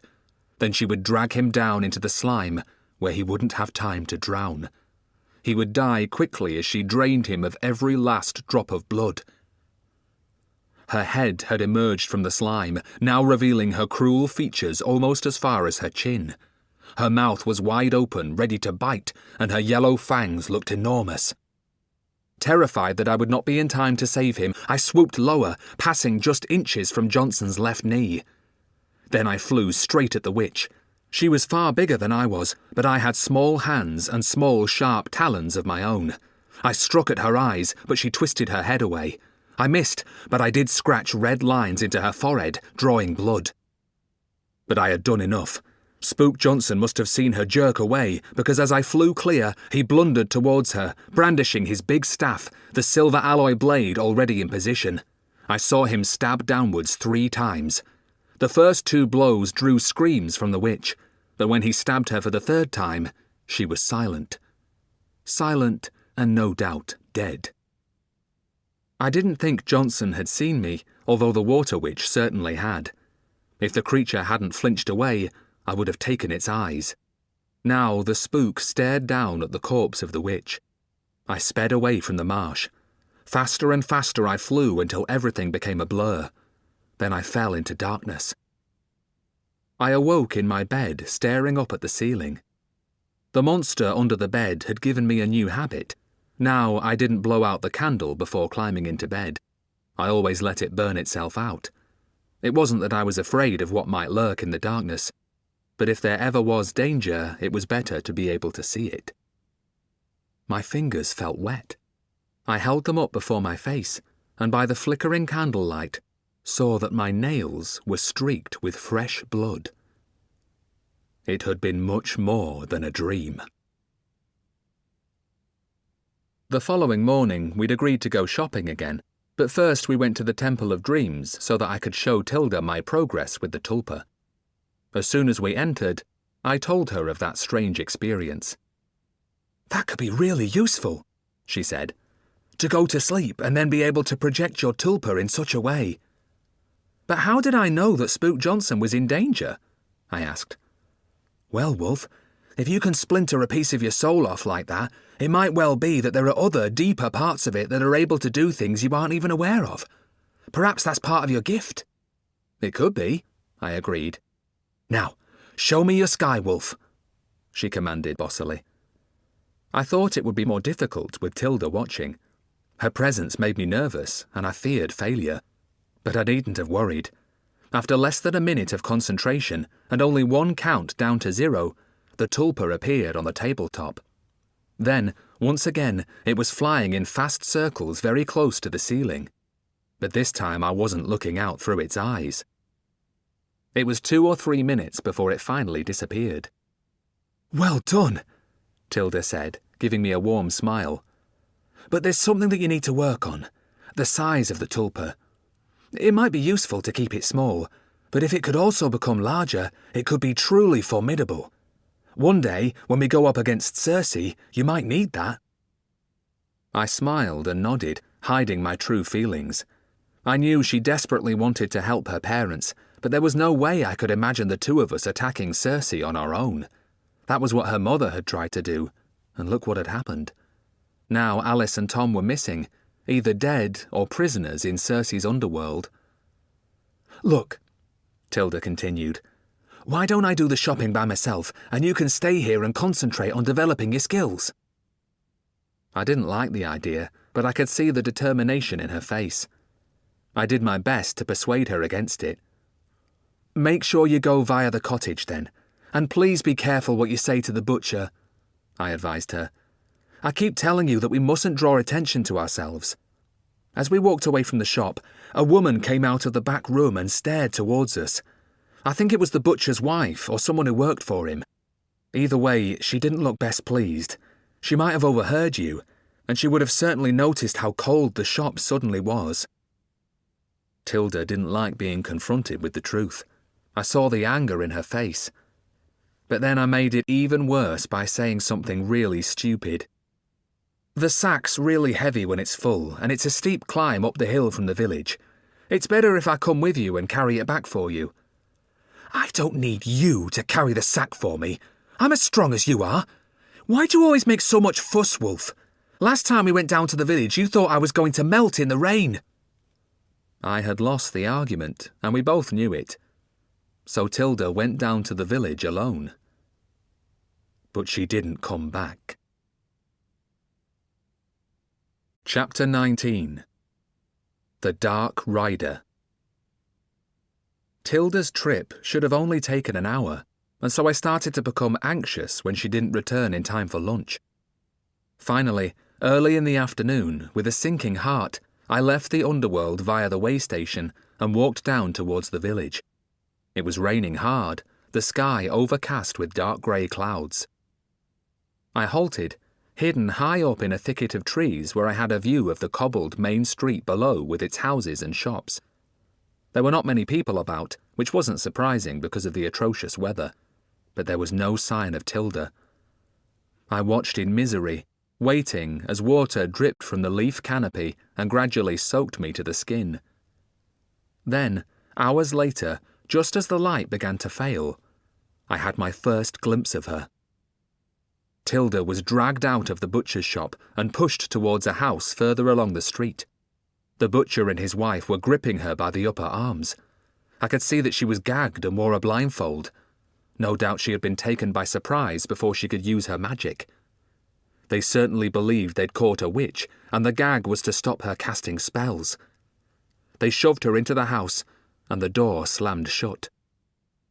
About half an hour later, I saw the butcher mount a horse just outside his shop, and then head off in the direction of the northeast. It wasn't too difficult to work out where he was bound for. He was heading for Blackburn to bring the nearer of the two Quisitors back to capture Tilda. I knew it would take the butcher a couple of hours or more to reach there, and the same back. No doubt the Quisitor, once told about Tilda, would gather his men and arrive here before midday tomorrow. There was no point in waiting longer in the trees, so, miserable and desperate, I went back into the underworld, reached my bedroom, and tried to sleep. But sleep wouldn't come. All night I twisted and turned, trying to think what I could do. How could I rescue Tilda from the village? It seemed hopeless, and once in the clutches of the Quisitor, it would become impossible. My best chance was to go now and attempt to rescue her under cover of darkness. Perhaps I could sneak round the back of the house and get in that way. If the door was locked, St. Quentin would surely get me inside. But there would be others in the house, and I'd surely walk straight into their clutches and end up a prisoner myself. Thus my plans remained half-hearted, in truth, frail dreams, and I did nothing. I lay there watching the candle burn low, feeling wretched and cowardly. At dawn, I drank a little water and left the underworld once more. Soon I was back in the trees looking down at the empty streets of the village. At least the rain had stopped, but the sky was still a dark grey, and no doubt some more county rain was on its way. By now the butcher would have returned. No doubt he was snoring in his warm bed. I wondered about poor Tilda. She would be afraid, and probably knew that they had sent for the Quisitor. She would realise exactly what that meant. Tilda would be dragged to Blackburn to face cruel questioning, torture, and then burning at the stake. Noon came, and still the Quisitor and his men had not arrived. I wondered why they were taking so long. But then, in mid-afternoon, a lone rider entered the village from the north. His hair was shaved on the crown, tonsured like that of a monk, and he was dressed in black. But unusually, he wore black leather gloves. He also had a long sword at his belt. Was this the Blackburn Quisitor? It seemed likely. His horse, too, was as black as coal and small for its rider. I looked at the horse again, and, as he dismounted, I realized my mistake. The horse was not small. It was the rider who was big and brawny. The butcher, who I reckoned to be about 6 feet in height, came out to talk to him. By comparison, this formidable quisitor had to be nearer 7 feet tall. Surprisingly, he was alone. A quisitor was usually accompanied by a dozen or so aides. I'd fallen into the hands of Father Ormskirk down in Salford, and he'd had an entourage that included both monks and armed mercenaries, not to mention his cruel assistant who was there to torture and execute any witches they captured. So why was this priest alone? I watched as, still gagged to prevent her casting spells, but with her blindfold removed, Tilda was brought out to the quisitor. Her wrists were already tied together in front of her, and the quisitor fastened a length of rope to that binding and tied the other end to the rear of his saddle. He meant to drag her along behind him. The whole process took just a few moments. Then he rode out of the village, heading northeast towards Blackburn, poor Tilda stumbling along behind his horse. I circled the village warily until I was following them. I kept my distance, afraid that I would be spotted and the quisitor would have 2 prisoners ready to be tortured in Blackburn. I hadn't a clue how I could rescue Tilda from the clutches of that large armed man, but I couldn't just abandon her. I regretted not eating something for breakfast. It wasn't just that my stomach was rumbling. Food was necessary to keep up my strength for this pursuit. Very late in the afternoon, the narrow path that the quisitor was following entered the gloom of a wood. Soon I could hear the sound of carrion crows ahead. The birds were on the ground, feeding frantically. As the quisitor approached, protesting with raucous cries, they took to the air and alighted on nearby branches.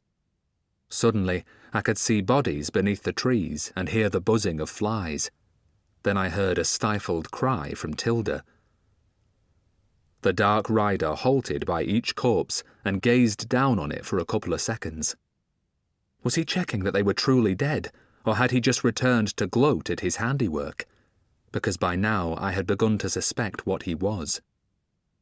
When he and Tilda were ahead and out of sight, I paused to examine the dead. There were 9 of them, all monks, but there were no marks upon their bodies. They seemed to have dropped dead where they stood. One was just a boy, a novitiate hardly older than I was. Another had a sword in a sheath fastened to his belt, and that suggested to me that he was the true quisitor. So, what had killed them? The obvious conclusion was that their slayer was the large man on the black horse. After all, he had taken their place. He had caught them on the way to the village, and had then ridden on to pose as the quisitor and take Tilda captive. Who was he? Suddenly, I knew, but I didn't want to believe it. That possibility was too terrifying. But then, after leaving the wood, the rider immediately curved towards the east, and then gradually came round until he was riding roughly south. That confirmed my fears. That direction would not bring him back to the quisitor's base. He was heading more southwesterly, and I knew where he was taking Tilda. He had only pretended to be travelling towards Blackburn. He was really heading for Salford. Beyond that was another underworld, the lair of the evil goddess Circe. I had feared for Tilda at the hands of a quisitor, but now she was in even greater danger. This was one of the servants of the goddess, and, once delivered into her hands, Tilda would die. Circe wanted her special blood, that which she had inherited from her mother, Alice, a powerful witch, and her father, Tom Ward, who was not just the 7th son of a 7th son, but also had Lamia blood flowing through his veins. Circe had many powerful servants. In our previous conflict with her, Tom, Alice, and myself, we'd been threatened by the Magi, 3 large ferocious cat beasts who were really 3 kings who had been transformed from their human shape by her magic. This rider that I followed would probably not be human either. What he was, I could not guess, But he had slain the Quisitor and his entourage without leaving any external sign of violence, so he was no doubt very powerful. I dropped further back, keeping my distance, but continued to follow him south. I hadn't a clue how I was going to achieve it, but somehow I had to rescue Tilda before she was taken into the underworld of Circe. It started to go dark. The rider dismounted and made his camp in a small clearing in the trees. I watched from a distance whilst he unfastened the rope that bound Tilda to his saddle, then used it to tie her to a tree. Then he hitched his horse to the same tree and started to collect wood for a fire. He ignited the wood with ease, and I suspected he used a similar magic to that employed by Tilda when she lit candles. Soon he had a fire blazing away, and then, after an hour or so, when it died down and the embers glowed fiercely, he made a number of high-pitched calls, his voice carrying through the trees. Was he signalling an accomplice? I soon learned that the calls had another purpose. A rabbit hopped into the clearing and then directly towards him. I watched him slip off his black leather gloves, and then, when the small animal was close, he grabbed it and snapped its neck. Soon there were other creatures, another rabbit and a large hare. He killed them quickly and didn't bother to gut or skin them. He didn't use spits for cooking, but simply pushed each dead creature into the hot embers. He didn't wait long before he started eating them either. Their blackened flesh had to be raw inside, but he ate greedily, ripping away the fur and tearing flesh from bone ravenously. Tilda had her back against the tree, but her head was bowed, and she seemed to be looking at the ground. She must be hungry, but her thirst had to be far worse. I'd halted for a few moments to drink from a stream, but Tilda had drunk nothing, and her throat must be parched. I was weary and lay back in the grass. For what seemed like hours, I fought against sleep, but eventually it overwhelmed me. For a while, I knew nothing but blessed relief as my exhausted body slept. Then, very suddenly, I was alert, but I was not in my own body. I was high above the trees, looking down on the clearing where a dark-clad figure was hunched before a fire. I could see Tilda bound to a tree, her head upon her chest. I was looking through the eyes of the Sky Wolf, which carried a splinter of my soul and was vulnerable to attack. So, I descended with extreme caution. Circe's servant might be able to harm me from a distance. After all, those monks had fallen where they stood, the agency of their deaths invisible. If I was slain here, my human body would also die. I landed on a branch directly opposite Tilda. Circe's black-clad servant stooped over the fire's embers to my left. He was still eating. I was much closer to him now and saw that his hands were not human. Each had 3 fingers and 1 thumb. Instead of skin, they had green scales, and each digit ended in a sharp yellow talon. I was partly hidden from him by foliage, but had a clear and direct view of Tilda. Suddenly, she lifted her head and stared directly towards me, and her eyes widened. Then she gave me a brief smile before relaxing, her head resting her chin against her chest and closing her eyes again. Tilda knew that I was there, but I feared that she might have alerted her captor to my presence. I glanced towards him nervously, but saw that he was still feeding. He'd eaten both rabbits, and had now started on the hare. I watched for a while, wondering what I could do here in the shape of the Sky Wolf. Could I free Tilda? That was a possibility. My talons could cut through her bonds. If I could remove her gag, she might be able to use her magic against Circe's servant. But could she hope to win in a struggle against him? I didn't know, and it wasn't worth taking the risk. My best chance was to wait until he was asleep and then attempt to free Tilda. Perhaps then I could return to my human body and we could both escape before our enemy awoke. But it was not to be. I was still not skilled enough in practicing my gift. Unable to hold my shape, I fell into blackness, and the next thing I remember was waking up to see sunlight streaming through the branches above me. In a panic, I struggled to my feet. It was at least an hour after dawn, and the creature had already ridden away, taking Tilda with him. Frantically, I began to follow, but soon calmed down. I was certain that he was heading for Salford and the underworld of Circe beyond it. Therefore, there was little risk that I would be unable to find him again. I paused and plucked a few mushrooms, the first food I had managed to eat in over a day. Then, soon afterwards, I found edible berries and spent 5 minutes or so picking and eating those. I also filled my pockets with berries for Tilda. I hoped I'd get the chance to feed them to her. I had been right to delay my pursuit and eat, because soon afterwards I spotted Tilda and her captor in the distance. I followed them, although this time I was more cautious and kept further back. I had a long day ahead of me, but I knew it would be worse for Tilda. I hoped that Circe's servant would halt and make camp once more before reaching his destination. Of course, he might journey on through the following night, and that would mean my last chance to rescue Tilda would be gone. I tried not to think about that. I need not have feared. The sky was clear, and with the sun sitting on the western horizon, he finally came to a halt in another clearing, and, after binding Tilda to a tree, tethered his horse. He was a creature of habit and followed exactly the same routine as the previous night. After starting a fire, his eldritch calls into the night summoned 4 rabbits. Their necks were quickly snapped and their furry bodies thrust into the embers. I watched him eat whilst Tilda was slumped with her back against a tree, her eyes closed. Her thirst must be terrible. Wasn't he concerned about her dying? I thought you could live for about 3 days without water, but Tilda had been dragged along behind his horse, and even though their progress had been slow, that must have taxed her strength to its limits.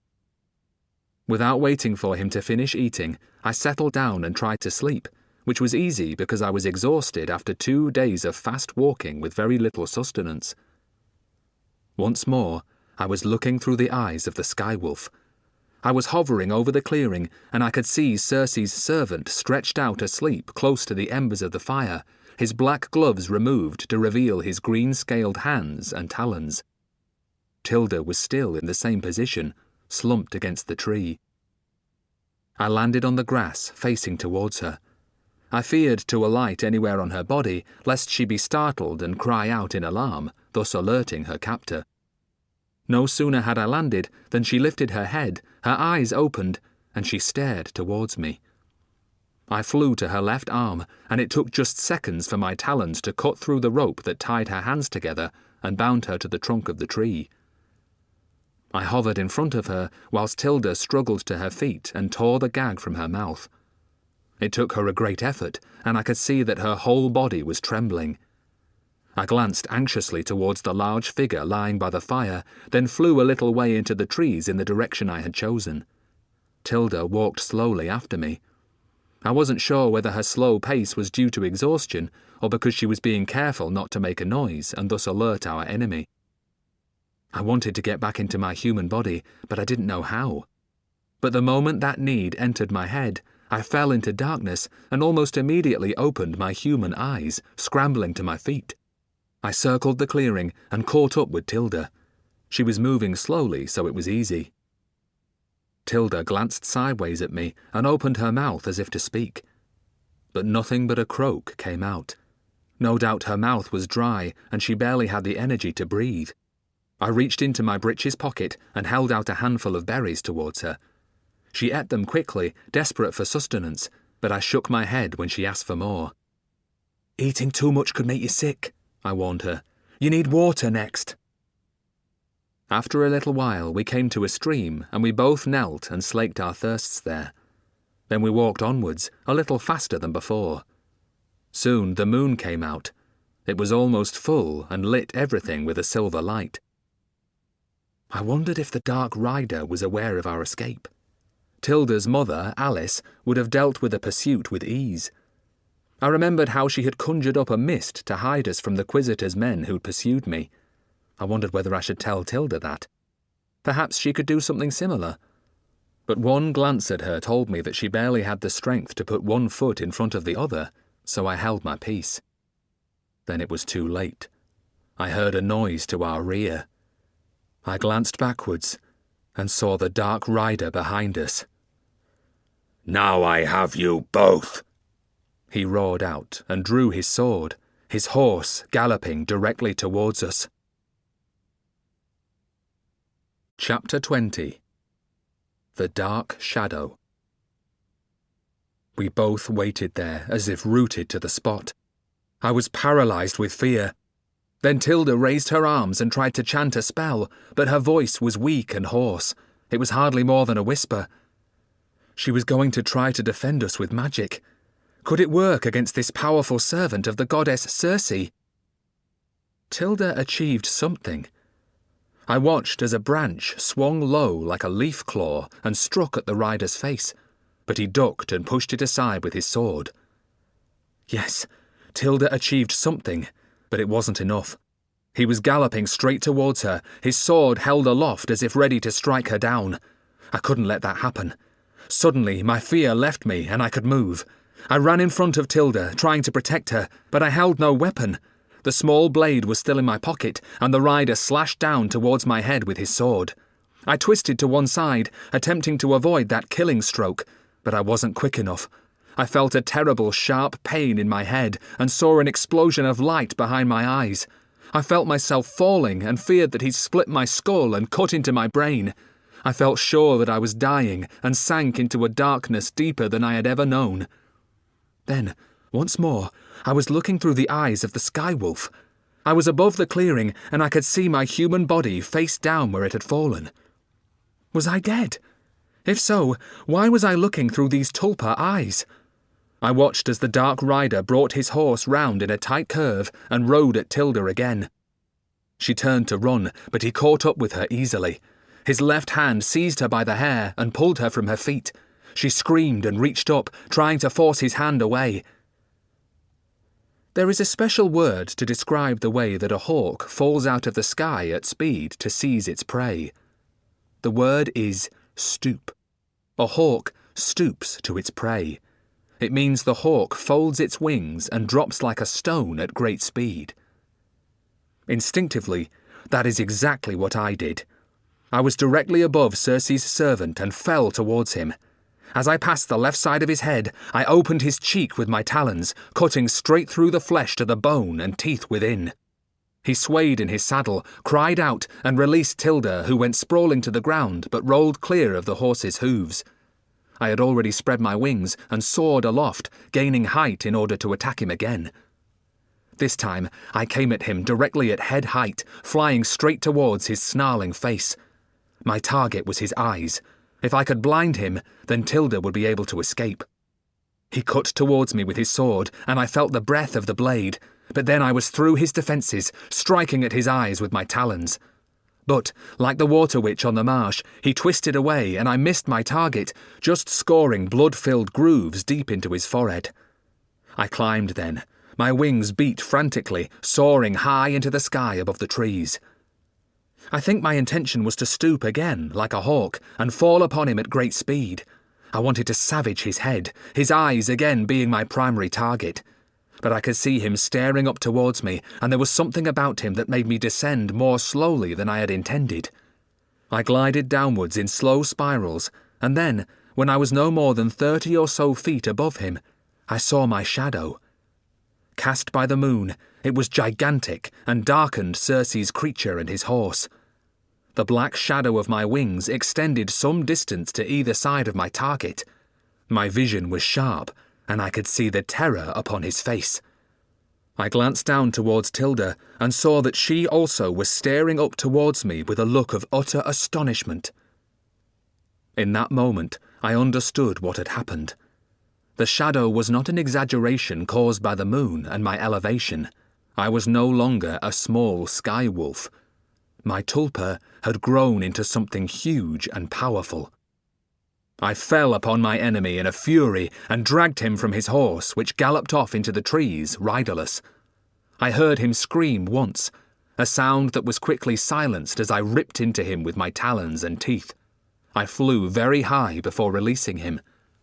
I think he must have been dead before he fell, his body seeming to grow smaller, his fingers and feet almost touching, until he was like 2 small attached sycamore seeds spinning down through the tree branches below. That done, my eyes grew dark. Had I achieved that in my final moments, my tulpa persisting for a little while as my human body died? I had no regrets. I felt at peace, and strangely was not afraid of death. I had saved Tilda. I was grateful for that. The next thing I remember was perching on a branch still in my tulpa body. I was gripping the bark with my talons, but my eyes were closed. I could hear somebody below me weeping loudly. I opened my eyes and looked down. I could see Tilda. She was crouching over a prone form on the grass. She was crying without restraint, her body rocking backwards and forwards in anguish. I left the branch and flew forward, hovering so that I could see what her shoulders and head had been obscuring. What I saw was so shocking that I almost plummeted to the ground. It was my human body, and it was dead beyond any possible doubt. The sword had cut into the skull deeply, and the shoulders and neck were covered in blood. I watched as Tilda clambered to her feet, still weeping. She walked across and retrieved the sword from the long grass where it had fallen. She then used that to try and dig a grave. It wasn't easy and took her a long time. I could tell that the grave wasn't really deep enough for the body. It would be easy for some animal to dig it up. I was in shock, not really taking in what I was seeing. I was looking at my own dead body. I expected to fall into darkness at any moment.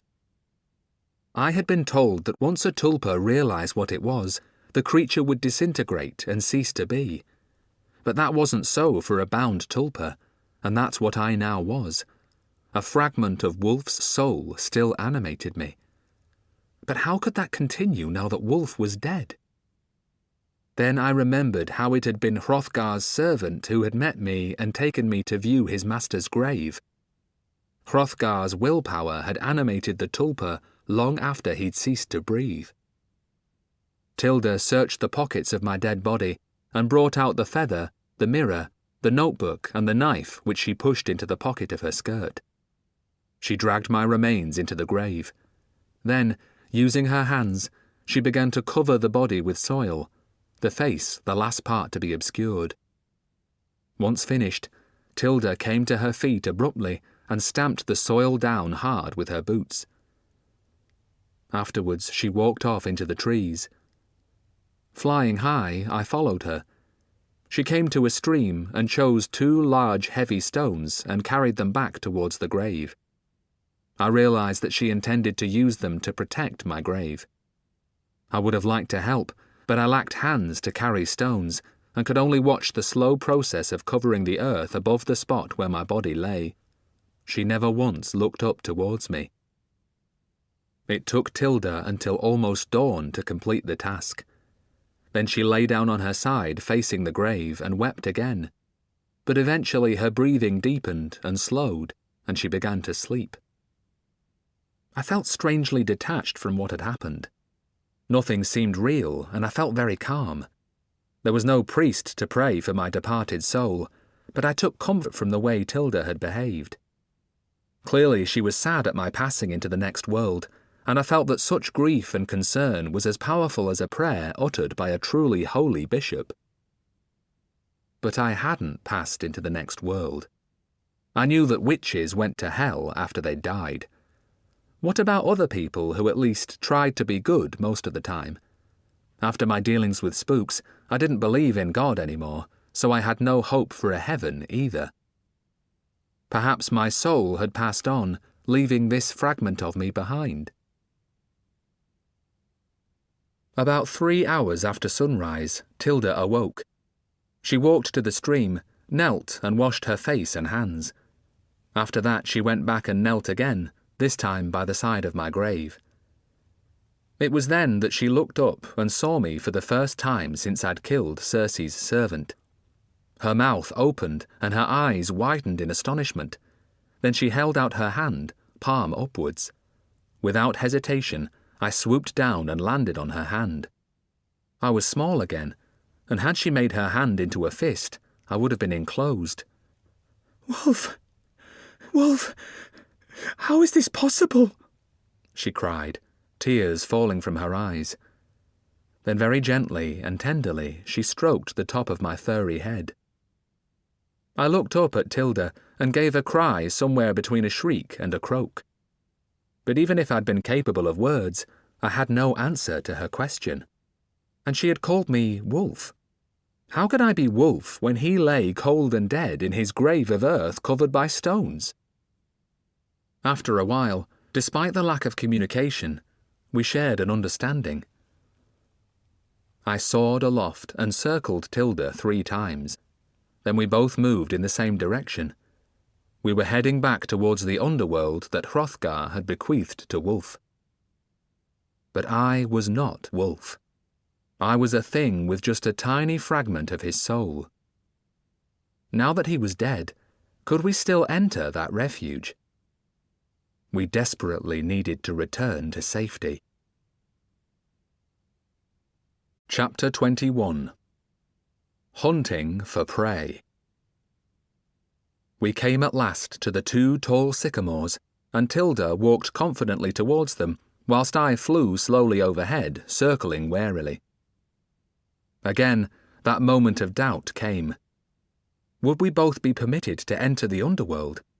After all, I was the one that Hrothgar had bequeathed his house to, so, to make sure, I landed lightly on Tilda's shoulder in case that might help. I need not have worried.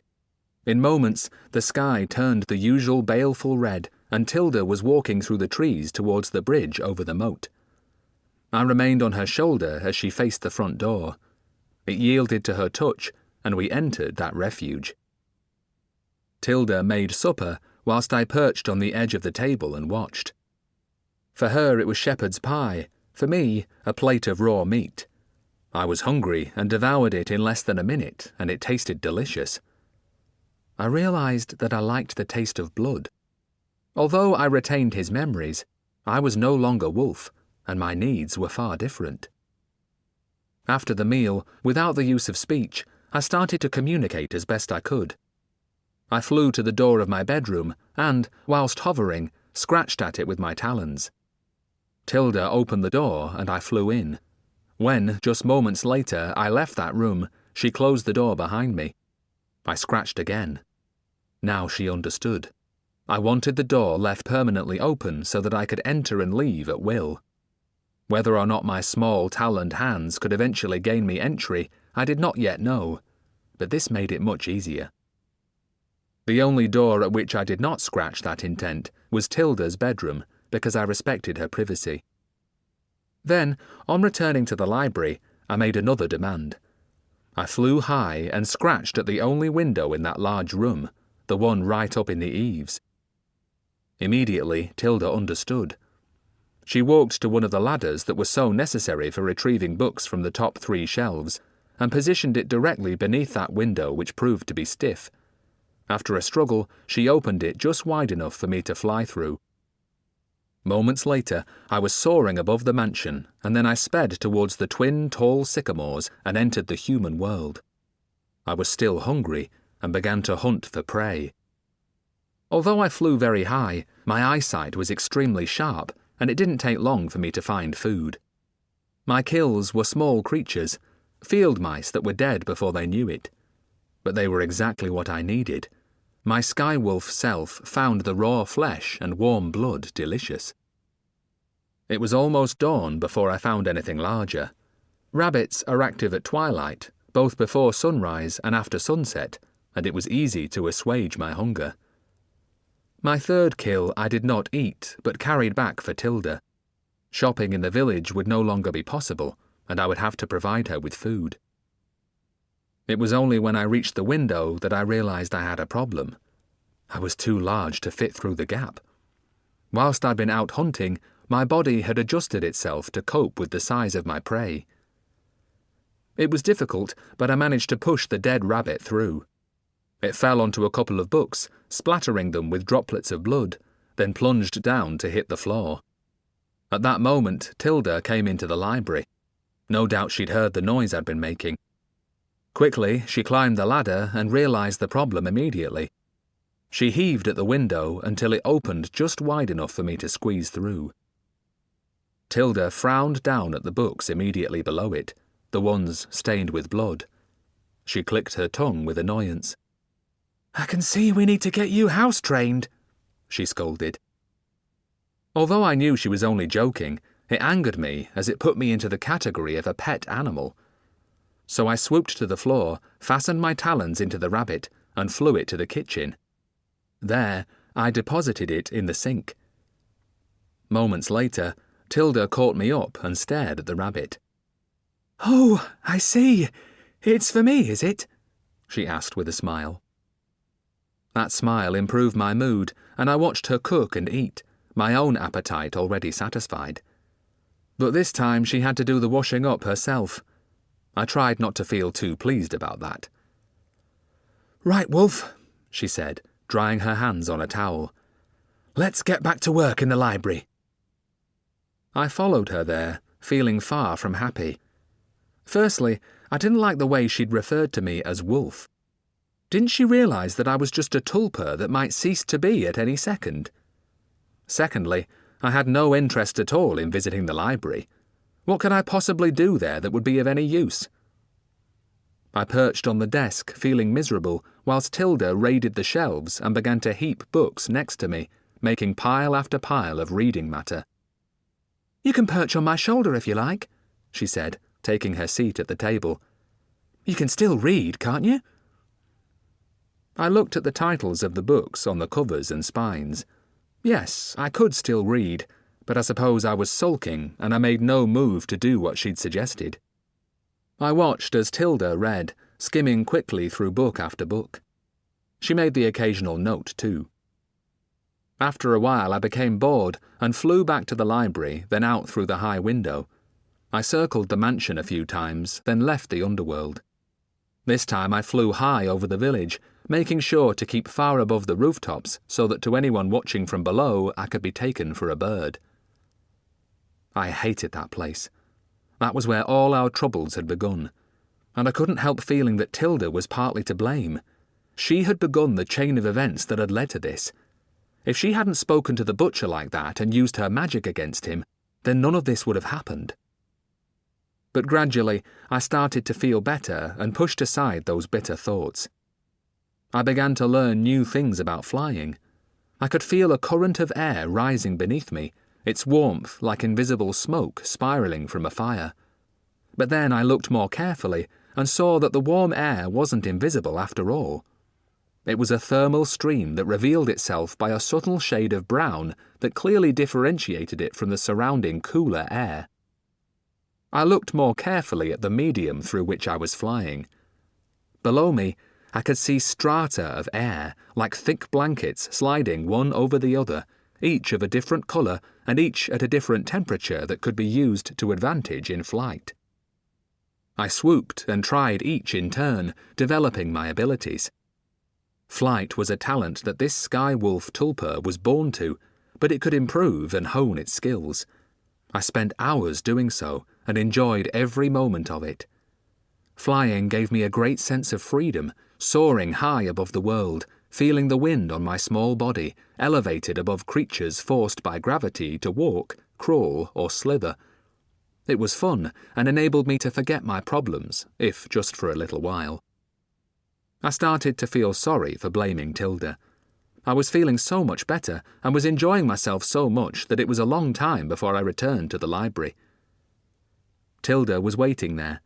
All the books had been returned to their places on the shelves, and she was still seated at the table with her arms folded and a look of determination on her face. "Well, it's just as I suspected," she told me as I alighted on the table before her. "You have to ask yourself why you didn't die with your human body, and the answer is simple. Your soul was divided between the two bodies, and when the rider killed you with his sword, all of it transferred there," she said, pointing at me with her forefinger. "So where does the human end and the tulpa begin?"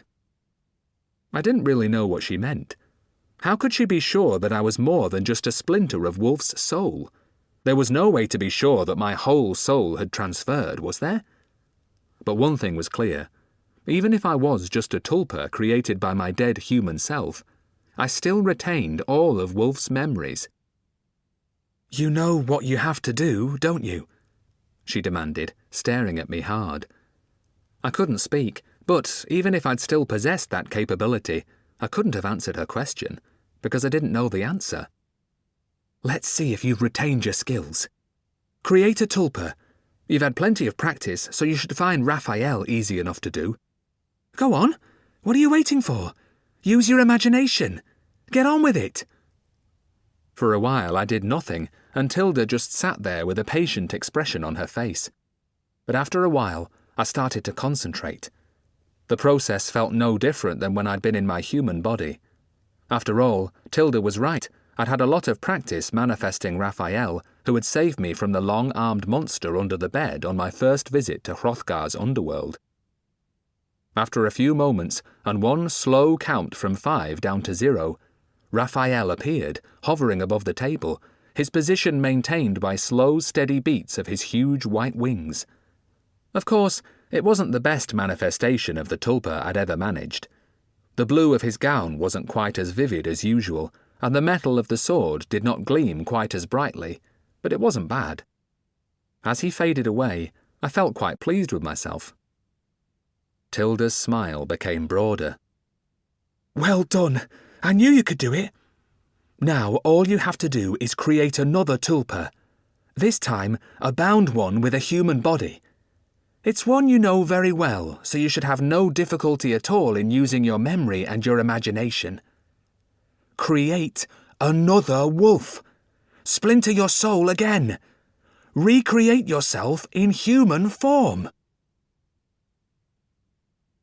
Chapter 22. Through the Eyes of the Tulpa. I stared at Tilda in astonishment. What she was suggesting was both impossible and crazy. If I'd had the means of speech, I would have told her so in no uncertain terms. Upset and angered by her foolish words, I fled the library immediately, and soon, once again, I was soaring above the woods and fields of the human world. I began to hunt once again for prey, the sky wolf dominating the human part of me so that I was more a creature of instinct and emotion than one of rational thought. I hunted rabbits, hares, and field mice. In a rush of mindless anger, I killed and killed again, filling myself with warm blood and raw flesh until I was bloated, and then, as the sun went down, my body forced me to vomit it all back up. Afterwards, I perched high upon one of the twin sycamores that marked the entrance to the underworld. I was perfectly still. Only my mind moved, sifting slowly through Tilda's words. After a while, I realized that I'd behaved like a sulky, petulant child. I felt deeply ashamed. Then I thought of Tom Ward and how I had been terrified when he had shapeshifted into a Lamia and killed the creatures that Cersei had sent against us. Because of my fear of that transformation, I had rejected the opportunity to become his apprentice. I now knew that I'd been wrong to do that. He had killed Cersei's servants with great ferocity, but in doing that had ended the threat and saved our lives. And what had I done? I had killed those small creatures because of anger and hurt, rather than a need to defend myself or provide myself with food. I had been wrong about Tom. I had been a coward. I should have become his apprentice. When I returned to the library, Tilda was in her own room, probably lying there awake, angry and disappointed at me. She had meant well. She'd tried to help me find a way out of my misery. I alighted on the desk and brought all my concentration to bear on the task that she had set. I'd never been one to gaze long into mirrors. As far as my personal appearance went, I'd never committed the sin of vanity. Not that I'd anything to be vain about. Consequently, I knew more of the inner workings of my heart and mind than I did of the external appearance of the boy called Wulf. But I gathered what memories I could, and I attempted to manifest the tulpa. At first, the form was lacking in substance and colour, and I could see right through it. It possessed a head, 2 arms and 2 legs, and wore the habit of a novitiate monk over which was a spook's cloak and hood. I concentrated even harder, and then it happened. My soul divided again. I was looking through the eyes of the human tulpa, regarding the small sky wolf staring up at me. It did not last long, but I was astonished and simultaneously filled with real hope. To a certain extent, I had just been going through the motions. I hadn't believed it would happen, but I had owed it to Tilda to at least make the effort. Now I knew that I really could get my human body back. That possibility filled me with strong resolve. I didn't want to show Tilda my new human tulpa too early and maybe disappoint her. So, as the days went by, I kept my distance from her, but at night continued to hunt and provide her with food. Each time she thanked me politely, but without warmth. I suspected that she was hurt by my attitude. Only once did she peer through the open door into the library, where I was busy dreaming, imagining, and concentrating. At that time, my human tulpa was not there. Then she walked on without speaking, her expression unreadable. So it was late that night when I finally knocked upon Tilda's door. "Come in," she called out. I obeyed and walked towards her. She had been sitting on the edge of the bed, and now she came to her feet, smiled, and took a step towards me, opening her arms wide to give me a hug. She looked overjoyed, beaming at me with pride. I realized that although she had kept her distance, she had expected this to happen. But those arms did not enfold me, because, despite intense effort to maintain that form, I'd already vanished. She smiled again and stared up towards where I was now watching her from my perch on the higher of the two window ledges. "That was good, Wulf," she said, her face very serious. "But your nose should definitely be a lot longer, your eyes much closer together, and you've forgotten that big purple wart on your chin." I stared at her until she grinned, and I realized she'd been joking. I now had two selves. But where did my soul live? Was it divided between the two tulpas? It took another week before I could keep that new tulpa in the world for more than a minute or so. But it was similar to the process I'd used when working to manifest Raphael. Bit by bit, minute by minute, I slowly improved my creation. I worked hard and finally achieved what I set out to do. I could look out through the eyes of the tulpa, hear what it heard, smell what it smelled, and eat to satisfy an appetite that was always growing. But something had changed. Now I could not manifest both tulpas simultaneously. When I looked through the eyes of the sky wolf, the wolf tulpa ceased to be. The opposite was also true. I discovered another problem too. Tilda gave me back the items that she'd taken from my dead body. I thanked her and put them back into my pockets. They stayed there only as long as I remained within the wolf tulpa. But the first time I transferred into the sky wolf, they were gone. They had fallen onto the kitchen floor. I realized that there could be a way to solve that problem. Just as I could create myself clothes and shoes, it could well be that I could recreate such items as part of the tulpa. But that would take time, and I doubted that I could copy a magical item such as the red feather. I feared at first that without it, Circe might haunt my dreams. But so far, she stayed away. All this was new and strange. This was not really my human body. It was not as it had been before. But at times it was almost possible to believe that nothing had changed and that I was the same. I had the memories of Wulf. I acted as if I were Wulf. So what was the difference? Surely I was still Wulf. It was another 2 weeks before I developed full control over my human tulpa. Once that was established, I suggested that we go and buy some provisions, but not, of course, from the local village. "Maybe some of the farms will sell us food," Tilda suggested. "It's worth the risk," I said, sitting at the table and facing Tilda as we finished off our portions of rabbit pie. "But we'll have to walk far afield and not trust the local farmers. Word spreads fast, and soon they'll all know about the witch who was taken prisoner but never reached Blackburn. They'll find the bodies of the Quisitor and his men too. I have a feeling that the vicinity of this underworld will be a dangerous place for a long time." The church will send monks to search the area, and even soldiers might get involved." "I'm sorry," Tilda said after a while. "All this is my fault. I should have kept my mouth shut in the butcher's." "What's done is done," I told her. "Anyway, we may not need to risk buying from local farms. There's another village not that far from here, just south of Billinge. I think it's called Chadwick Green, and it's not on the same road as King's Moss, so I doubt that there's much communication between the two. They might have heard of the deaths of the Quisitor and his servants, but there's hardly likely to be anyone there who'll recognise you. It's a chance worth taking." "It certainly is. I don't want to seem ungrateful, but it'll be good to eat something other than rabbit and hare."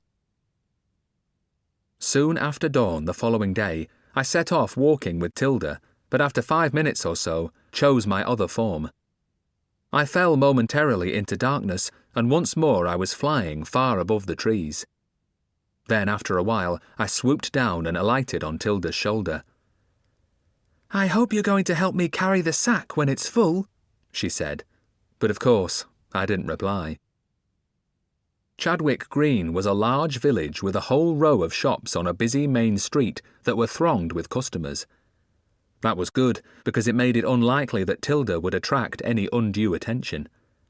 I perched on a chimney, alert for danger as she made her purchases. Only as she was well clear and safely on the road back did I manifest my human tulpa and walk alongside her, carrying the sack as she'd requested. That night, we dined on chicken, boiled potatoes and sprouts, the dish skillfully prepared with herbs that Tilda had selected. It was something of a celebration, and I felt really happy. But by now, I knew Tilda well and could read her moods. There was something on her mind. As she finished her meal and placed her knife and fork on her plate, she told me what it was. "You killed Cersei's servant with ease," she told me. "Can you change the size of the Skywolf at will?" "When I did that, my change in size just happened. But now I've got quite a lot more control, and it's getting better by the day," I replied. "Eventually, I think I will be able to modify my size at will." "Then we're almost ready. We can attack Cersei in her lair and put an end to her. We could do it soon. My parents could be back in Chippenden within days." She was motivated by her need to free Tom and Alice. For all we knew, they were already dead, but it would have been hurtful to point out a probability that, deep down, she was well aware of. But what she was proposing was reckless, so, keeping my voice calm, I tried to talk her out of it. "Even combining our strength, I don't think it'll be enough," I told Tilda gently. "Cersei is a goddess, and, in the end, even your mother couldn't defeat her." "You're trying to tell me that I'm not as powerful as my mother?" Tilda said indignantly, starting to raise her voice. I could see the anger building within her, but I had to tell her the truth and divert her from this madness. "You might be one day, but you're young, Tilda, and your powers are still developing. If your mother had been there when we escaped in the woods, but Cersei's servant followed us, he would never have found us. Alice can summon a mist and hide within it. I saw her do it. She hid me from the Quisitor's men. I would have been captured, tortured, and executed but for that. And I saw you try to knock the rider from his horse." I hesitated and bit my tongue, but the rest of the words forced themselves out anyway. "That almost worked, but almost isn't good enough." "That's not fair," Tilda protested. "I was weak and dehydrated. I'd been dragged behind a horse for almost 2 days without water. That's why my magic wasn't strong enough." She stormed off to bed. It wasn't the first time that heated words had passed between us late at night. I should have kept my thoughts to myself. I'd been wrong to be so blunt when Tilda was upset about her parents. We often quarrelled when we were tired, but I was sad at our disagreement. After such a good day, it was a shame for it to end in that way. Chapter 23. A Gate to Hell. I awoke soon after dawn. When I came down to the kitchen, Tilda was already poaching eggs and grilling tomatoes. She often managed to get up just before I did. "Butter some bread," she called out cheerfully, "and make sure the slices are thick." Although we often rowed at night, in the morning we always pretended that it hadn't happened. Although, perhaps pretended is the wrong word. I think we both honestly put the quarrel behind us. For both of us, each day was a new beginning, and the stupidities of the previous day cast not even the faintest of shadows. Soon we were eating a delicious breakfast. Then I started to make a proposal that brought the hint of a smile to Tilda's face. I hadn't thought it through overnight. I hadn't planned or rehearsed what I said, although it had been in the back of my mind. The words just tumbled out, but they were good words, and it seemed a good plan. At least we would be doing something, and that would make Tilda feel better. "It would do no harm," I said, "if I went and took a look over Cersei's underworld. Just from the outside, I mean. For all we know, she could have abandoned it and gone elsewhere. I could see if there's any activity, and the information I gather could be useful when we're finally ready to attack her. She won't even know I've been nearby." Tilda nodded. "That could do no harm," she agreed. Her expression told me that she was really pleased at my initiative. She'd been itching for us to do something. "It'll be good to see if there are any changes. But don't take any risks. It'd be different if I were with you, but I want you back here safe and sound. Promise?" "I promise." "When will you go?" "As soon as I've finished breakfast." "In that case, as you're doing something important, you can skip the washing up." She didn't need to make the offer twice. 10 minutes later, I'd left the underworld and was flying south towards Salford. As I approached Salford, I made a small detour to visit Kurzel Abbey, where I'd spent almost a year training as a novitiate monk. My control over the Sky Wolf Tulpa was increasing rapidly. Not only could I make myself larger, the opposite was also true. I wanted to visit the scriptorium where the monks copied books, a place I remembered well, and so I was no larger than a bumblebee when I flew through an open window and alighted on a ledge. Of course, there was a danger attached to being so small. I could easily be splattered against a wall, but first I had to be noticed, and unlike a buzzy bee, I flew silently. 12 monks were seated, working in silence, wrapped in concentration. The only sound was the scratching of their pens on paper or vellum. I recognized none of them, and 3 of them were just young boys, probably new to the abbey. I remembered that it was only to be expected because 14 years had passed. They were supervised by a gaunt, grim-faced old monk with folded arms. Then, to my dismay, I suddenly recognized their supervisor.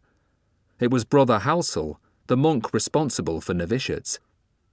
He'd been a stern master, but he had been kind to me when the Quisitor had me imprisoned and tortured. He'd brought a salve for the burn inflicted on my forehead and tried to support me with sympathetic words. But time had changed him. He was no longer a robust, muscular monk who was still in the prime of life. His hair was grey, his complexion sallow, and his body looked frail. Saddened and shocked at his appearance, I flew out through the open window and climbed high above the abbey, increasing my size to that of a kestrel hawk. Time sometimes caused unpleasant changes, and it was worse to be brought face to face with them suddenly, rather than seeing the gradual aging that affects all mortals on a daily basis. Both my parents were dead and lost in the past. My father had died when I was still young, and I used to see his ghost haunting the barn.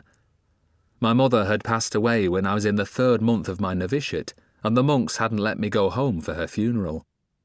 Another 14 years had passed now, but that didn't lessen my sadness. Contemplating the passage of those 14 years also brought to mind the dilapidated, abandoned house at Chippenden from which so many spooks had served the county. That filled me with sadness also. Some things could not be reversed. I could never go home to visit my own parents. Brother Halsell could never become young again. But I would do all in my power to restore Tom Ward and Alice to their Chippenden home. But I would do it when the time was right, not the premature, risky attack that Tilda favoured. I flew high over Salford, following the line of its main street. Far below, I could see the large house that Spook Johnson had once worked from. The windows were smashed, and someone had nailed planks across the front door. Salford was now without a spook, but no doubt many were happy at Johnson's absence, despite the increasing power of the dark. He'd specialised in hunting witches, but had sometimes erred in his judgment. Not all the women held in his cells had practised witchcraft, and, although the locals had feared his temper, many had also disliked and resented him. No doubt I never would now write the book that would salvage his reputation. I wondered how he was coping at the mill, and what would eventually become of him as he too grew older and less firm like Brother Halsell. My thoughts were far from cheerful, and I now felt an increasing sense of foreboding as I approached the village where the entrance to Cersei's underworld was concealed. I noticed that many of the surrounding farms were abandoned. Even 14 years earlier, families had been leaving the area. Now it was worse. Cersei was a cannibal, and her creatures and familiars also fed upon human flesh. That area of predation had expanded in order to feed those ravenous appetites. Now the enchanted village was directly below me, and it was exactly as I remembered it. It contained a single street, just a few houses, a small church with a large door, and a grocer's shop. The whole place looked deserted, but that was just magical camouflage.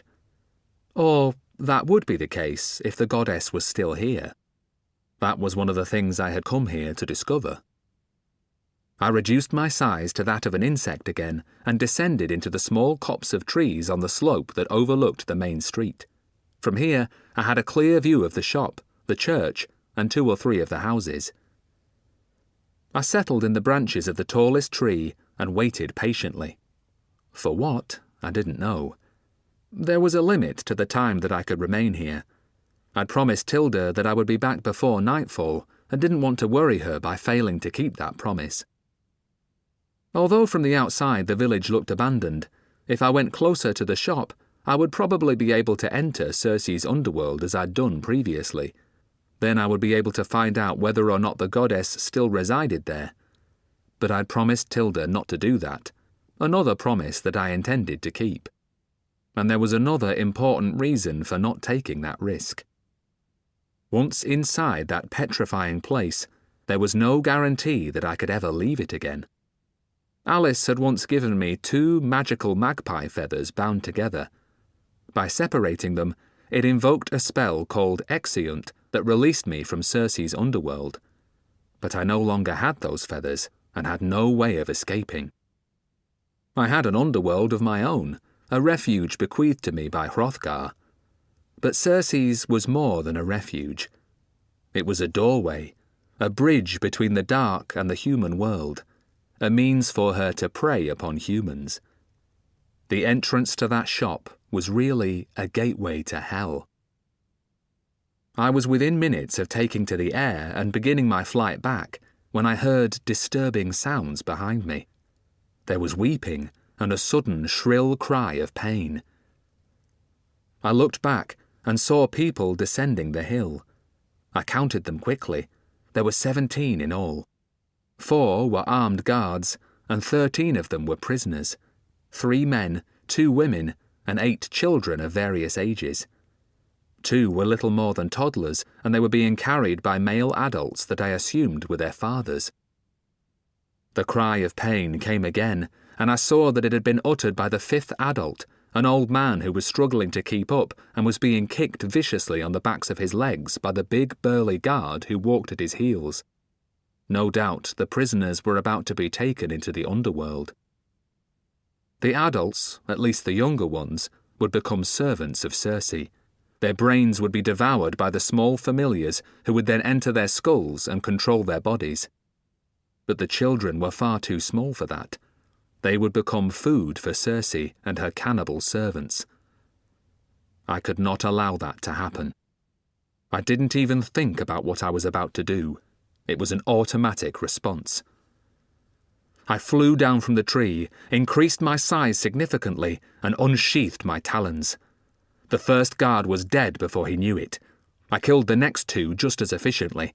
The last one ran and almost reached the street, but he died before he could cross it. In my human form, Killing even when it was necessary in order to save the prisoners would have been a disturbing and difficult thing to do. But my Sky Wolf self, despite the fact that it still retained my human memories, felt no such compunctions. It hardly thought about what it was doing and was only concerned with the immediate consequences of its actions. Those deaths would save those innocent people from the horror and death that awaited them.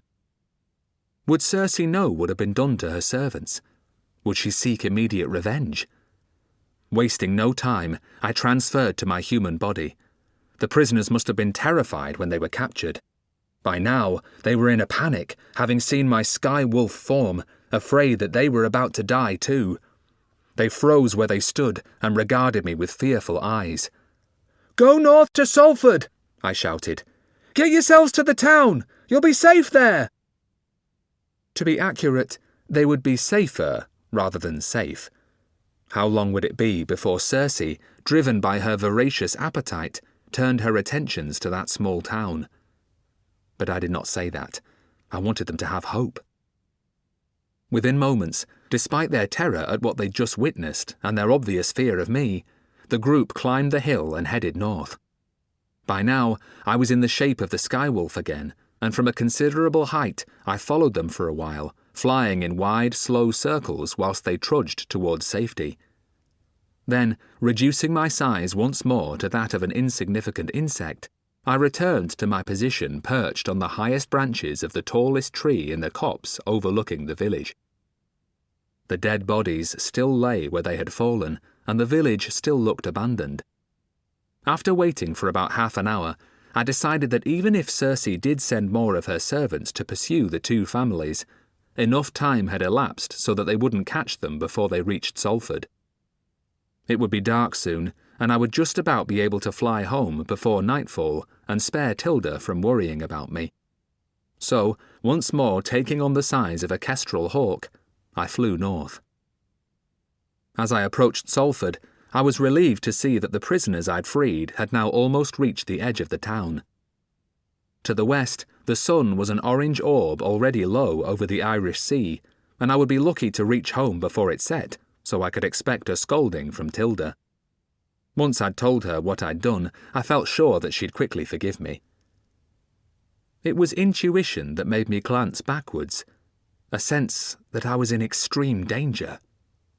That premonition proved correct.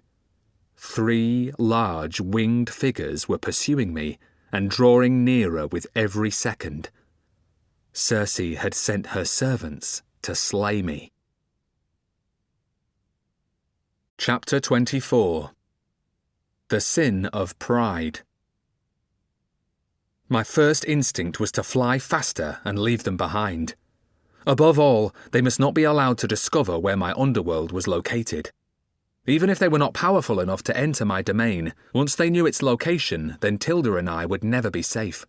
Circe's servants would always be waiting to pounce whenever we emerged. I glanced backwards for the second time. They were now much closer. They looked very large too, especially because I was very small. I increased my size significantly and unsheathed my talons. I should have been afraid. Yes, I was nervous, but I was also excited by the prospect of fighting Circe's servants. Inside this tulpa, my mental state was far different than it was within my frail human body. I was still Wulf, but I was also something else. Something wild and dangerous that liked to take risks and welcomed the chance of hunting and combat. I turned sharply. Within seconds I was flying directly towards them on a collision course, ready to attack. Now, for the first time, I was able to see them clearly. They were reptilian with green-scaled bodies and wings and snake-like heads and long tails. They resembled the dragons that I'd once seen in an illustrated bestiary of fabled monsters, which had been brought to the abbey to be copied by the monks in the scriptorium. One of the novitiates turned out to be a talented artist who produced drawings in vivid colour that were even better than the originals. I was flying directly towards them, and dragons were supposed to breathe fire from their mouths and nostrils. Would they burn me to ashes before I could rend them with my talons? Was Circe capable of giving them such a devastating, offensive ability? Her magic was certainly very powerful. I remembered how she'd created a trio of huge cat beasts, transforming them from 3 human kings into savage, fanged killers. I recollected the witch with a face like a concave moon that Cersei had also fashioned to serve her. That witch was able to fly upon a broomstick. But witches couldn't fly. Any spook could tell you that. And flight, of course, had only been possible within Cersei's underworld, where her magic made almost anything happen. The witch could not have flown in the human world, however, thus showing the limitations of the goddess's magic in our earthly realm. It did give me pause for thought. Despite the reckless nature of my winged tulpa, the more cautious human aspect of me prevailed. So, before I came within range of their fanged jaws, just in case they could breathe fire, I swerved beneath the trio of dragon creatures and dived at speed towards the trees below. It was a huge wood, and I'd already thought of a way of using it to kill or incapacitate at least one of my enemies. As I levelled out, flying no more than 12 feet above the ground, they pursued me at speed in single file, one after the other. There was a grassy track through the wood, a passage that curved left.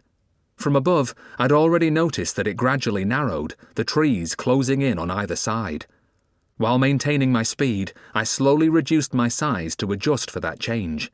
The 3 dragon beasts were not tulpas and wouldn't have that ability. They were larger than I was when I entered the forest. I was relying on the fact that the other 2 would just follow the leader. They would be concentrating hard on catching me and would not notice until it was too late. I was right. There was a crack like a branch snapping, then a shrill scream behind me, followed by a heavy thud. I slowed, alighted on the ground, and turned to face my enemies. Just as I'd hoped, the first of my pursuers had hit a tree trunk with its wing and had been brought crashing to earth. The 2 creatures behind, shrieking in alarm, soared upwards beyond the tree canopy to avoid a similar fate. The evil winged beast on the ground was hurt badly and lying on its right side, half of its left wing hanging as low as its head, the bone clearly broken. Taking advantage of its plight, I attacked, ripping out its throat as I passed and ensuring my safety. Then I soared upwards, my wings beating fast, taking advantage of a convenient current of brown thermal air as I rapidly gained height. Soon I was far above the 2 remaining dragon creatures. They were giving mournful cries and circling the trees directly above the place where their companion now lay dying, its red blood soaking into the ground. I stooped like a hawk towards its prey. I chose my target, folded my wings, and dropped like a stone. My second kill proved just as easy as the first. I soared upwards once more as, gushing blood, the dying dragon creature plunged towards the trees far below. Elated by my 2 victories, talons extended for the 3rd kill, I flew straight at my final enemy. I felt full of confidence. I expected to prevail. I was filled with pride in what I had achieved. I thought I was a lord of the sky. I believed that I ruled all that I could see. What a vain fool I had become. So stupid, so arrogant, so deluded. As a novitiate monk, I'd been taught all about sin and how it could destroy the soul and deserve the fires of hell. There were 7 major sins, amongst them anger, greed, and envy. But the deadliest of all was pride. Lucifer had been a bright shining angel, but the sin of pride had brought him tumbling down into hell. It was the same for me. I did not fall into hell, but I misjudged the distance to my target, because that target had already moved. I had underestimated the creature's ability, and it skillfully avoided my talons. Mine missed, but my enemy's talons did not. I twisted away, but they raked the length of my left side, piercing the flesh and scoring deep grooves into my rib bones. In agony, I convulsed and fell towards the trees. Shrieking in triumph, the dragon creature swooped after me, intending to slay me. Its talons struck at my throat, but I was no longer there. I was back on the ground, back on 2 legs in a human form, racked with pain, blood dripping into my boots. I pushed that agony to the back of my mind and, in desperation, concentrated upon what I needed to do in order to survive. Once more, I was standing on the grassy track between the trees facing towards the dead body of the first of Circe's dragon creatures. That made it more difficult for my adversary. It had to fly over that huge body in order to reach me, and it had to take great care not to damage its wings on the trees on either side of it. The dragon avoided both obstacles with great skill and flew at me, skimming the ground. It struck, its talons extended. But I was no longer there. What I had attempted had worked. It seemed that whichever tulpa I now summoned could share my soul. My white wings had unfurled, and I was Raphael. I flew above the creature in the perfect position for the killing stroke. Despite the stiffness in my side, I brought down my sharp sword with great force and struck the head almost clean from the beast's body. Blood splattered up my blue robe. My third and final opponent had been vanquished. I left the Raphael tulpa the moment the deed was done. The pain returned as, once more in the shape of the Sky Wolf, I flew home in agony. The death of my mortal body had not affected the body of the Sky Wolf. Had I not created a bound tulpa, my creation would have died with me, but it had a piece of my soul, and I lived on. But now that I had only tulpa bodies rather than a human one, an injury done to one tulpa would affect all the other tulpa forms. I now felt this to my cost. The sun went down, and darkness came, whilst a more terrible darkness tried to close my own eyes forever. My breathing became laboured, and my heart fluttered erratically, until at last, feeling close to death, I passed between the two tall sycamores, and the red baleful light of my own sky was above me. I had once feared it, but now it welcomed me home. Painfully, I squeezed through the window into the library and fluttered to the floor like a dying leaf, where I became a human-shaped tulpa again. I had just the strength to call out Tilda's name before I lost consciousness. I remember little of what happened next. I had a terrible fever and lay in bed, the sheets soaked with my sweat. There were sips of bitter herbs and strange lights that hovered above my head. I rambled, and a voice replied, mostly hushing me into silence. It was the voice of Tilda. Her words mostly made no sense to me, but it was her magic that dragged me back from the brink of death. And at last I understood what she was saying. I looked at her and felt glad just to be in her presence, and so grateful that she had saved my life. As I stared, my heart melted as I realized how truly beautiful she was. She appeared like a dark-haired angel with high cheekbones and a beatific smile. I saw that this must have been what Alice looked like at a similar age. I could understand how Tom had let himself fall in love with a witch. "You're not fit to be let out alone," Tilda said, shaking her head. I had heard Tilda muttering this to herself several times as she attended to me, but until now I had always been too confused or weary to reply. This morning there was a significant change in how I felt, but satisfying my hunger first was more important than defending myself with words. She sat on the edge of my bed and handed me a bowl of steaming chicken soup. Then I held out my hand for the spoon. It was the first time I'd done that. "Can you manage to feed yourself now?" she asked. I nodded and accepted the spoon, starting to sip the delicious soup. I had to take care to avoid spilling it because my hands were shaky.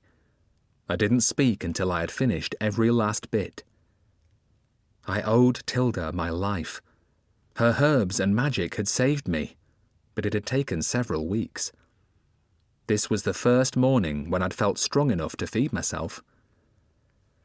"Thanks. That was really nice soup," I said when I'd finished, handing her the bowl and spoon. "But I am fit to be let out alone. What happened to me wasn't through stupidity or recklessness. In my place, Tilda, you would have done the same." I'd already given her garbled versions of what had happened. I'd narrated my account in rambling fragments, often falling asleep after a few moments. Now, I told her exactly what had happened, beginning with my rescue of the prisoners and ending with the fight against Circe's servants. I recounted the full story in great detail. For a long time, Tilda did not speak. Then she took the empty bowl and spoon away and returned a few moments later with a glass of water which she handed to me. This time, Tilda didn't sit on the edge of the bed. She began to pace back and forth by its side, deep in thought. At last she halted and faced me directly, staring hard into my eyes. "You kept your promise and stayed outside Cersei's lair," she said. "And all that you did, I would have done too." She smiled. "Yes, you're still fit to be let out alone." Then she reached into the pocket of her skirt and pulled out a piece of paper and handed it to me. I accepted it, but even before I began to read it, I recognized the handwriting. It was another letter from Grimalkin, the dead witch assassin. Chapter 25. The Slayers of Gods. Grimalkin's letter quickly got to the point. "Alice Dean and Tom Ward are still alive, and I finally know where they are being held. We must meet at midnight one night before the next full moon, and in the usual place. Grimalkin." "The next full moon is 9 days from now," Tilda said, taking back the letter. "I don't know why Grimalkin thinks such a delay is necessary before meeting, but we can use that time to get you as fit as possible."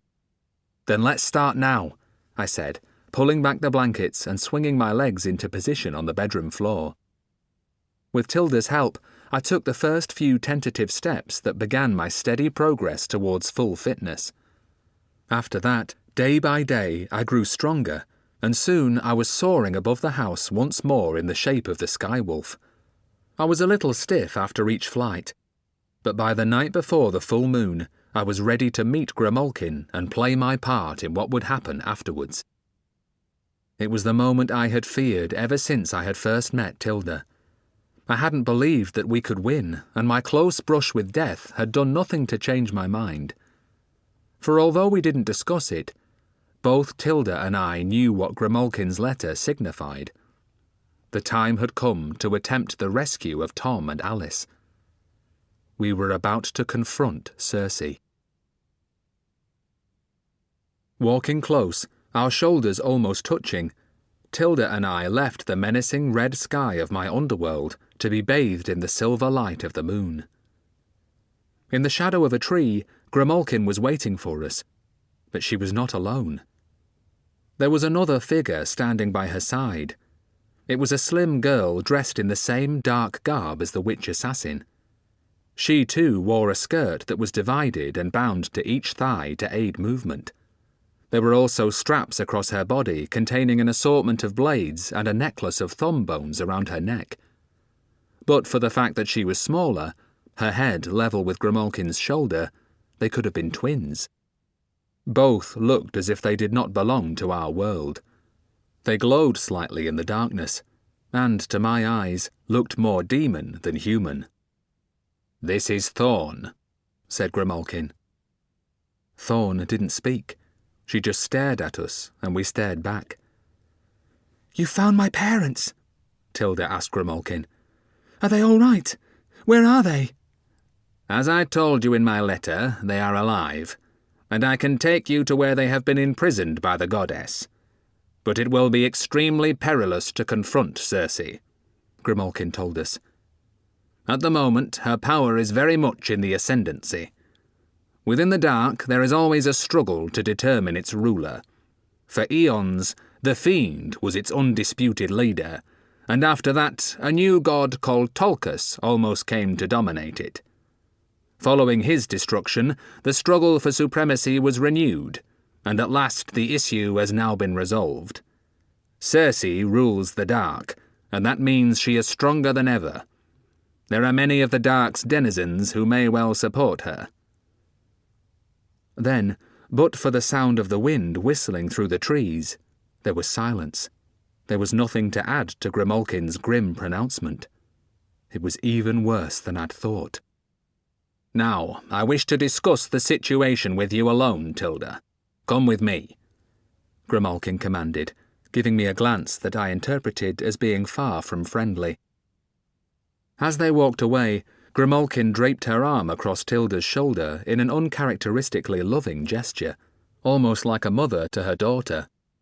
The witch assassin and Tilda had spent a long time together, so I knew that there must now be a strong emotional bond between them. Together, they moved into the deeper shadows beneath the trees, leaving me alone with the dead girl called Thorn, who continued to stare at me without blinking. Was I not to be trusted? Or was there even worse news that Grimalkin wished to spare me? I wondered what terrible thing it was that I could not be permitted to hear. I felt uneasy in the presence of Thorn, and finally spoke to break the uncomfortable silence. "What chance have we got against such a powerful goddess?" I asked. "How can we hope to succeed against Circe?" "Circe will not rule the dark for much longer," Thorn replied. As she spoke, I saw that her teeth were filed to points like Grimalkin's. "Grimalkin and I are the slayers of gods," she continued enthusiastically, beaming at me. "We killed the goddess Hecate, who some consider to be the queen of the witches, and now we shall slay Circe." Without doubt, the girl was boasting, but she was full of confidence, and what she said was utterly convincing. Had they really killed a goddess? "How did you kill her?" I asked. "With extreme difficulty," Thorn replied. "It was a struggle, but we prevailed. Hecate dwelt within the dark at a crossroads. Here she kept her huge iron cauldron, which was the source of all her magical power. I stabbed her in the heart and twisted my blade 3 times, as Grimalkin had instructed, but she was slow to die. Then Grimalkin bashed her head against the rim of the cauldron, attempting to break her skull. When that failed, she pushed her under the caustic liquid that bubbled within it. All the flesh fell from her bones, and her skeleton floated to the surface. Then we took her thumb bones." Thorn grinned and touched 2 of the bones that formed a necklace at her throat. Those she touched were yellow and much larger than the others. "The 2 biggest bones that I wear here belonged to Hecate," Thorn continued. "They're a potent source of power, and will help us when we attempt to slay Circe." I was impressed by what Thorn and Grimalkin had achieved, but also terrified by them. Thorn was obviously delighted at their prowess and accomplishments, but judged by human standards, they were monstrous demonic beings as frightening as Circe. "Thorn!" Grimalkin called, and without another word, the girl walked off to join her in the darkness beyond the trees. Tilda emerged towards me, and we went back between the 2 tall sycamores into my underworld. We proceeded in silence across the bridge, up the steps and into the house, where we walked directly to the library and sat facing each other across the table. "Cat got your tongue?" Tilda demanded. "Well, it's certainly got yours," I replied, trying to keep my voice calm and steady, but not really succeeding. "And do you really blame me for getting angry? Why did Grimalkin tell you things in private? Don't I deserve to know what we face too?" I was both hurt and annoyed. I felt sure that Tilda was closer to Grimalkin than she was to me. They had secrets that would always be withheld from me. "Of course you do, Wulf. I don't blame you for getting annoyed," said Tilda. "It's irritating when you aren't trusted." "Then Grimalkin doesn't trust me?" "She's concerned and wary, that's all. Oh, she really doesn't think that you'd intentionally betray us or act in any way that might cause us problems. But it's what you are, you see. You're no longer human, Wulf, and because of that, Grimalkin thinks that you'll be particularly vulnerable to Circe's magic. She might be able to control you, even from a distance. But your mother gave me a magical red feather to keep Circe at bay. Now that I use tulpas for my hosts, there must be some way to keep it with me, or perhaps create a tulpa copy of that feather of my own. Perhaps you could use your magic, Tilda, or maybe there's something in the library that might help. That feather only worked when you were a creature of true flesh and blood that was born from a human mother. We're surprised that Circe hasn't tried to reach you already." "So you don't want me to help?" "We'd like you to help, but Grimalkin doesn't think it's worth the risk. Supposing we were battling Circe, and then she started to control you. Grimalkin spends most of the time in the dark, but she's able to see what's happening in our world. She knows what you are, what you're capable of. She saw you defeat Cersei's winged servants and can't take the slightest chance that you'll become a tool of the goddess. It's too dangerous to risk your strength being used against us. And then there's something else that you should think about. Your own destruction. We're all at risk of destruction, Tilda. I'm no different. Oh, yes, you are. And there are worse things than death. You could end up as Cersei's slave. She's done that before many times. The 3 magi that my father destroyed.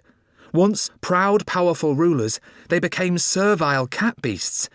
And then there's something else. The monster under your bed was your Bane, one that could have destroyed you. But what if Cersei is an even more dangerous Bane, the fate that doomed you even before you were born? She damages, captures, or slays all that lie in her path. Perhaps being in that path is your doom. That's crazy, Tilda. Is it, Wulf? Some people believe that our path through life is fixed. But maybe we can avoid our fate. Maybe the worst only happens when we take a step in the wrong direction. So, don't take that step, please. We didn't speak for a long time. I wasn't sure whether Tilda believed what she was saying. She was just trying to persuade me not to join her in the battle against Cersei. Why did Grimalkin wait so long before meeting us? I asked. Her magic is more powerful when the moon is full, and there is an hour in that phase of the moon when she is at her strongest. That's when we will strike at Cersei. Look, I said as my patience snapped. You can't stop me following you. I was aware of the bitterness in my voice, whilst I stared angrily into her eyes.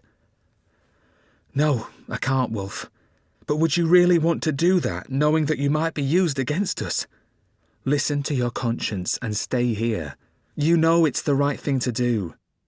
Do you promise? I lowered my gaze and stared at the surface of the table. I promise, I said at last, my voice hardly louder than a whisper. But where are Tom and Alice being held? It's better that I don't tell you that, Wulf. I know you too well. You'd be tempted to go there, wouldn't you? I nodded. She was right. That was the end of the discussion. After an early breakfast, Tilda left the underworld at dawn to journey to the place where she would meet Grimalkin and Thorn. No doubt it would be close to the location where Tom and Alice were being held, and when they tried to rescue them, it would bring about a confrontation with Cersei. Whether or not they defeated Cersei, I knew that my time living in my underworld with Tilda was over. She was a close friend, and I would miss her badly.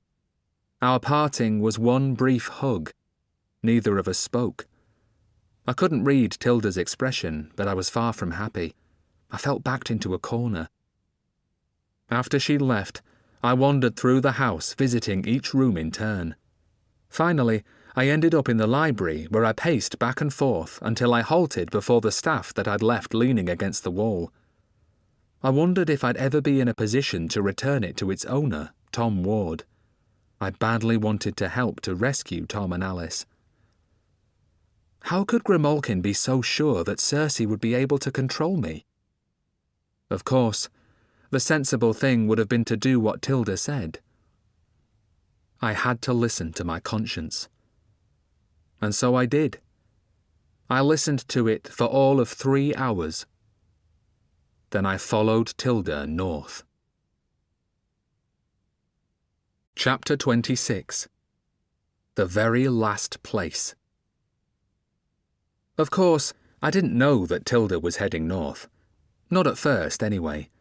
I flew very high in long, slow circles until I found her. She was walking fast and occasionally breaking into a run. I realized that she needed to be at the location for when night fell and the full moon rose into the sky.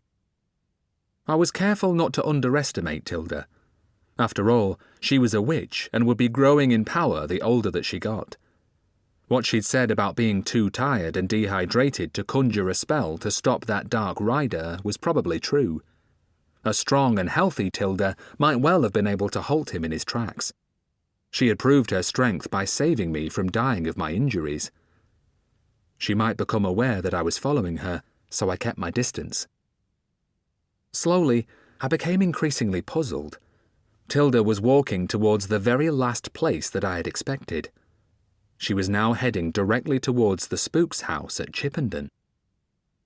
On my last visit there, I had found it abandoned and had spent the night in the old bedroom where each Spook's apprentice had slept. It was there that the dead witch assassin had appeared, warning me that I was in danger from Circe and advising me to return to Hrothgar's underworld as soon as possible. Then, she hadn't known where Tom and Alice were imprisoned by Circe. So why should she arrange to meet Tilda back at that house now? Tilda reached the Withy Tree's crossroads about an hour before sunset and settled herself down close to the bell. It was still in the position where it had fallen, now almost completely hidden by weeds. Keeping my distance, I watched her nibble at some food whilst she waited. Only when night fell would Grimalkin and Thorn be able to travel here from the dark. I'd done my very best to keep myself hidden from Tilda, but had Grimalkin been watching me from the dark? If she knew I was here, what would she do? Gradually, the light failed and dusk darkened into night. But then, to my surprise, there was no sign of Grimalkin or her companion, Thorn. The night wore on, the full moon drifting across the sky, hour after hour passing slowly.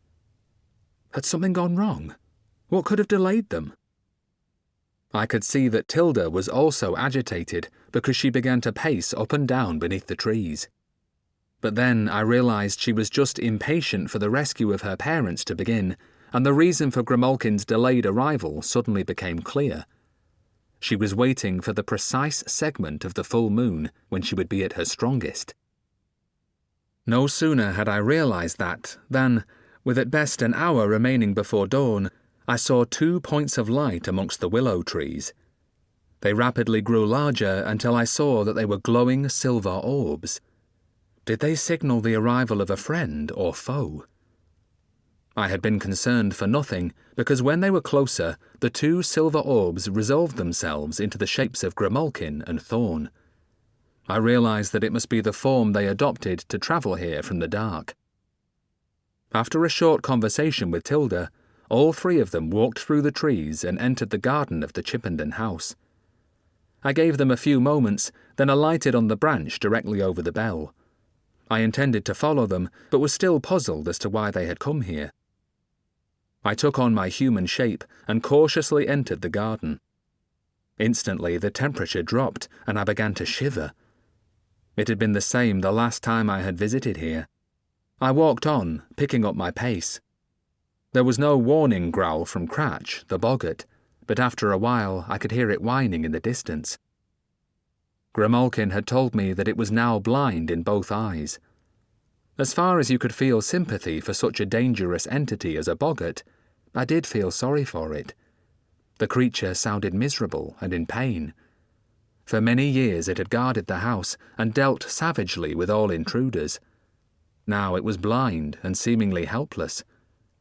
Did it feel sorrow at failing to protect Tom and Alice?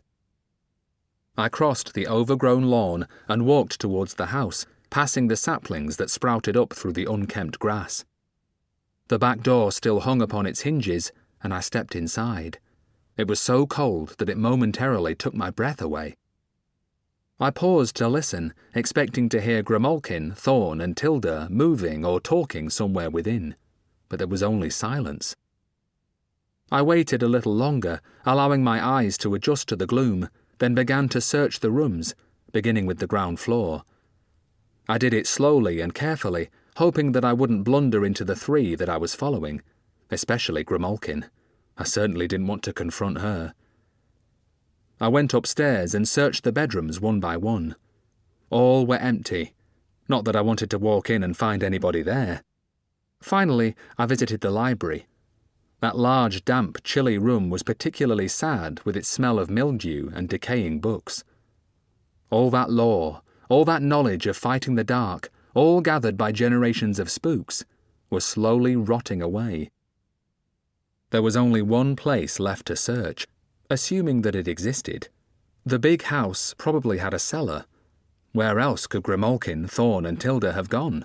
So I needed to find the door that led down to it. That was far easier said than done. I assumed that access to it would be from the kitchen on the ground floor. I was wrong. What I had previously taken to be the door to a broom cupboard in a corridor opened to reveal narrow stone steps leading downwards. There was a small torch flickering on the wall, evidence that someone had passed this way. So I went down towards a second door at the bottom. I shivered violently. With each descending step, the air grew even colder. I didn't like the idea of going underground. It reminded me of all the bad things that I'd seen and experienced in Cersei's underworld. The confined space meant that I would be severely limited if I took the form of the Skywolf. If doing that, I would need to keep myself small. I wouldn't be able to use the advantage that size gave. I eased open the door and stepped into the cellar. It was mostly empty. It was clear that the Chippenden spooks hadn't used their cellars to store junk. It contained one flickering wall torch, 2 small empty crates, and an old but serviceable rusty bucket. But the tidy effect was ruined by the huge hole in the far wall with a heap of bricks and earth to the side of it. It seemed very likely that the final and successful attack upon this house must have come from underground. Someone or something had dug its way into the cellar, breaking through the brick wall that lined it to take the occupants by surprise. I walked towards the roughly circular entrance, which was about 6 feet in circumference, to be assailed by a blast of freezing air. What lay within it? Was this another underworld, or was this a doorway that led directly to the dark? The inside of the tunnel was pitch black, and so I decided to take the torch from the wall. Tilda had probably ignited it by using her magic.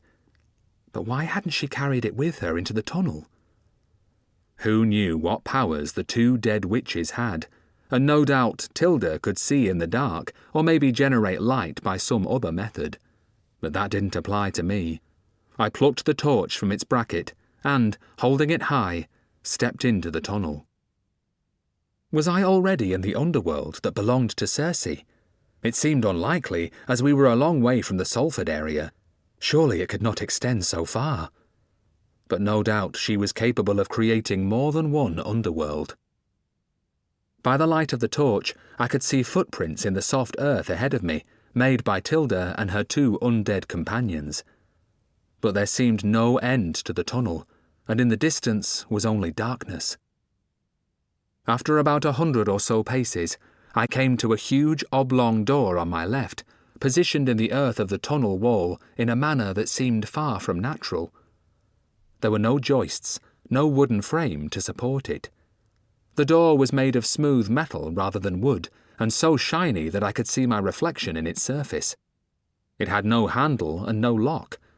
It reminded me of the strange door in Hrothgar's mansion, but for the fact that its proportions were different, being almost as wide as it was tall. What was its purpose? It was more like the huge door of a vault in which gold and jewels might be stored for safekeeping. My second guess was that this was a huge prison cell. Looking at the footprints that had churned the earth directly before it, it was clear that Tilda, Grimalkin and Thorn had paused here to examine it. The footprints continued onwards, and I was about to follow them, when something drew me towards that huge metal door. I moved closer and ran my palm across its surface. That was a mistake. It was so cold that I felt intense pain, and my hand almost stuck to it. The sensible decision was to move on, but some instinct rooted me to the spot. I felt a strong need to see what lay behind that door. I placed the torch on the ground and concentrated. It took several minutes before my reflection changed. At last, that polished surface reflected back an old man in a grey robe with dozens of keys of different sizes hanging from his broad leather belt. I was looking through the saint's eyes. In the shape of St. Quentin, I considered the door and its lack of a lock in which to insert a key. I remembered the failure to open Hrothgar's door, but, faced with this new challenge, I had a knowledge of locks that failed to shake my confidence. Either visible or invisible, No lock could bar my way forever. There was always a way. I stretched out my bony hand towards its surface, undaunted by my previous painful experience when touching it. There was no pain this time, although I was still aware of the radiating cold. As I touched the door, I sensed unseen cogs and gears moving within it, well-oiled bars and bolts slowly retracting. Then, under the slightest of pressures from my palm, the huge door swung open silently. I paused and concentrated once more, and, in the shape of Wulf, picked up the torch again. Then I stepped through the open doorway. I was in a large, square room with a very high ceiling. The floor was slippery with ice, and it was hard to keep my feet from skidding beneath me. But it was my mind that had to struggle even harder to keep its balance. My second guess proved to be correct. The room contained a single prisoner, but one whom I had not expected to see. It was Hrothgar. Chapter 27. 7 long silver nails. Hrothgar was alive. Although his eyes were closed, I could see him breathing. The thin giant was standing upright with his back against the tall wall of ice behind him. He was fastened to the ice by silver chains bound tightly against his body. They were attached to the ice with 7 long silver nails, each of which had a broad triangular head made of iron. There was also a strange symbol inked onto his forehead. It was a 5-pointed star with some writing inside. I could understand Latin, but this looked like Greek, a language I had no familiarity with at all. At that moment, he opened his eyes and looked at me. "I'm sorry, Wulf," he said, his voice shaky and weak. "All of this is my fault. I'm the reason why you're here now. I'm to blame for what will happen to poor Tilda once Cersei has her in her clutches." "I thought you were dead," I accused him angrily. "Why did you deceive me? Why get your servant to show me your grave?" "Long before we first met, I was already in the power of the goddess.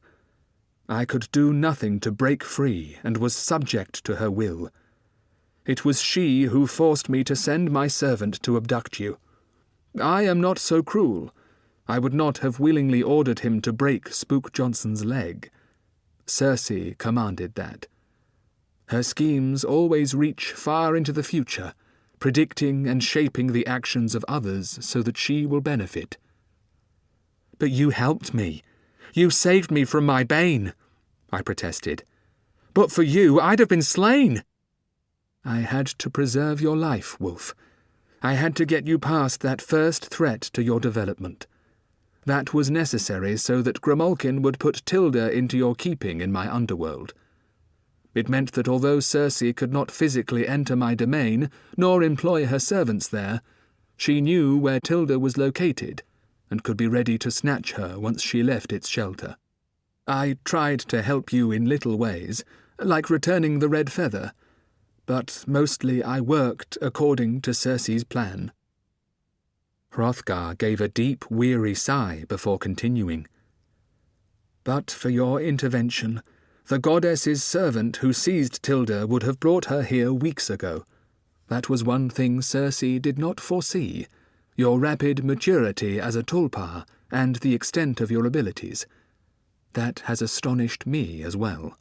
She frequently confides in me so that she can gloat over her triumphs and even sometimes admits her setbacks. When her plan failed and you rescued Tilda from her captor, in desperation she tore away the magical veil that hides this place so that Grimalkin would eventually find it. She knew that the witch assassin would come here with Tilda to confront her, and that is exactly what has happened. We have all fallen into her trap. My rapid development as a tulpa cost me my life," I said bitterly. "Death of the flesh is what happens to all mortals, and that also includes those who have our skill to shape bound tulpas," Hrothgar said. but our kind can live on. Until our minds become weary and we no longer wish to live, we can endure a long time upon this earth, but not in the bodies we were born into. Not all I told you was a lie. My flesh died long before we first met, and of the very disease that I told you about. My heart failed because of my rapid, incessant growth. Hrothgar sighed. I am a tulpa now, in one of the many shapes I can take, but I am vulnerable to Cersei's magic. She was unable to enter my domain, but no sooner had you left than Cersei summoned me forth, and I lacked the power to resist. She forced me to destroy my tulpa servants, and brought me here into bondage. She can control me, and now these silver chains and the magical pentacle on my forehead bind me to this spot, and lock me into my present shape. Then that's something else you lied about. In one of your books you wrote that you would never create a bound tulpa, that you were afraid to divide your soul. I did not lie. I wrote those words many years ago, before I changed my mind and found the courage to become what I am now. I nodded, accepting what Hrothgar said. But my mind was already racing in a new direction. I realized that Grimalkin had been right about my vulnerability to Cersei. I'd been wrong to follow them here. I, too, could be compelled by Cersei to become their foe. Then something else filled me with dismay. It was the use of silver and iron to bind Hrothgar's tulpa self. Those metals were also used by spooks to bind creatures of the dark. Was that what I had become? I reached out my hand towards the nearest of the nails, but he flapped his hands and groaned. No, he cried weakly. I can only be freed by the will of Cersei or by her destruction. Leave me. Go now and flee this place whilst you still can. I dropped my hand back to my side, but shook my head. I might not be able to free Hrothgar, but I could not leave whilst Tilda was in danger of being captured by Cersei. But, because of what I had learned, I was torn between staying and going. If I tried to help, I might be used against them. I need to help Tilda. I can't just walk away. Is there any way that I can shield myself against Cersei's power? I asked. If there were, don't you think that I would have used it myself? He asked, his bitter tone showing that he was losing patience with me. Leave now, before it is too late. I nodded. Whatever the risks, I can't leave Tilda, I declared, and walked away across the icy floor. Before I reached the door, he called my name. Wulf! I turned back to face him and saw the pain twisting his face. Up until then, he'd hidden that well and distracted me from the truth that he was actually in agony from the contact of the silver. It was painful for him just to speak, but he spoke again anyway. There is one possibility that I never got the chance to try, Wulf, because she took me by surprise whilst I was in this shape. It may be useless against her magic, but it is better than nothing. For you, there is a difference, because you know the threat and can be ready. It may be that if you keep changing your shape when under attack, it could prove more difficult for Cersei to overcome you. That's all that I can think of, and it offers but a slim hope.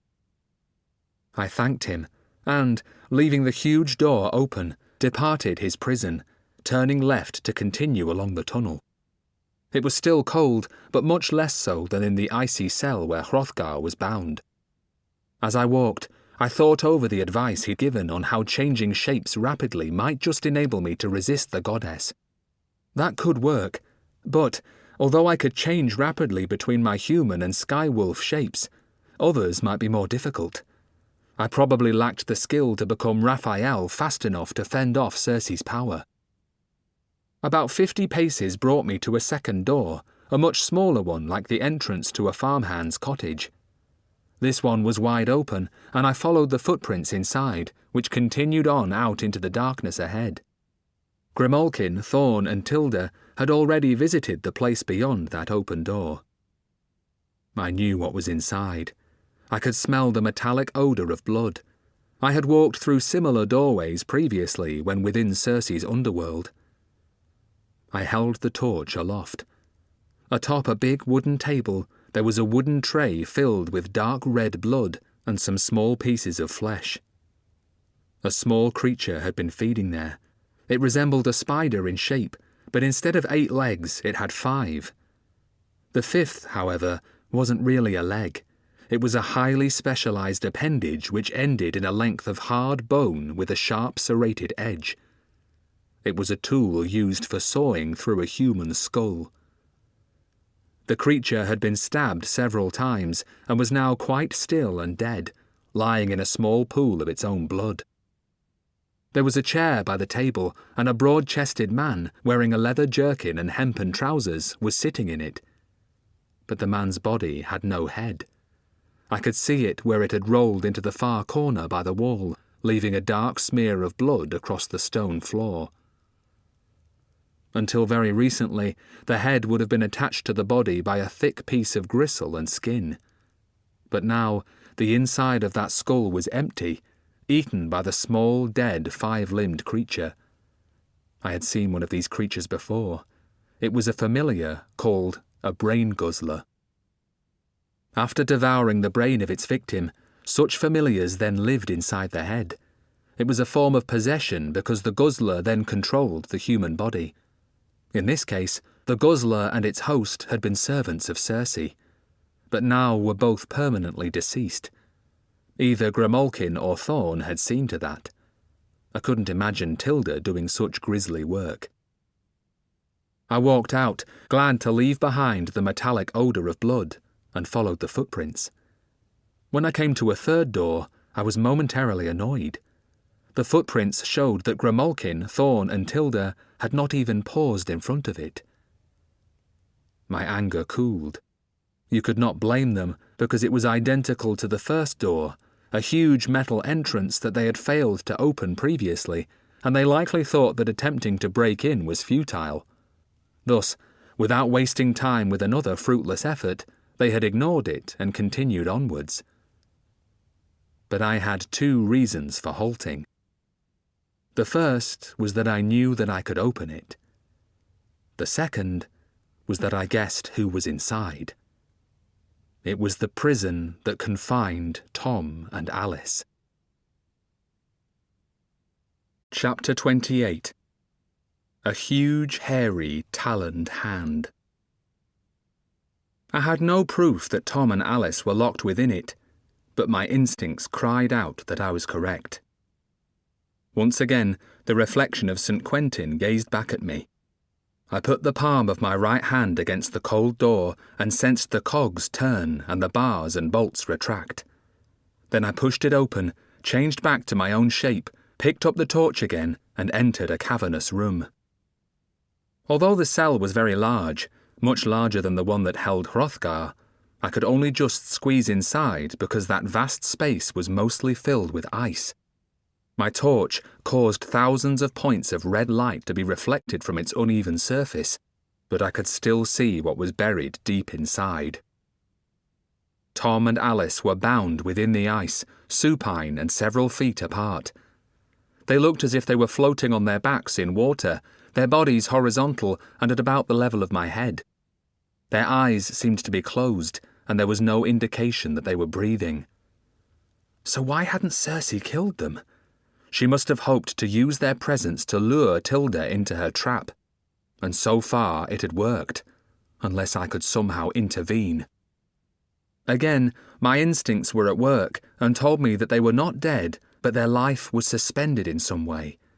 I wondered whether, like Hrothgar, the destruction of Cersei would free them.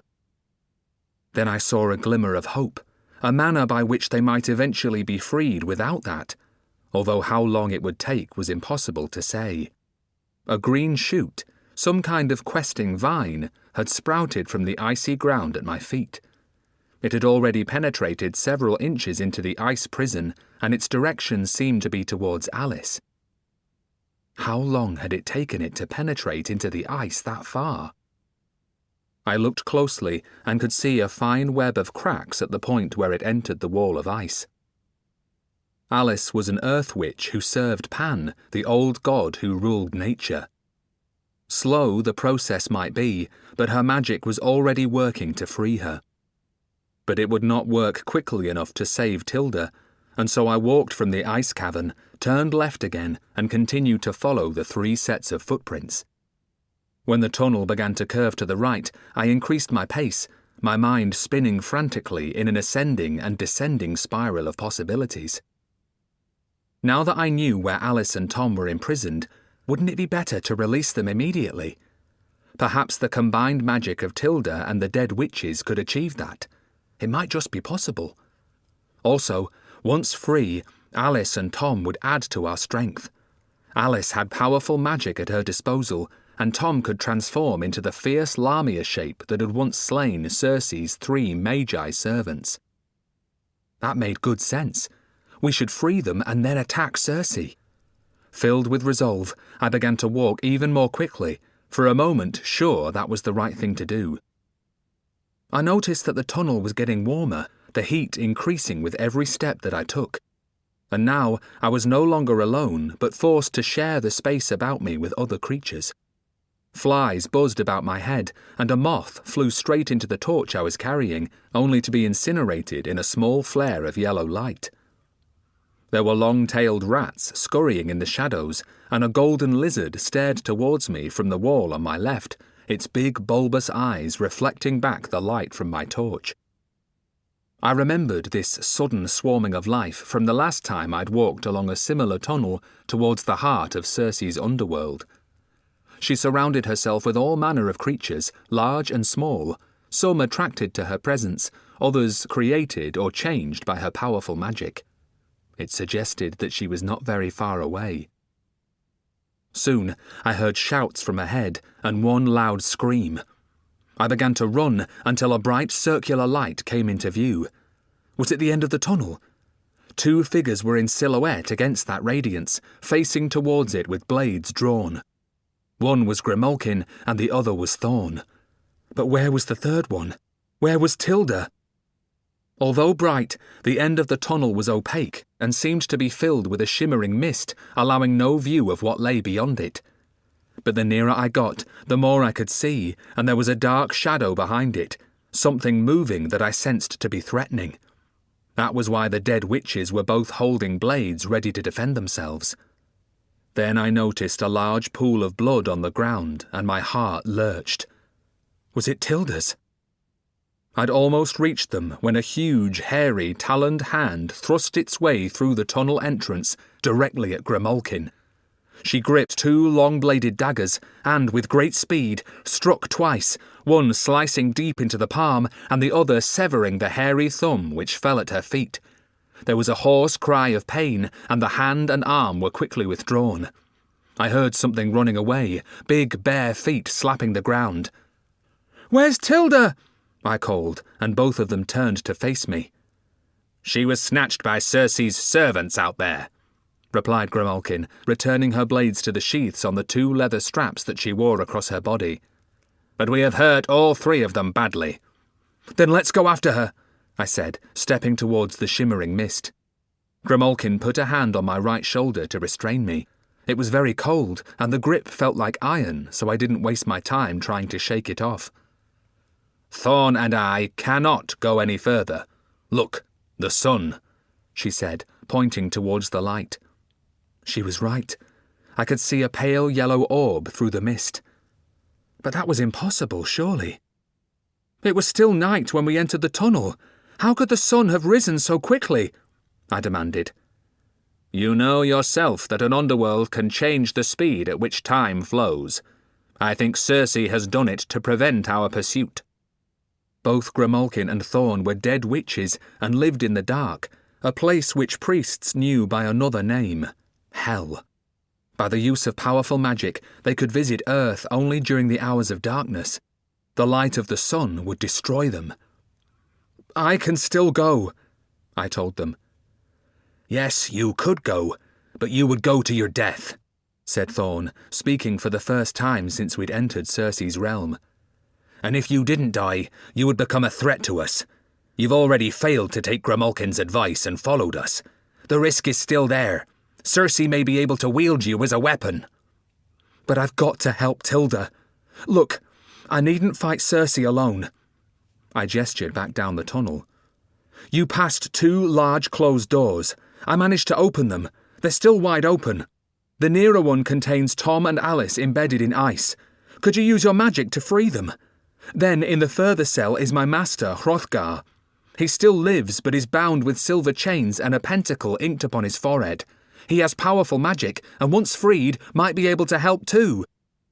Grimalkin released me and stared back down the tunnel as if weighing my words carefully. But I was already planning my next move. Yes, I wanted Tom, Alice and Hrothgar freed, but even if that could be done, it would be too late to help Tilda. I needed to free her now before she fell into Cersei's hands. Before Grimalkin could reply, I threw down the torch, dashed through the shimmering mist, and was beyond her reach. The sun, which, when viewed through the mist, had appeared as a pale disk, was instantly transformed. Although very low on the horizon, it was still a blazing ball of fire which was far too bright to look at directly. This was no underworld with a perpetual night and a baleful red sky. I was back in the daylight world, but certainly not anywhere within the county. Grimalkin had been wrong. The underworld had not caused time to move forward faster. Cersei's powerful magic had made the tunnel emerge in a far different part of the world. The sun was rising, and the heat on my face was increasing. I suspected that this was Greece. After all, the stories and legends about the goddess all claimed that Cersei was probably the first worshipped in that hot, arid land. This was her original home. I looked about me at the dry, stony ground, the white rocks and the scattered, stunted trees. Then I saw the blood and began to walk, following the red spots shed by the creature that had reached into the tunnel and lost its thumb to Grimalkin's blade. Cersei had many servants, but they often worked in groups of 3. We had first encountered the 3 magi on my last trip here, and later I had fought that trio of winged dragon beasts. I thought this hairy creature that I was following probably had 2 companions, and that one of them held Tilda captive. My inclination was to become the Skywolf Tulpa. Firstly, I would quickly find and catch up with the creatures that had abducted Tilda. Secondly, no longer being confined by the dimensions of the underground tunnel, I'd be free to increase my size significantly and make the destruction of my enemies possible. But against this plan was the fact that I knew little about my location and what I faced. Once I took to the air, I would be very visible and other attacks could be directed against me. It was impossible to know whether or not the goddess already knew where I was, but I was not going to make it easier for her, so I continued to follow the spots of blood. I walked into an area where there were more trees. Their density was not such that I would have called it a wood, but they partly obstructed my view ahead. Most of the trees were small compared with those of the county, but their gnarled trunks and branches looked old, and no doubt they had been forced to adapt to survive in the arid conditions. And amongst them, I occasionally passed much taller, thin trees that reminded me of poplars. There were clouds of flying insects that I had to brush away from my face, and a profusion of beetles underfoot that it was impossible to avoid stepping on. There wasn't the slightest breeze, and the heat was gradually increasing too. I longed to take to the skies and feel the cool air beneath my wings, but I resisted and kept to my original decision to follow on foot. Although uneven, with troughs and hollows, so far the ground had been relatively level, but now I began to climb a gradual slope that quite quickly changed into a steep incline. Then the density of the trees increased and restricted my forward vision so that I was no longer able to take the most direct route. I saw no more spots of blood, but it was very unlikely that I was now following precisely in the footsteps of Tilda's abductors.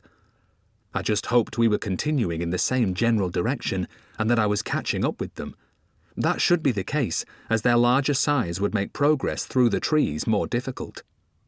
Very suddenly, the trees ended, and I faced a bare, rocky slope with hundreds of stone steps that led to a village perched on the high summit of a hill. The buildings gleamed white in the sunlight, and right at the top was the largest building of all, complete with marble pillars and architecture that pronounced it to be Grecian. It shone like a palace plucked from a tale of princes and princesses, of magic and heroic deeds.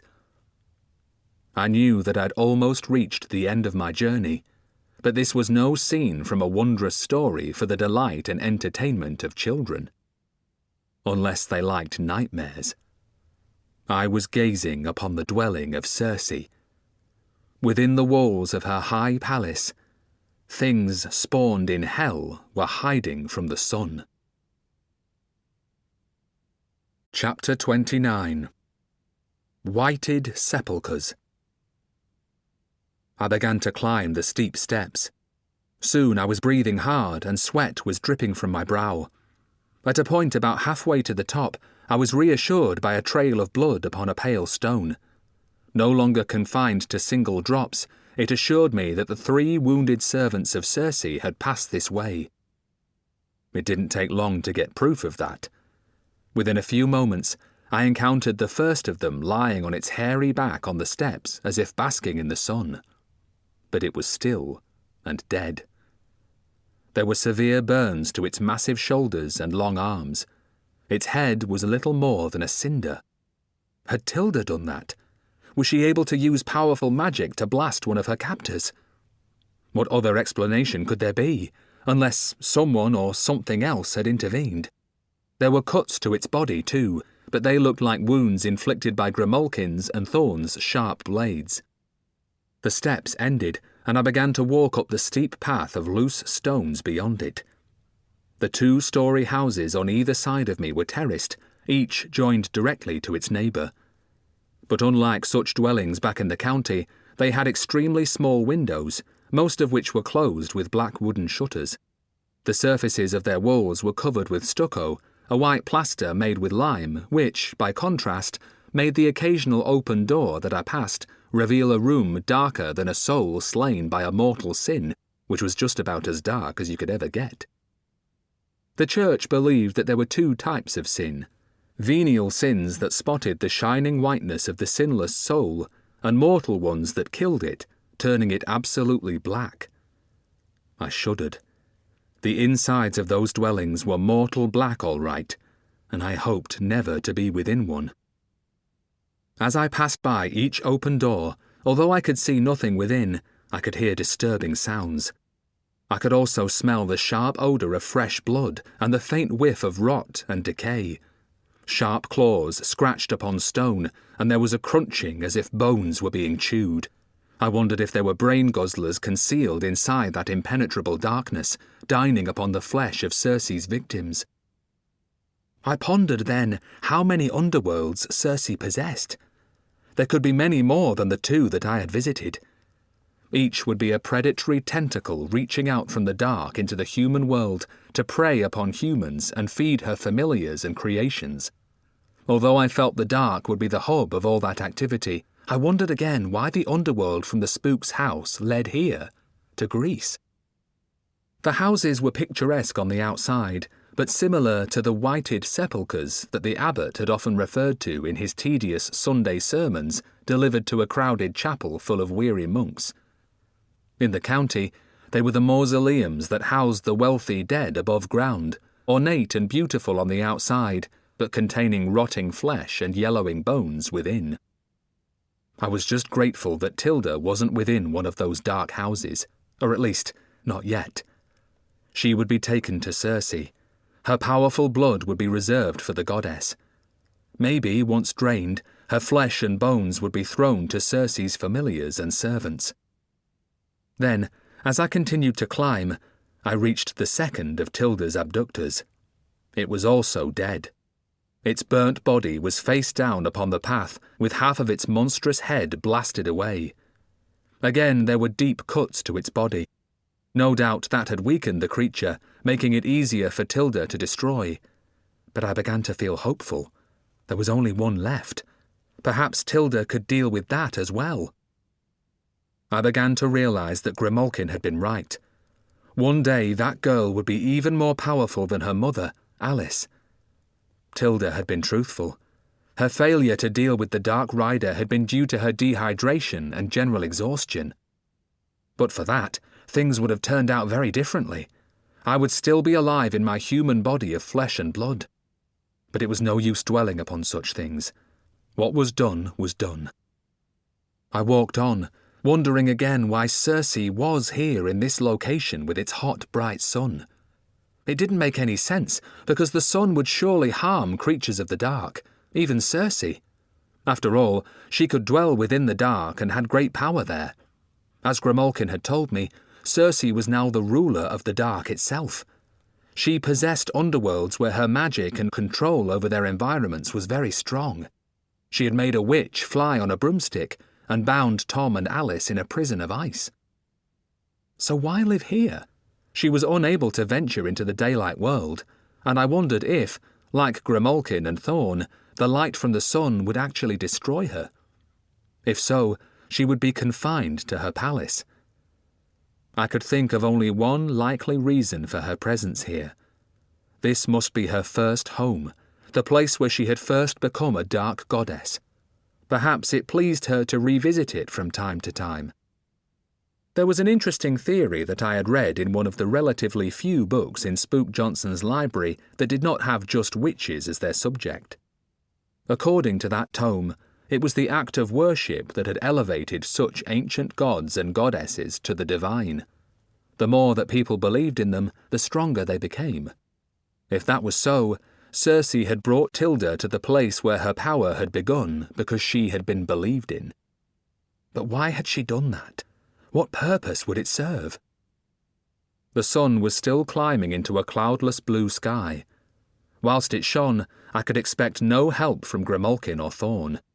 But if they managed to release Tom, Alice and Hrothgar, those three might be able to come to my aid. It was something that I hoped for, but didn't rely upon. I was on my own for now. Only I would be in time to attempt to save Tilda. I was approaching the palace at the top of the hill, my feet starting to crunch upon the stones which were piled deeper here. Circe's lair was directly ahead. The walls of that palace gleamed even whiter than the houses that they towered above, and they sparkled as if encrusted with jewels. But the main gate was wide open, and it was very unusual. It was round, like a large, dark, open mouth waiting to devour any who approached it. And a third, huge body lay sprawled at its entrance. But one hand, minus a thumb, was very close to that dark doorway. Tilda had clearly killed the third monster, but there was no sign of her. Before it died, it had somehow carried out the will of the goddess, delivering Tilda into her clutches. Tilda must already be inside the palace. One glance at that dark doorway filled me with fear. I should have turned and run. I certainly felt like doing that. Why did my legs keep walking forward? There were two reasons. I was a young tulpa, inflated with the confidence of my previous successes against Circe's servants. How quickly I'd forgotten what I'd suffered fighting the third of the winged creatures. I also knew that I was too foolish to be deterred. But neither of those reasons fully explained why I failed to hesitate and do the sensible thing. I knew that Tilda would be inside. I swallowed my fear. I did it because of Tilda. I walked into the dark lair of the goddess. It took a few seconds for my eyes to adjust to the gloom beyond that open door.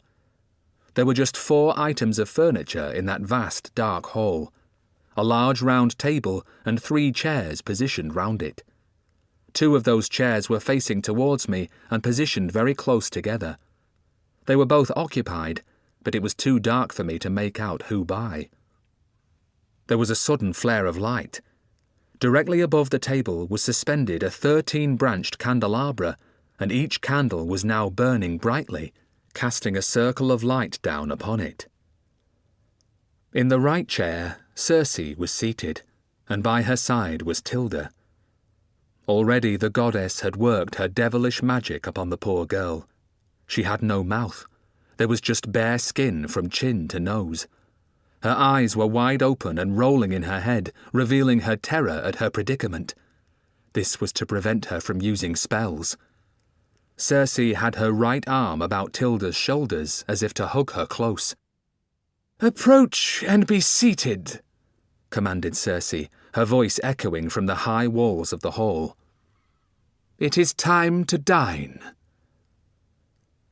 My footsteps echoing from the cavernous ceiling, I walked slowly towards the table, noting that it was draped with a cloth of red silk.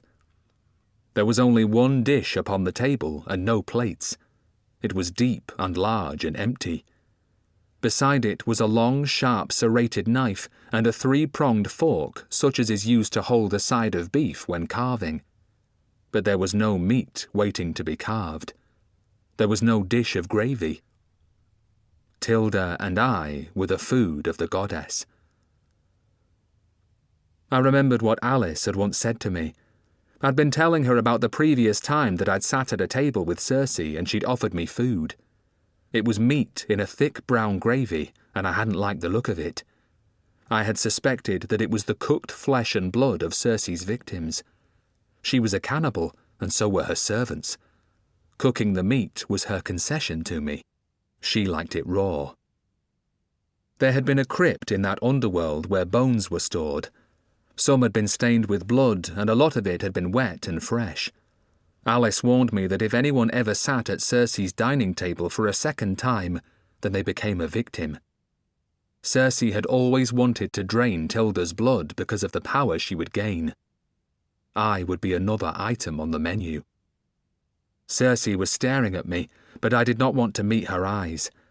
I sensed her power, and Grimalkin had warned me that because my soul now inhabited only tulpas, I would be very vulnerable to her magic. She would be able to bend me to her will. So, still carefully avoiding those cruel eyes, my gaze swept over her. She wore a purple dress of fine silk that came below her shoulders and also revealed her bare arms. Her skin was very pale, having never been touched by the light of the sun. I shuddered at what I had noticed previously and had hoped never to witness again. Living things seemed to be moving beneath her skin, like worms slithering within her flesh, and weevils, wick with life, scurrying hither and thither. It nauseated me even as my eyes were drawn towards her bright red hair. It confirmed another strange thing that I'd seen before. It was far from a natural colour. The red radiance was caused by the tiny red mites moving within it, minuscule specks of life ascending and descending each strand of hair. She was a willing host to many entities. "You have changed, little priest," she said, her voice a low purr of pleasure. "You have cast off your weak, corruptible flesh and donned something much more suited to my needs. Although above all I require the exquisite blood of the girl who sits beside me, you have something that I desire too. She has the unique bloodline from the father and the mother, that of a formidable witch, and also of the seventh son of a seventh son who had the most powerful Lamia of all for his mother. But you bring something new to my table, something that I welcome. Now be seated." Her final words became a loud, guttural shout, a harsh, compulsive command that I could not counter. My will was snatched away, and I did as Cersei ordered. I sat in the chair opposite the goddess and Tilda. I was afraid and cowered low in my seat. "I love creatures about me, all manner of beasts that will do my bidding," Cersei continued. "And you, priest, have the potential to surpass anything and everything that I have owned before. For you are many wonderful shapes in one.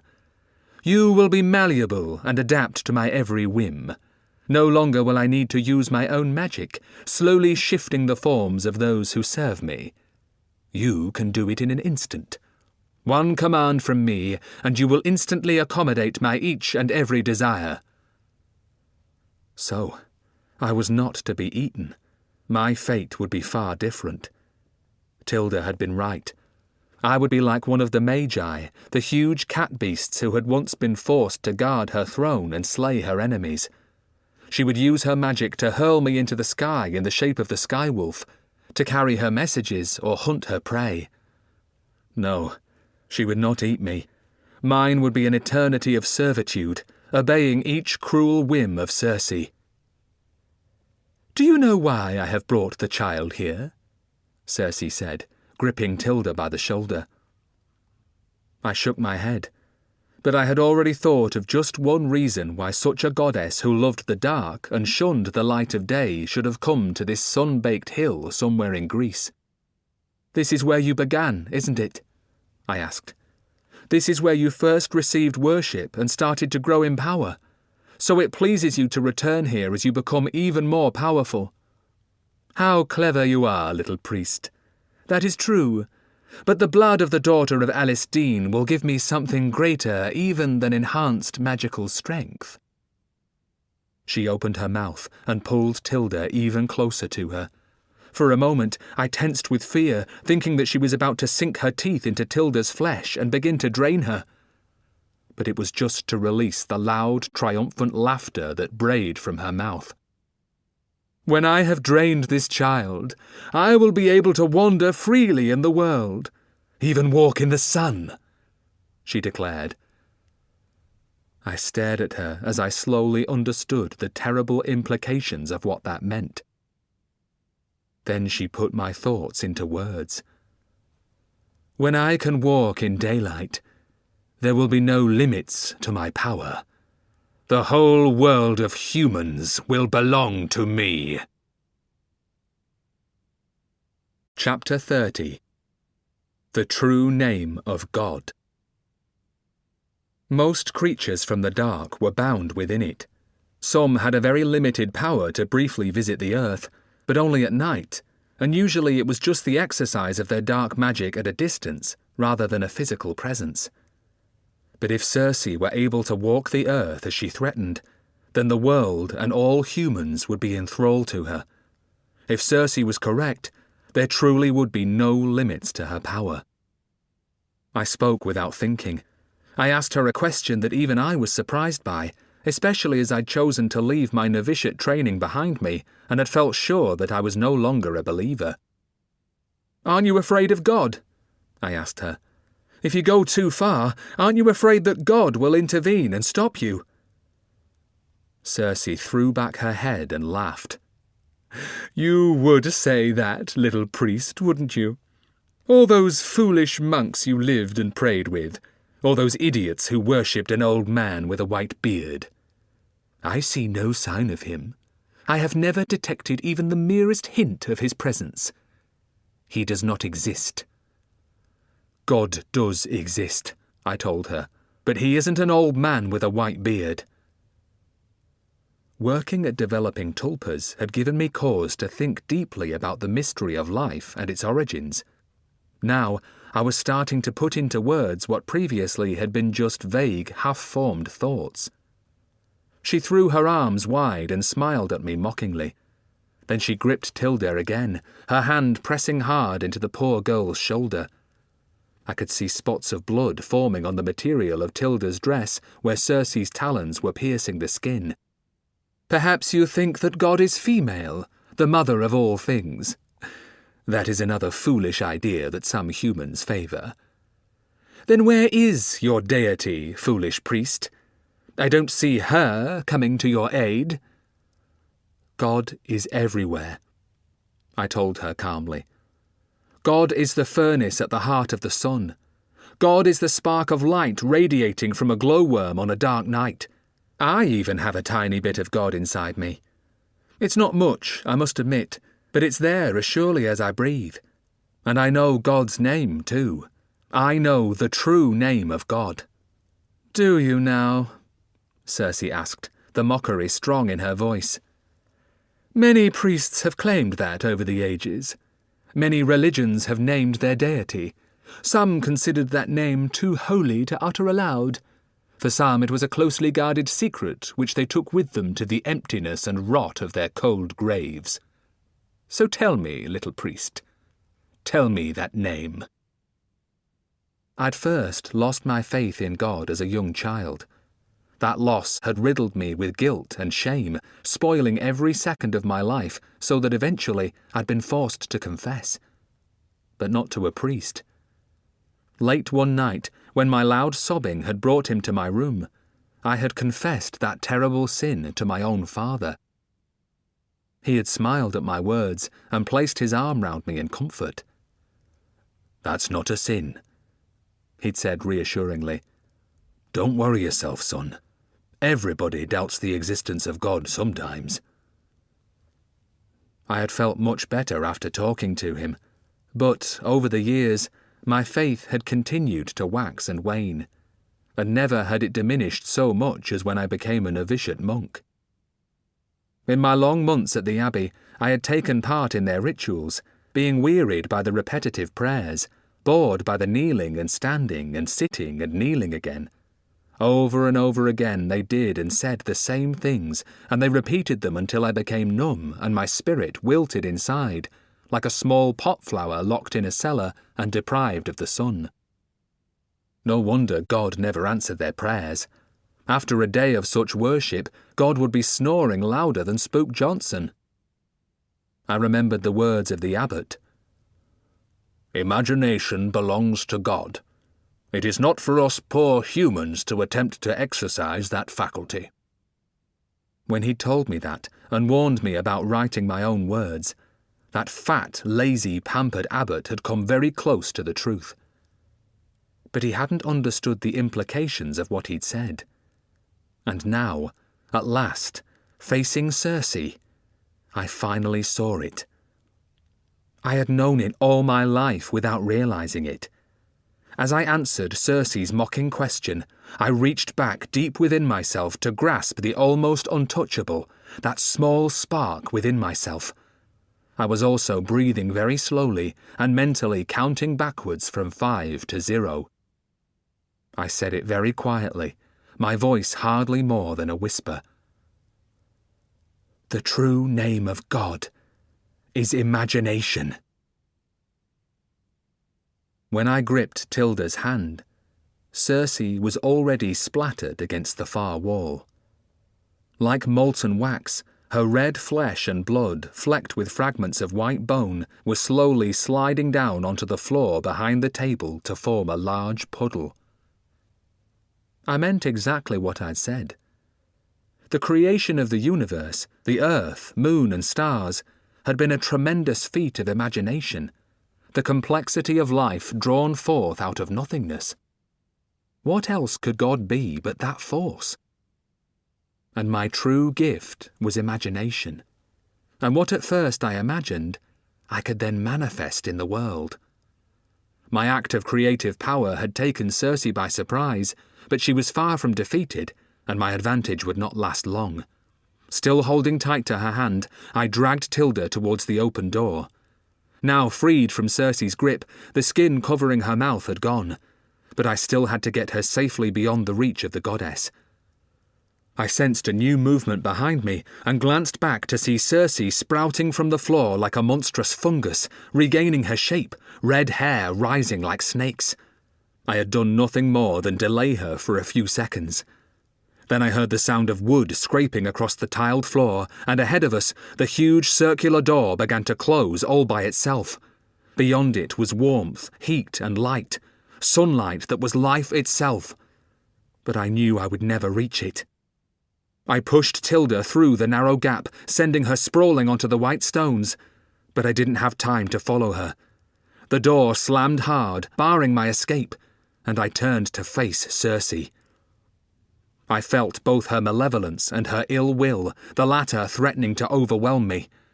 I was a tulpar, but I was no longer in a host of natural flesh and blood. Grimalkin had been right. I was especially vulnerable, and within seconds I could become the mindless servant of the goddess. This might well be the terrible fate that Tilda had warned me about. Could Circe be my true Bane, her threat to me surpassing by far that of the entity I had defeated in Hrothgar's lair? After all, she had entangled me in her schemes right from the beginning. Not only that, but, in unwittingly doing her bidding, I had actually contributed to the power she had exerted. And now, I could feel her closing in. It was as if I was a little fish alone in an ocean of dark, cold water, and Circe was casting her net towards me, the fine, dark mesh closing in, leaving no room to wriggle free. Within moments she would own me, and I would obey her every command. But I had not forgotten the advice that Hrothgar had offered me, the last slim chance that might allow me to retain control over my own actions. I changed my form. The unarmed boy, Wulf, immediately became the formidable Raphael. I was gripping a bright shining sword and, with steady beats of my wings, slowly ascending towards the high ceiling. But most importantly of all, I had escaped the invisible net. I was free of Cersei's attempt to control me. I was clear of her long, sharp talons too, because by now she had fully regained her shape, and a swipe of her hand that would have sheared off my left foot barely scraped the bottom of my leather boot. Then it was my turn to attack. Controlling my wings, I fell towards her at speed whilst bringing down the sharp edge of my sword. Cersei tried to twist away but failed, and I sliced her head from her shoulders. It fell with a squelch close to her body and began to roll away, smearing a thick trail of slimy blood across the tiles. The goddess fell to her knees, but it was not a result of the blow. It was so that she could reach her head, which she quickly returned to her shoulders. As she was rising to her feet, I flew at her again, but this time my wings seemed sluggish, and my arms found it difficult to hold the sword aloft. The net was closing in again. Once more Cersei was encircling me with the power of her terrible will. My wings failed me, and I plunged towards the ground. Cersei attacked, her talons striking towards my face. Just in time, I became the Sky-Wolf Tulpa, and my strength returned. No larger than a kestrel hawk, I circled her head and then struck with my talons, slicing open her forehead so that blood ran down into her eyes, blinding her for a few seconds. I flew higher and increased my size so that I was as large as my enemy. I was big enough to do her serious damage, yet not large enough to be hampered by flying enclosed by walls. But as I swooped towards Cersei, once again I felt her power. I was heavy and sluggish, an easy target. So I changed back into the form of Raphael. It was a mistake. Immediately I learned the limitations of what Hrothgar had advised. I still felt weak and slow. Another change back into the boy, Wulf, confirmed my fear. As I desperately backed away, about to be ripped apart by the talons of the gloating goddess, my legs felt too weak to bear me, and my will to escape had almost gone. Yes, a quick change into another host foiled Cersei, but it was only a temporary reprieve. I could only use each shape once. As she lunged at me, I became Quentyn. That saint was thin, old and bony, but this time he carried the largest key that he could bear, almost the length and thickness of his grey, hairy arm. It had a sharp point at the end too, and I thrust that huge key into the wide-open mouth of Cersei, breaking her teeth and stabbing it deep into her throat whilst twisting it as if to unfasten a lock. The goddess screamed and backed away, but just seconds later my limbs grew heavy, and I wanted nothing more than to prostrate myself at her feet and submit to her every whim. I had run out of options, quickly using the limited repertoire of changes that I had developed. I had nothing left. My struggle was over. Chapter 31. The Killing Ground. How I regretted each wasted moment of my time in Hrothgar's hidden underworld. I should have worked harder and tried new forms, developing my skills further. I knew that if I ever survived this, such extensions of my range of shapes were exactly what I would practice. Desperately, I imagined something very small. I remembered when I'd visited the scriptorium at Kersal Abbey in the shape of the Sky-Wolf, but so minute that I was no larger than a beetle. One glance towards me by any of the monks, and that's what they would have taken me for. One intense moment of concentration, a fast count, and a burst of air from my mouth, and I was within that new host. I was very small, but my strength was intact. I had become a tiny insect, no bigger than a biting midge that hovers beneath the trees on a warm summer evening. I saw the puzzlement on the face of Cersei, as for a moment she could not see me. Then her eyes widened as she located her prey. Although too small to do her any harm, I was easily able to escape the hand that tried to enclose me, but the weariness and lack of will were not long in coming. I was soon more than ready to land upon the palm of her hand that she held out towards me. After that, everything happened very quickly. Time seemed to speed up, and, driven by desperation, I reached back into my imagination and pulled things from it that even my deepest nightmares had never shown me. And briefly, sometimes for just seconds, I became them in turn and used those tulpas to try to defeat what could not be defeated. I was as slippery as silk and as sharp as a razor, and I fought until I could fight no more. And that moment did not take long to arrive. I'd come a very long way from my early days of training where I couldn't sustain the life of a tulpa kitten or bring anything into being without long hours of practice and concentration. I'd come a long distance, but not far enough. This was a goddess.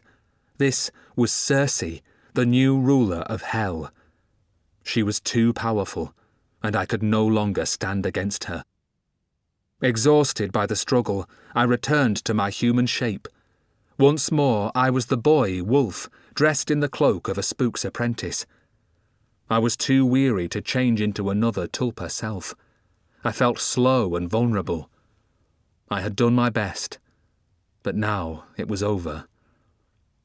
I fought her mental net with every remaining fragment of my own will, and at last I turned and ran.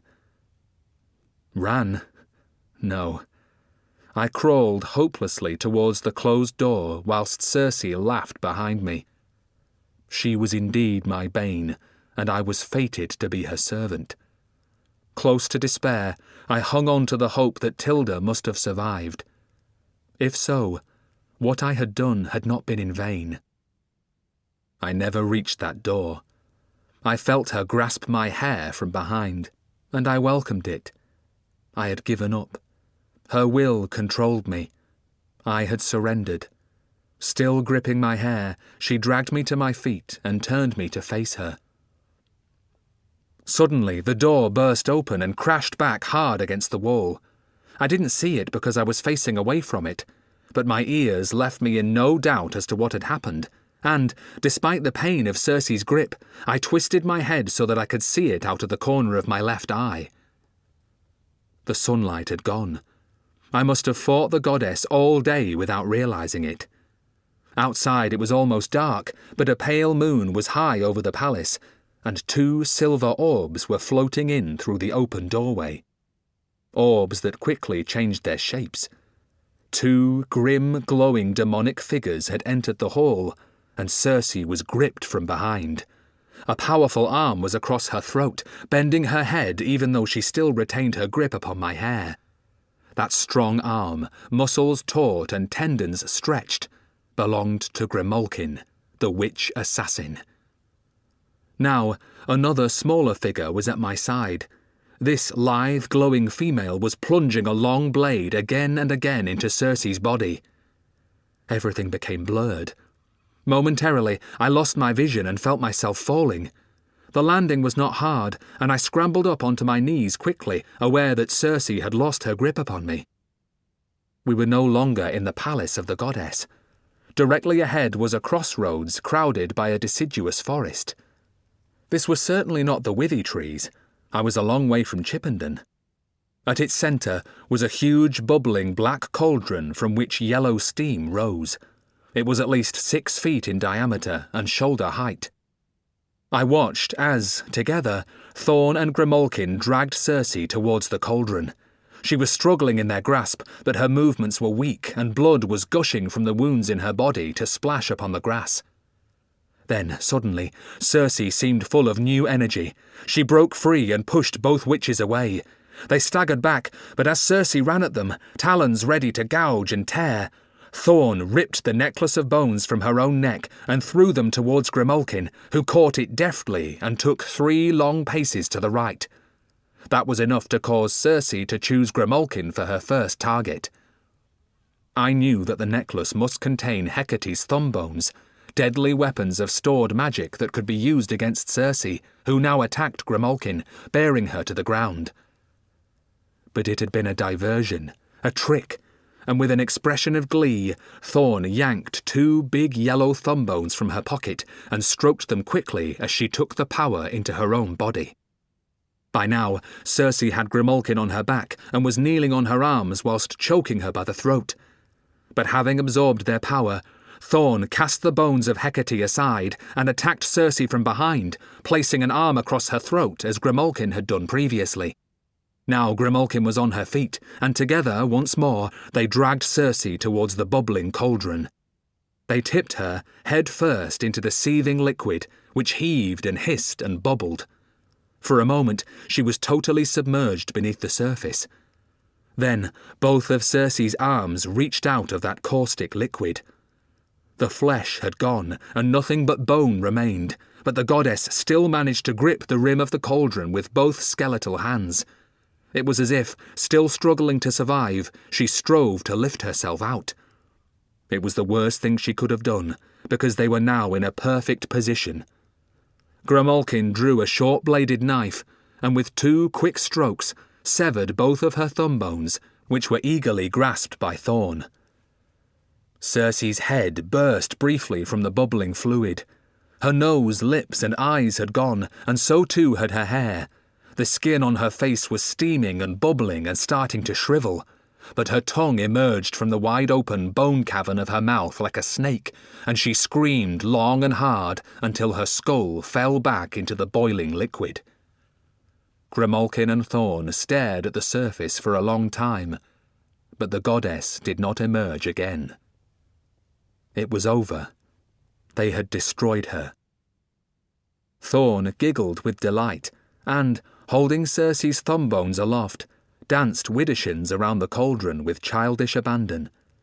And with each step that she took, a flower sprouted behind her heels, each a bright yellow primrose. At last she completed the circle and looked up at Grimalkin. They were like a mother and daughter smiling at each other. "They are yours, Grimalkin!" she cried, holding out the bones towards her. "Now it's your turn to have the bones of a deity that we've slain. Perhaps now you should rule the dark." Grimalkin accepted the bones, but shook her head. "I will leave that to another, child. To be a ruler is to be a prisoner of the demands of that office." As I scrambled to my feet, Grimalkin turned to look at me.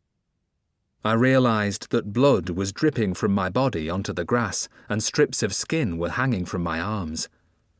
Cersei had hurt me, and now, for the first time, I felt the agony of my injuries and struggled to hold back cries of pain. "You still haven't learned to obey, but despite that, you did well," Grimalkin told me. "The goddess failed to control you, and you weakened her whilst we prepared to deal with her. But now we have a problem. We did not intend to bring you here, but Cersei still had you in her grip, and it was unavoidable. We brought her to this killing ground, and you came too.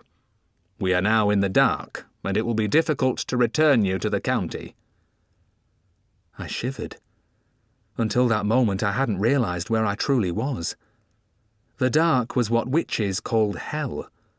I was no longer in an underworld located anywhere on Earth. This was where damned souls went after death. This was where demons dwelt.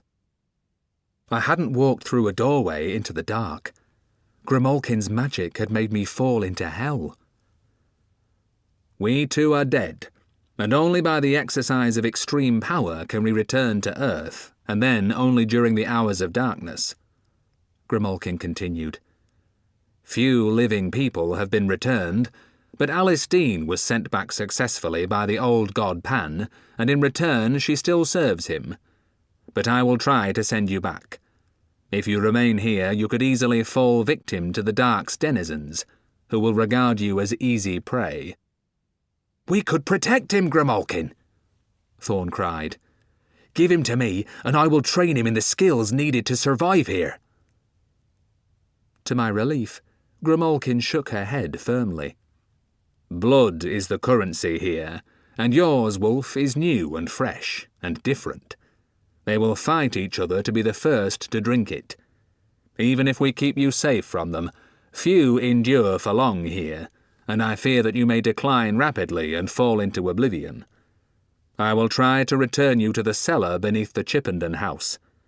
I hope that I can do that, and will do my best to align time.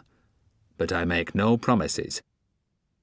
The witch assassin raised her arms, and I saw sparks at her fingertips. She was exercising her magic to help me. But would it work? I glanced quickly at each of the 4 roads that led from the cauldron and into the trees. Each avenue was very long, and I could see nothing at the end of them but for a shimmering mist. Suddenly, everything began to spin about the cauldron. The crossroads now had 8 roads leading from it, and, within seconds, far too many to count, and just a blur of trees and roads. I became dizzy until very suddenly the movement ceased, and once more there were just 4 exits from where the huge cauldron was positioned at the centre of the crossroads. Grimalkin pointed down the one to my left. "Go quickly. Run. Every second will make a difference."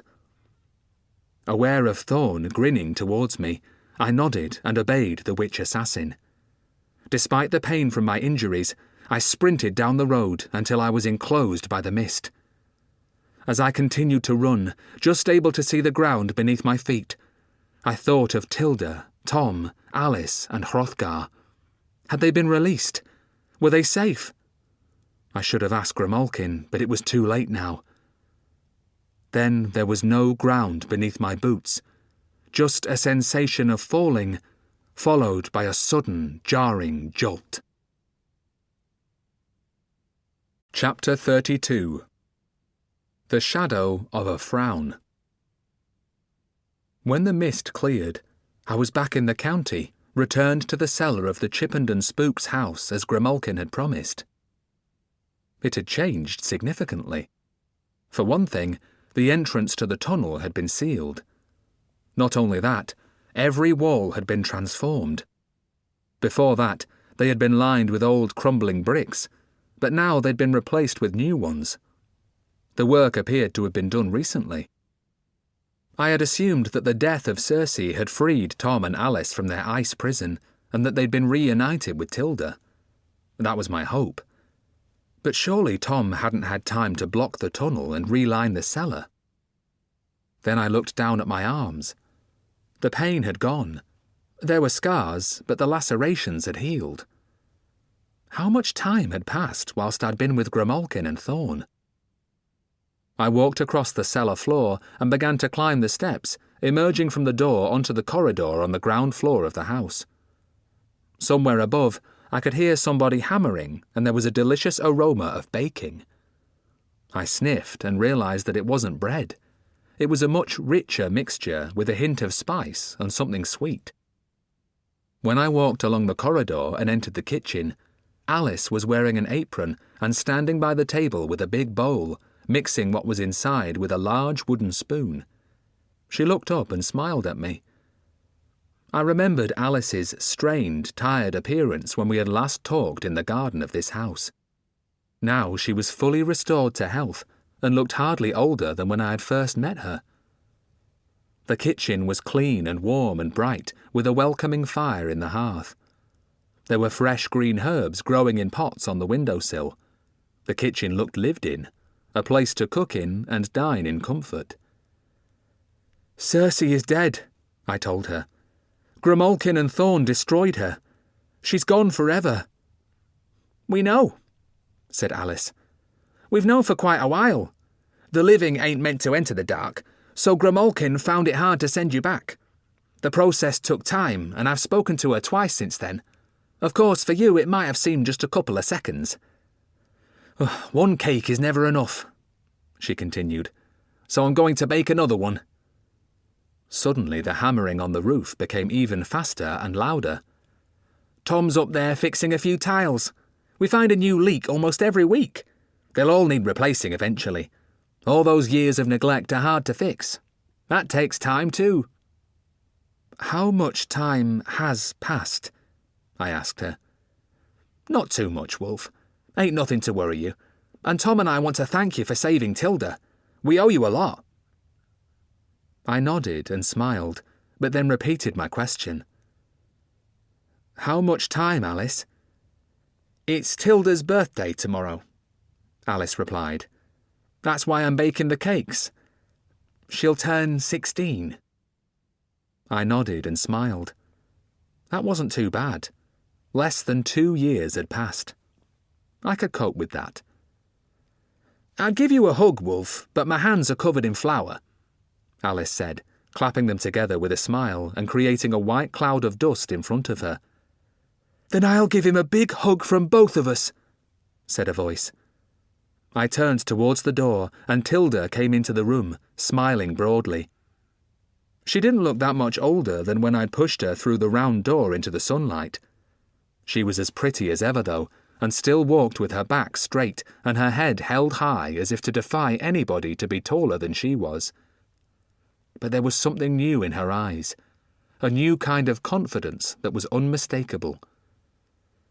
She was as good as her word and enfolded me in her arms in the big hug that she'd promised. "Thank you for saving me," she whispered into my ear. But over Tilda's left shoulder, the smile had slipped from Alice's face, and I could see the shadow of a frown. I'd fully expected Tilda to stay on indefinitely with Alice and Tom in Chippenden. I was going to miss her, but, after all, they were her parents and she'd been separated from them for many years. I'd been surprised when she told me she intended to accompany me when I left. "You need looking after," she'd jibed, repeating her old joke. "You're not fit to be let out alone." I'd stayed at the Chippenden Spook's house for just over a week. I'd been given my usual room with the green door, and the stay had all been very pleasant and restful, with great breakfasts cooked by the boggart, despite the loss of both its eyes, and wonderful suppers prepared by Alice and Tilda. Tom hadn't changed much. He looked young, lean and fit. I'd helped Tom to repair the big house, even fixing some of the tiles myself, and in return he'd given me some basic training in fighting with staffs and had directed me to certain books in his library, which, despite their long exposure to damp, had now dried out and were mostly readable. It was far more extensive than Spook Johnson's collection, and covered the whole range of threats faced by a spook. Reading in there had considerably added to my knowledge of the dark. But it was the attitude of Alice that had made my stay there feel less than perfect. On the surface she'd been polite and friendly, but I sensed a subtle change in the way that she behaved towards me. She'd questioned me closely about what I'd become and seemed satisfied with my answers. But something was bothering her. She didn't say what it was, and I lacked the courage to ask her outright. Then there was another thing that had cast a shadow over everything. It was an increasing threat to Tom Ward. The new witch assassin of the Malkin clan, Macrilda, was Tom's sworn enemy. The first time I'd been on a journey with Tom, Macrilda had followed us for a while, but Tom had laughed off the danger. But now it had become much more serious and dangerous. She'd taken to following him again, and now she brought other witches from her clan with her. A few weeks earlier, Macrilda and 5 others had made an attempt on Tom's life. During his escape, he had killed 2, but that wouldn't be the end of it. As a spook, Tom often worked alone in the county. Next time there might be even more of them. The job was dangerous enough without that added threat. I could have tried to do something about it myself, or mentioned it to Alice, even though Tom had persuaded me not to do so. But I had another idea. "Where are we going?" Tilda asked as we climbed up into the fells, heading north, a faint drizzle drifting in from the west. The sky was a dark grey, and heavier rain was gathering over Morecambe Bay. I supposed Tilda had thought that we would be travelling to see Hrothgar, who had returned to his own underworld to continue his role as a tulpar. And I did eventually want to return here.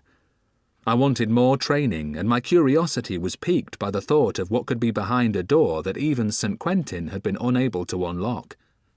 But that would have to wait. "I thought we could pay a visit to Spook Johnson and see how he's getting on," I said, surprised that she hadn't asked about our destination before. Tilda nodded but didn't comment. She knew all about Johnson's leg and the difficulties he'd been having adjusting to that. "I don't think your mother's happy with me. I suddenly blurted out. As they often did, words had fled my mouth before I'd realised it. "Why do you say that?" asked Tilda. It was hard to put my finger on it, but she just seems different, that's all. I don't think she's pleased with me. Have I annoyed her in some way? I wonder if it's because I've changed, because of what I've become. Tilda shook her head and grinned at me. It's certainly not that. She's just being an anxious mother, that's all. She thinks you and I have spent too much time together and are too close. She came right out and said that to me just before I left. She would rather I'd stayed with her and my father. Mothers can be like that. You should have told me that, Tilda, and you should have stayed at Chippenden, not come with me. Don't you want my company? Of course I do. Then don't take my mother's worries to heart. We get on well together, don't we? Of course we do. Then that's all that matters. I nodded, but felt uneasy. The next time we called in at Chippenden, I would have to speak directly to Alice about it. I wasn't looking forward to that. On the way to the mill, we left the canal bank for a while and visited a small village called Boltonley Sands. Strangers always attracted curiosity. This time it was the grocer who asked the questions, but Tilda smiled sweetly and deflected his interest politely. Soon we were on our way north again with enough provisions to fill the sack, which I carried over my shoulder. Spook Johnson may not exactly welcome us, Tilda said, glancing at the grey, still waters of the canal. It had finally stopped raining. He certainly won't be very happy to see me. He got used to your mother, and they got on well enough considering that she was clearly a witch. Once he knows that you're her daughter, all will be well, I said, doing my best to be optimistic. There was a chance that Johnson would prove difficult. The damage to his leg and 16 years of isolation at the mill were hardly likely to have changed him for the better. It was late evening when we reached the large post on the towpath. The upper section reminded me of a hangman's scaffold, and the huge bell still hung from it, used by locals to summon the aid of Spook Johnson. I wondered how many times he was still called upon. Then we turned left and followed the westerly path beside a fast-flowing stream towards the mill house. The stagnant moat surrounding it was overgrown with weeds. At one time it had been filled regularly with salt to create a solution that kept water witches at bay. Johnson had never bothered with that. He always did things his own way. Spook Johnson was a law unto himself. Once we'd waded the shallow moat, we followed a path through thickets to reach the house. Beyond it was the dilapidated wooden mill, the large static wheel rotten and broken. I knocked at the door 3 times, but there was no answer. But the door wasn't locked, so I led the way inside, passing through the storage room to reach the kitchen. Long before that, I heard the snoring. Spook Johnson was certainly at home. He was sitting close to the table, his forehead resting upon it. Beside his head were 2 empty bottles of red wine. He still had his bulk, but there were clear signs that he was aging. For one thing, there were streaks of grey in his hair. "Does he wake easily?" asked Tilda. I shook my head. "The smell of food is the only thing likely to do that. I'm really hungry, so what do you say if I make my own supper first, then, when he wakes up, I'll cook for both of you?"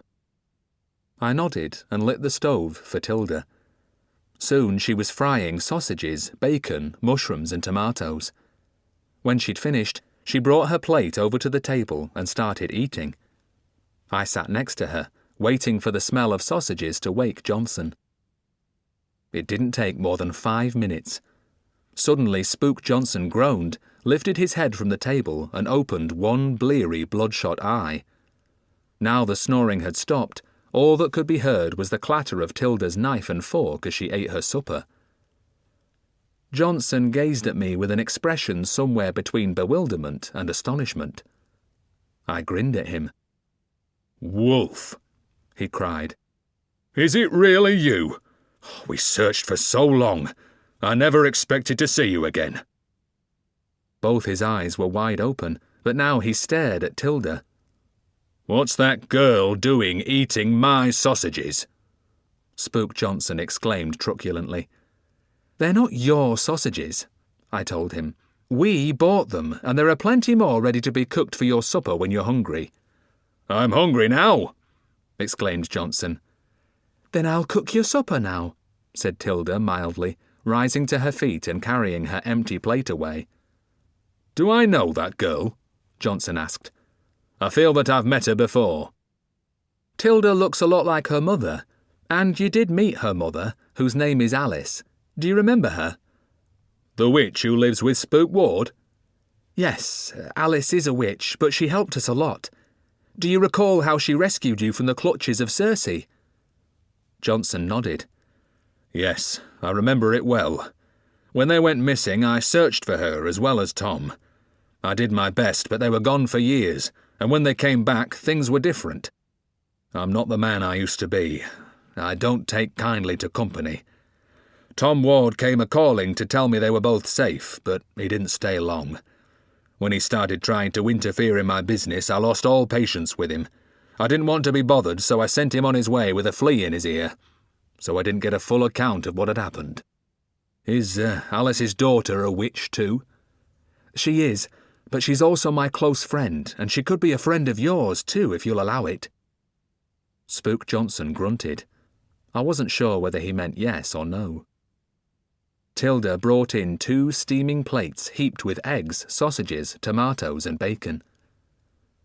Johnson stuck his fork into a big fat pork sausage, brought it close to his mouth and sniffed it warily. You'll find it fried to your satisfaction, I said.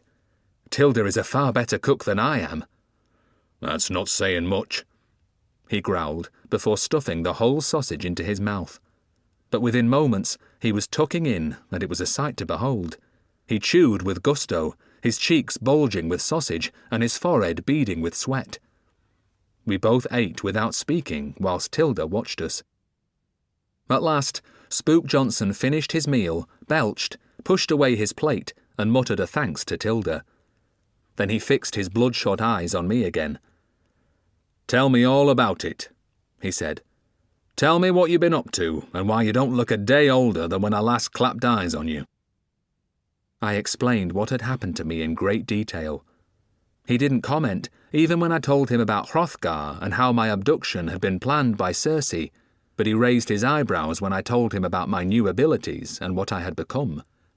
Finally, he nodded in approval when I gave him an account of how Tilda, Tom and Alice had been rescued. Then he just stared at me in silence. I couldn't tell what he was thinking.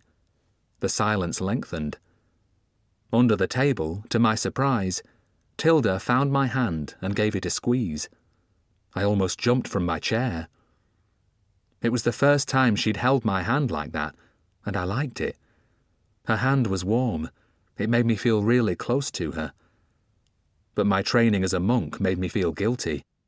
She was a witch, and holding hands with her couldn't be right. And how would Alice feel about it? Alice's reaction to our friendship was really starting to worry me. So, to take my mind away from what was happening, I addressed Spook Johnson. "You don't believe me, do you?" I said at last.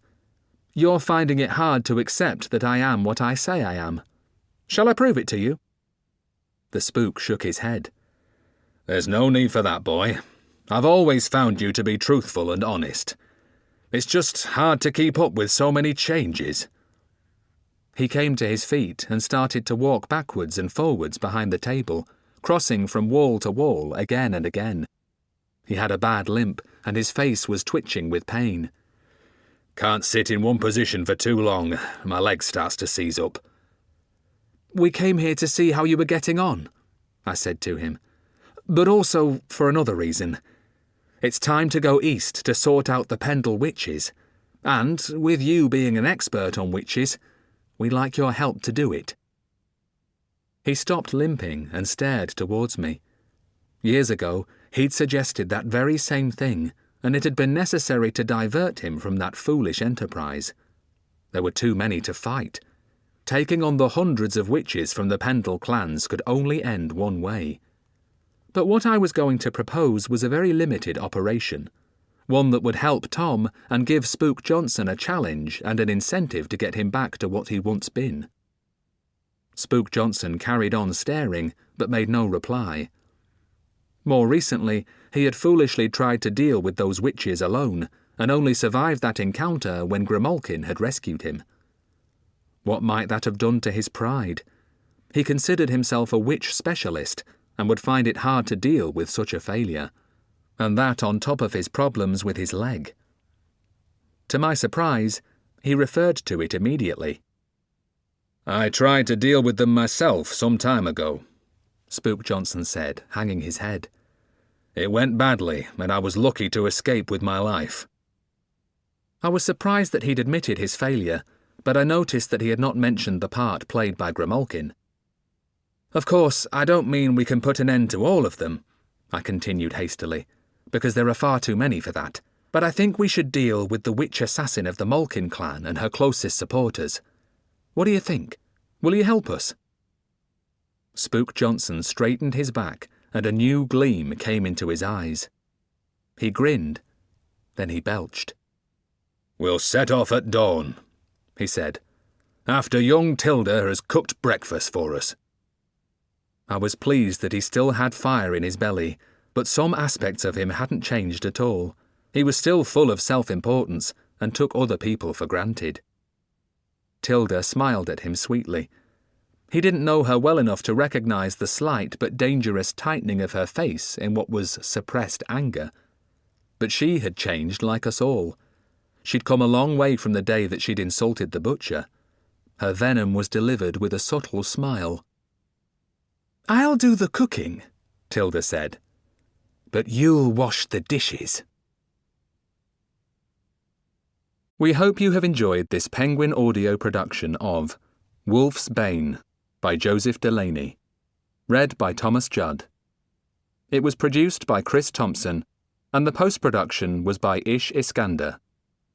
Copyright in recording Penguin Audio 2021. Text copyright Joseph Delaney 2021. All rights reserved. The moral rights of the author have been asserted. For more Penguin audio productions, visit us at penguin.co.uk/audio.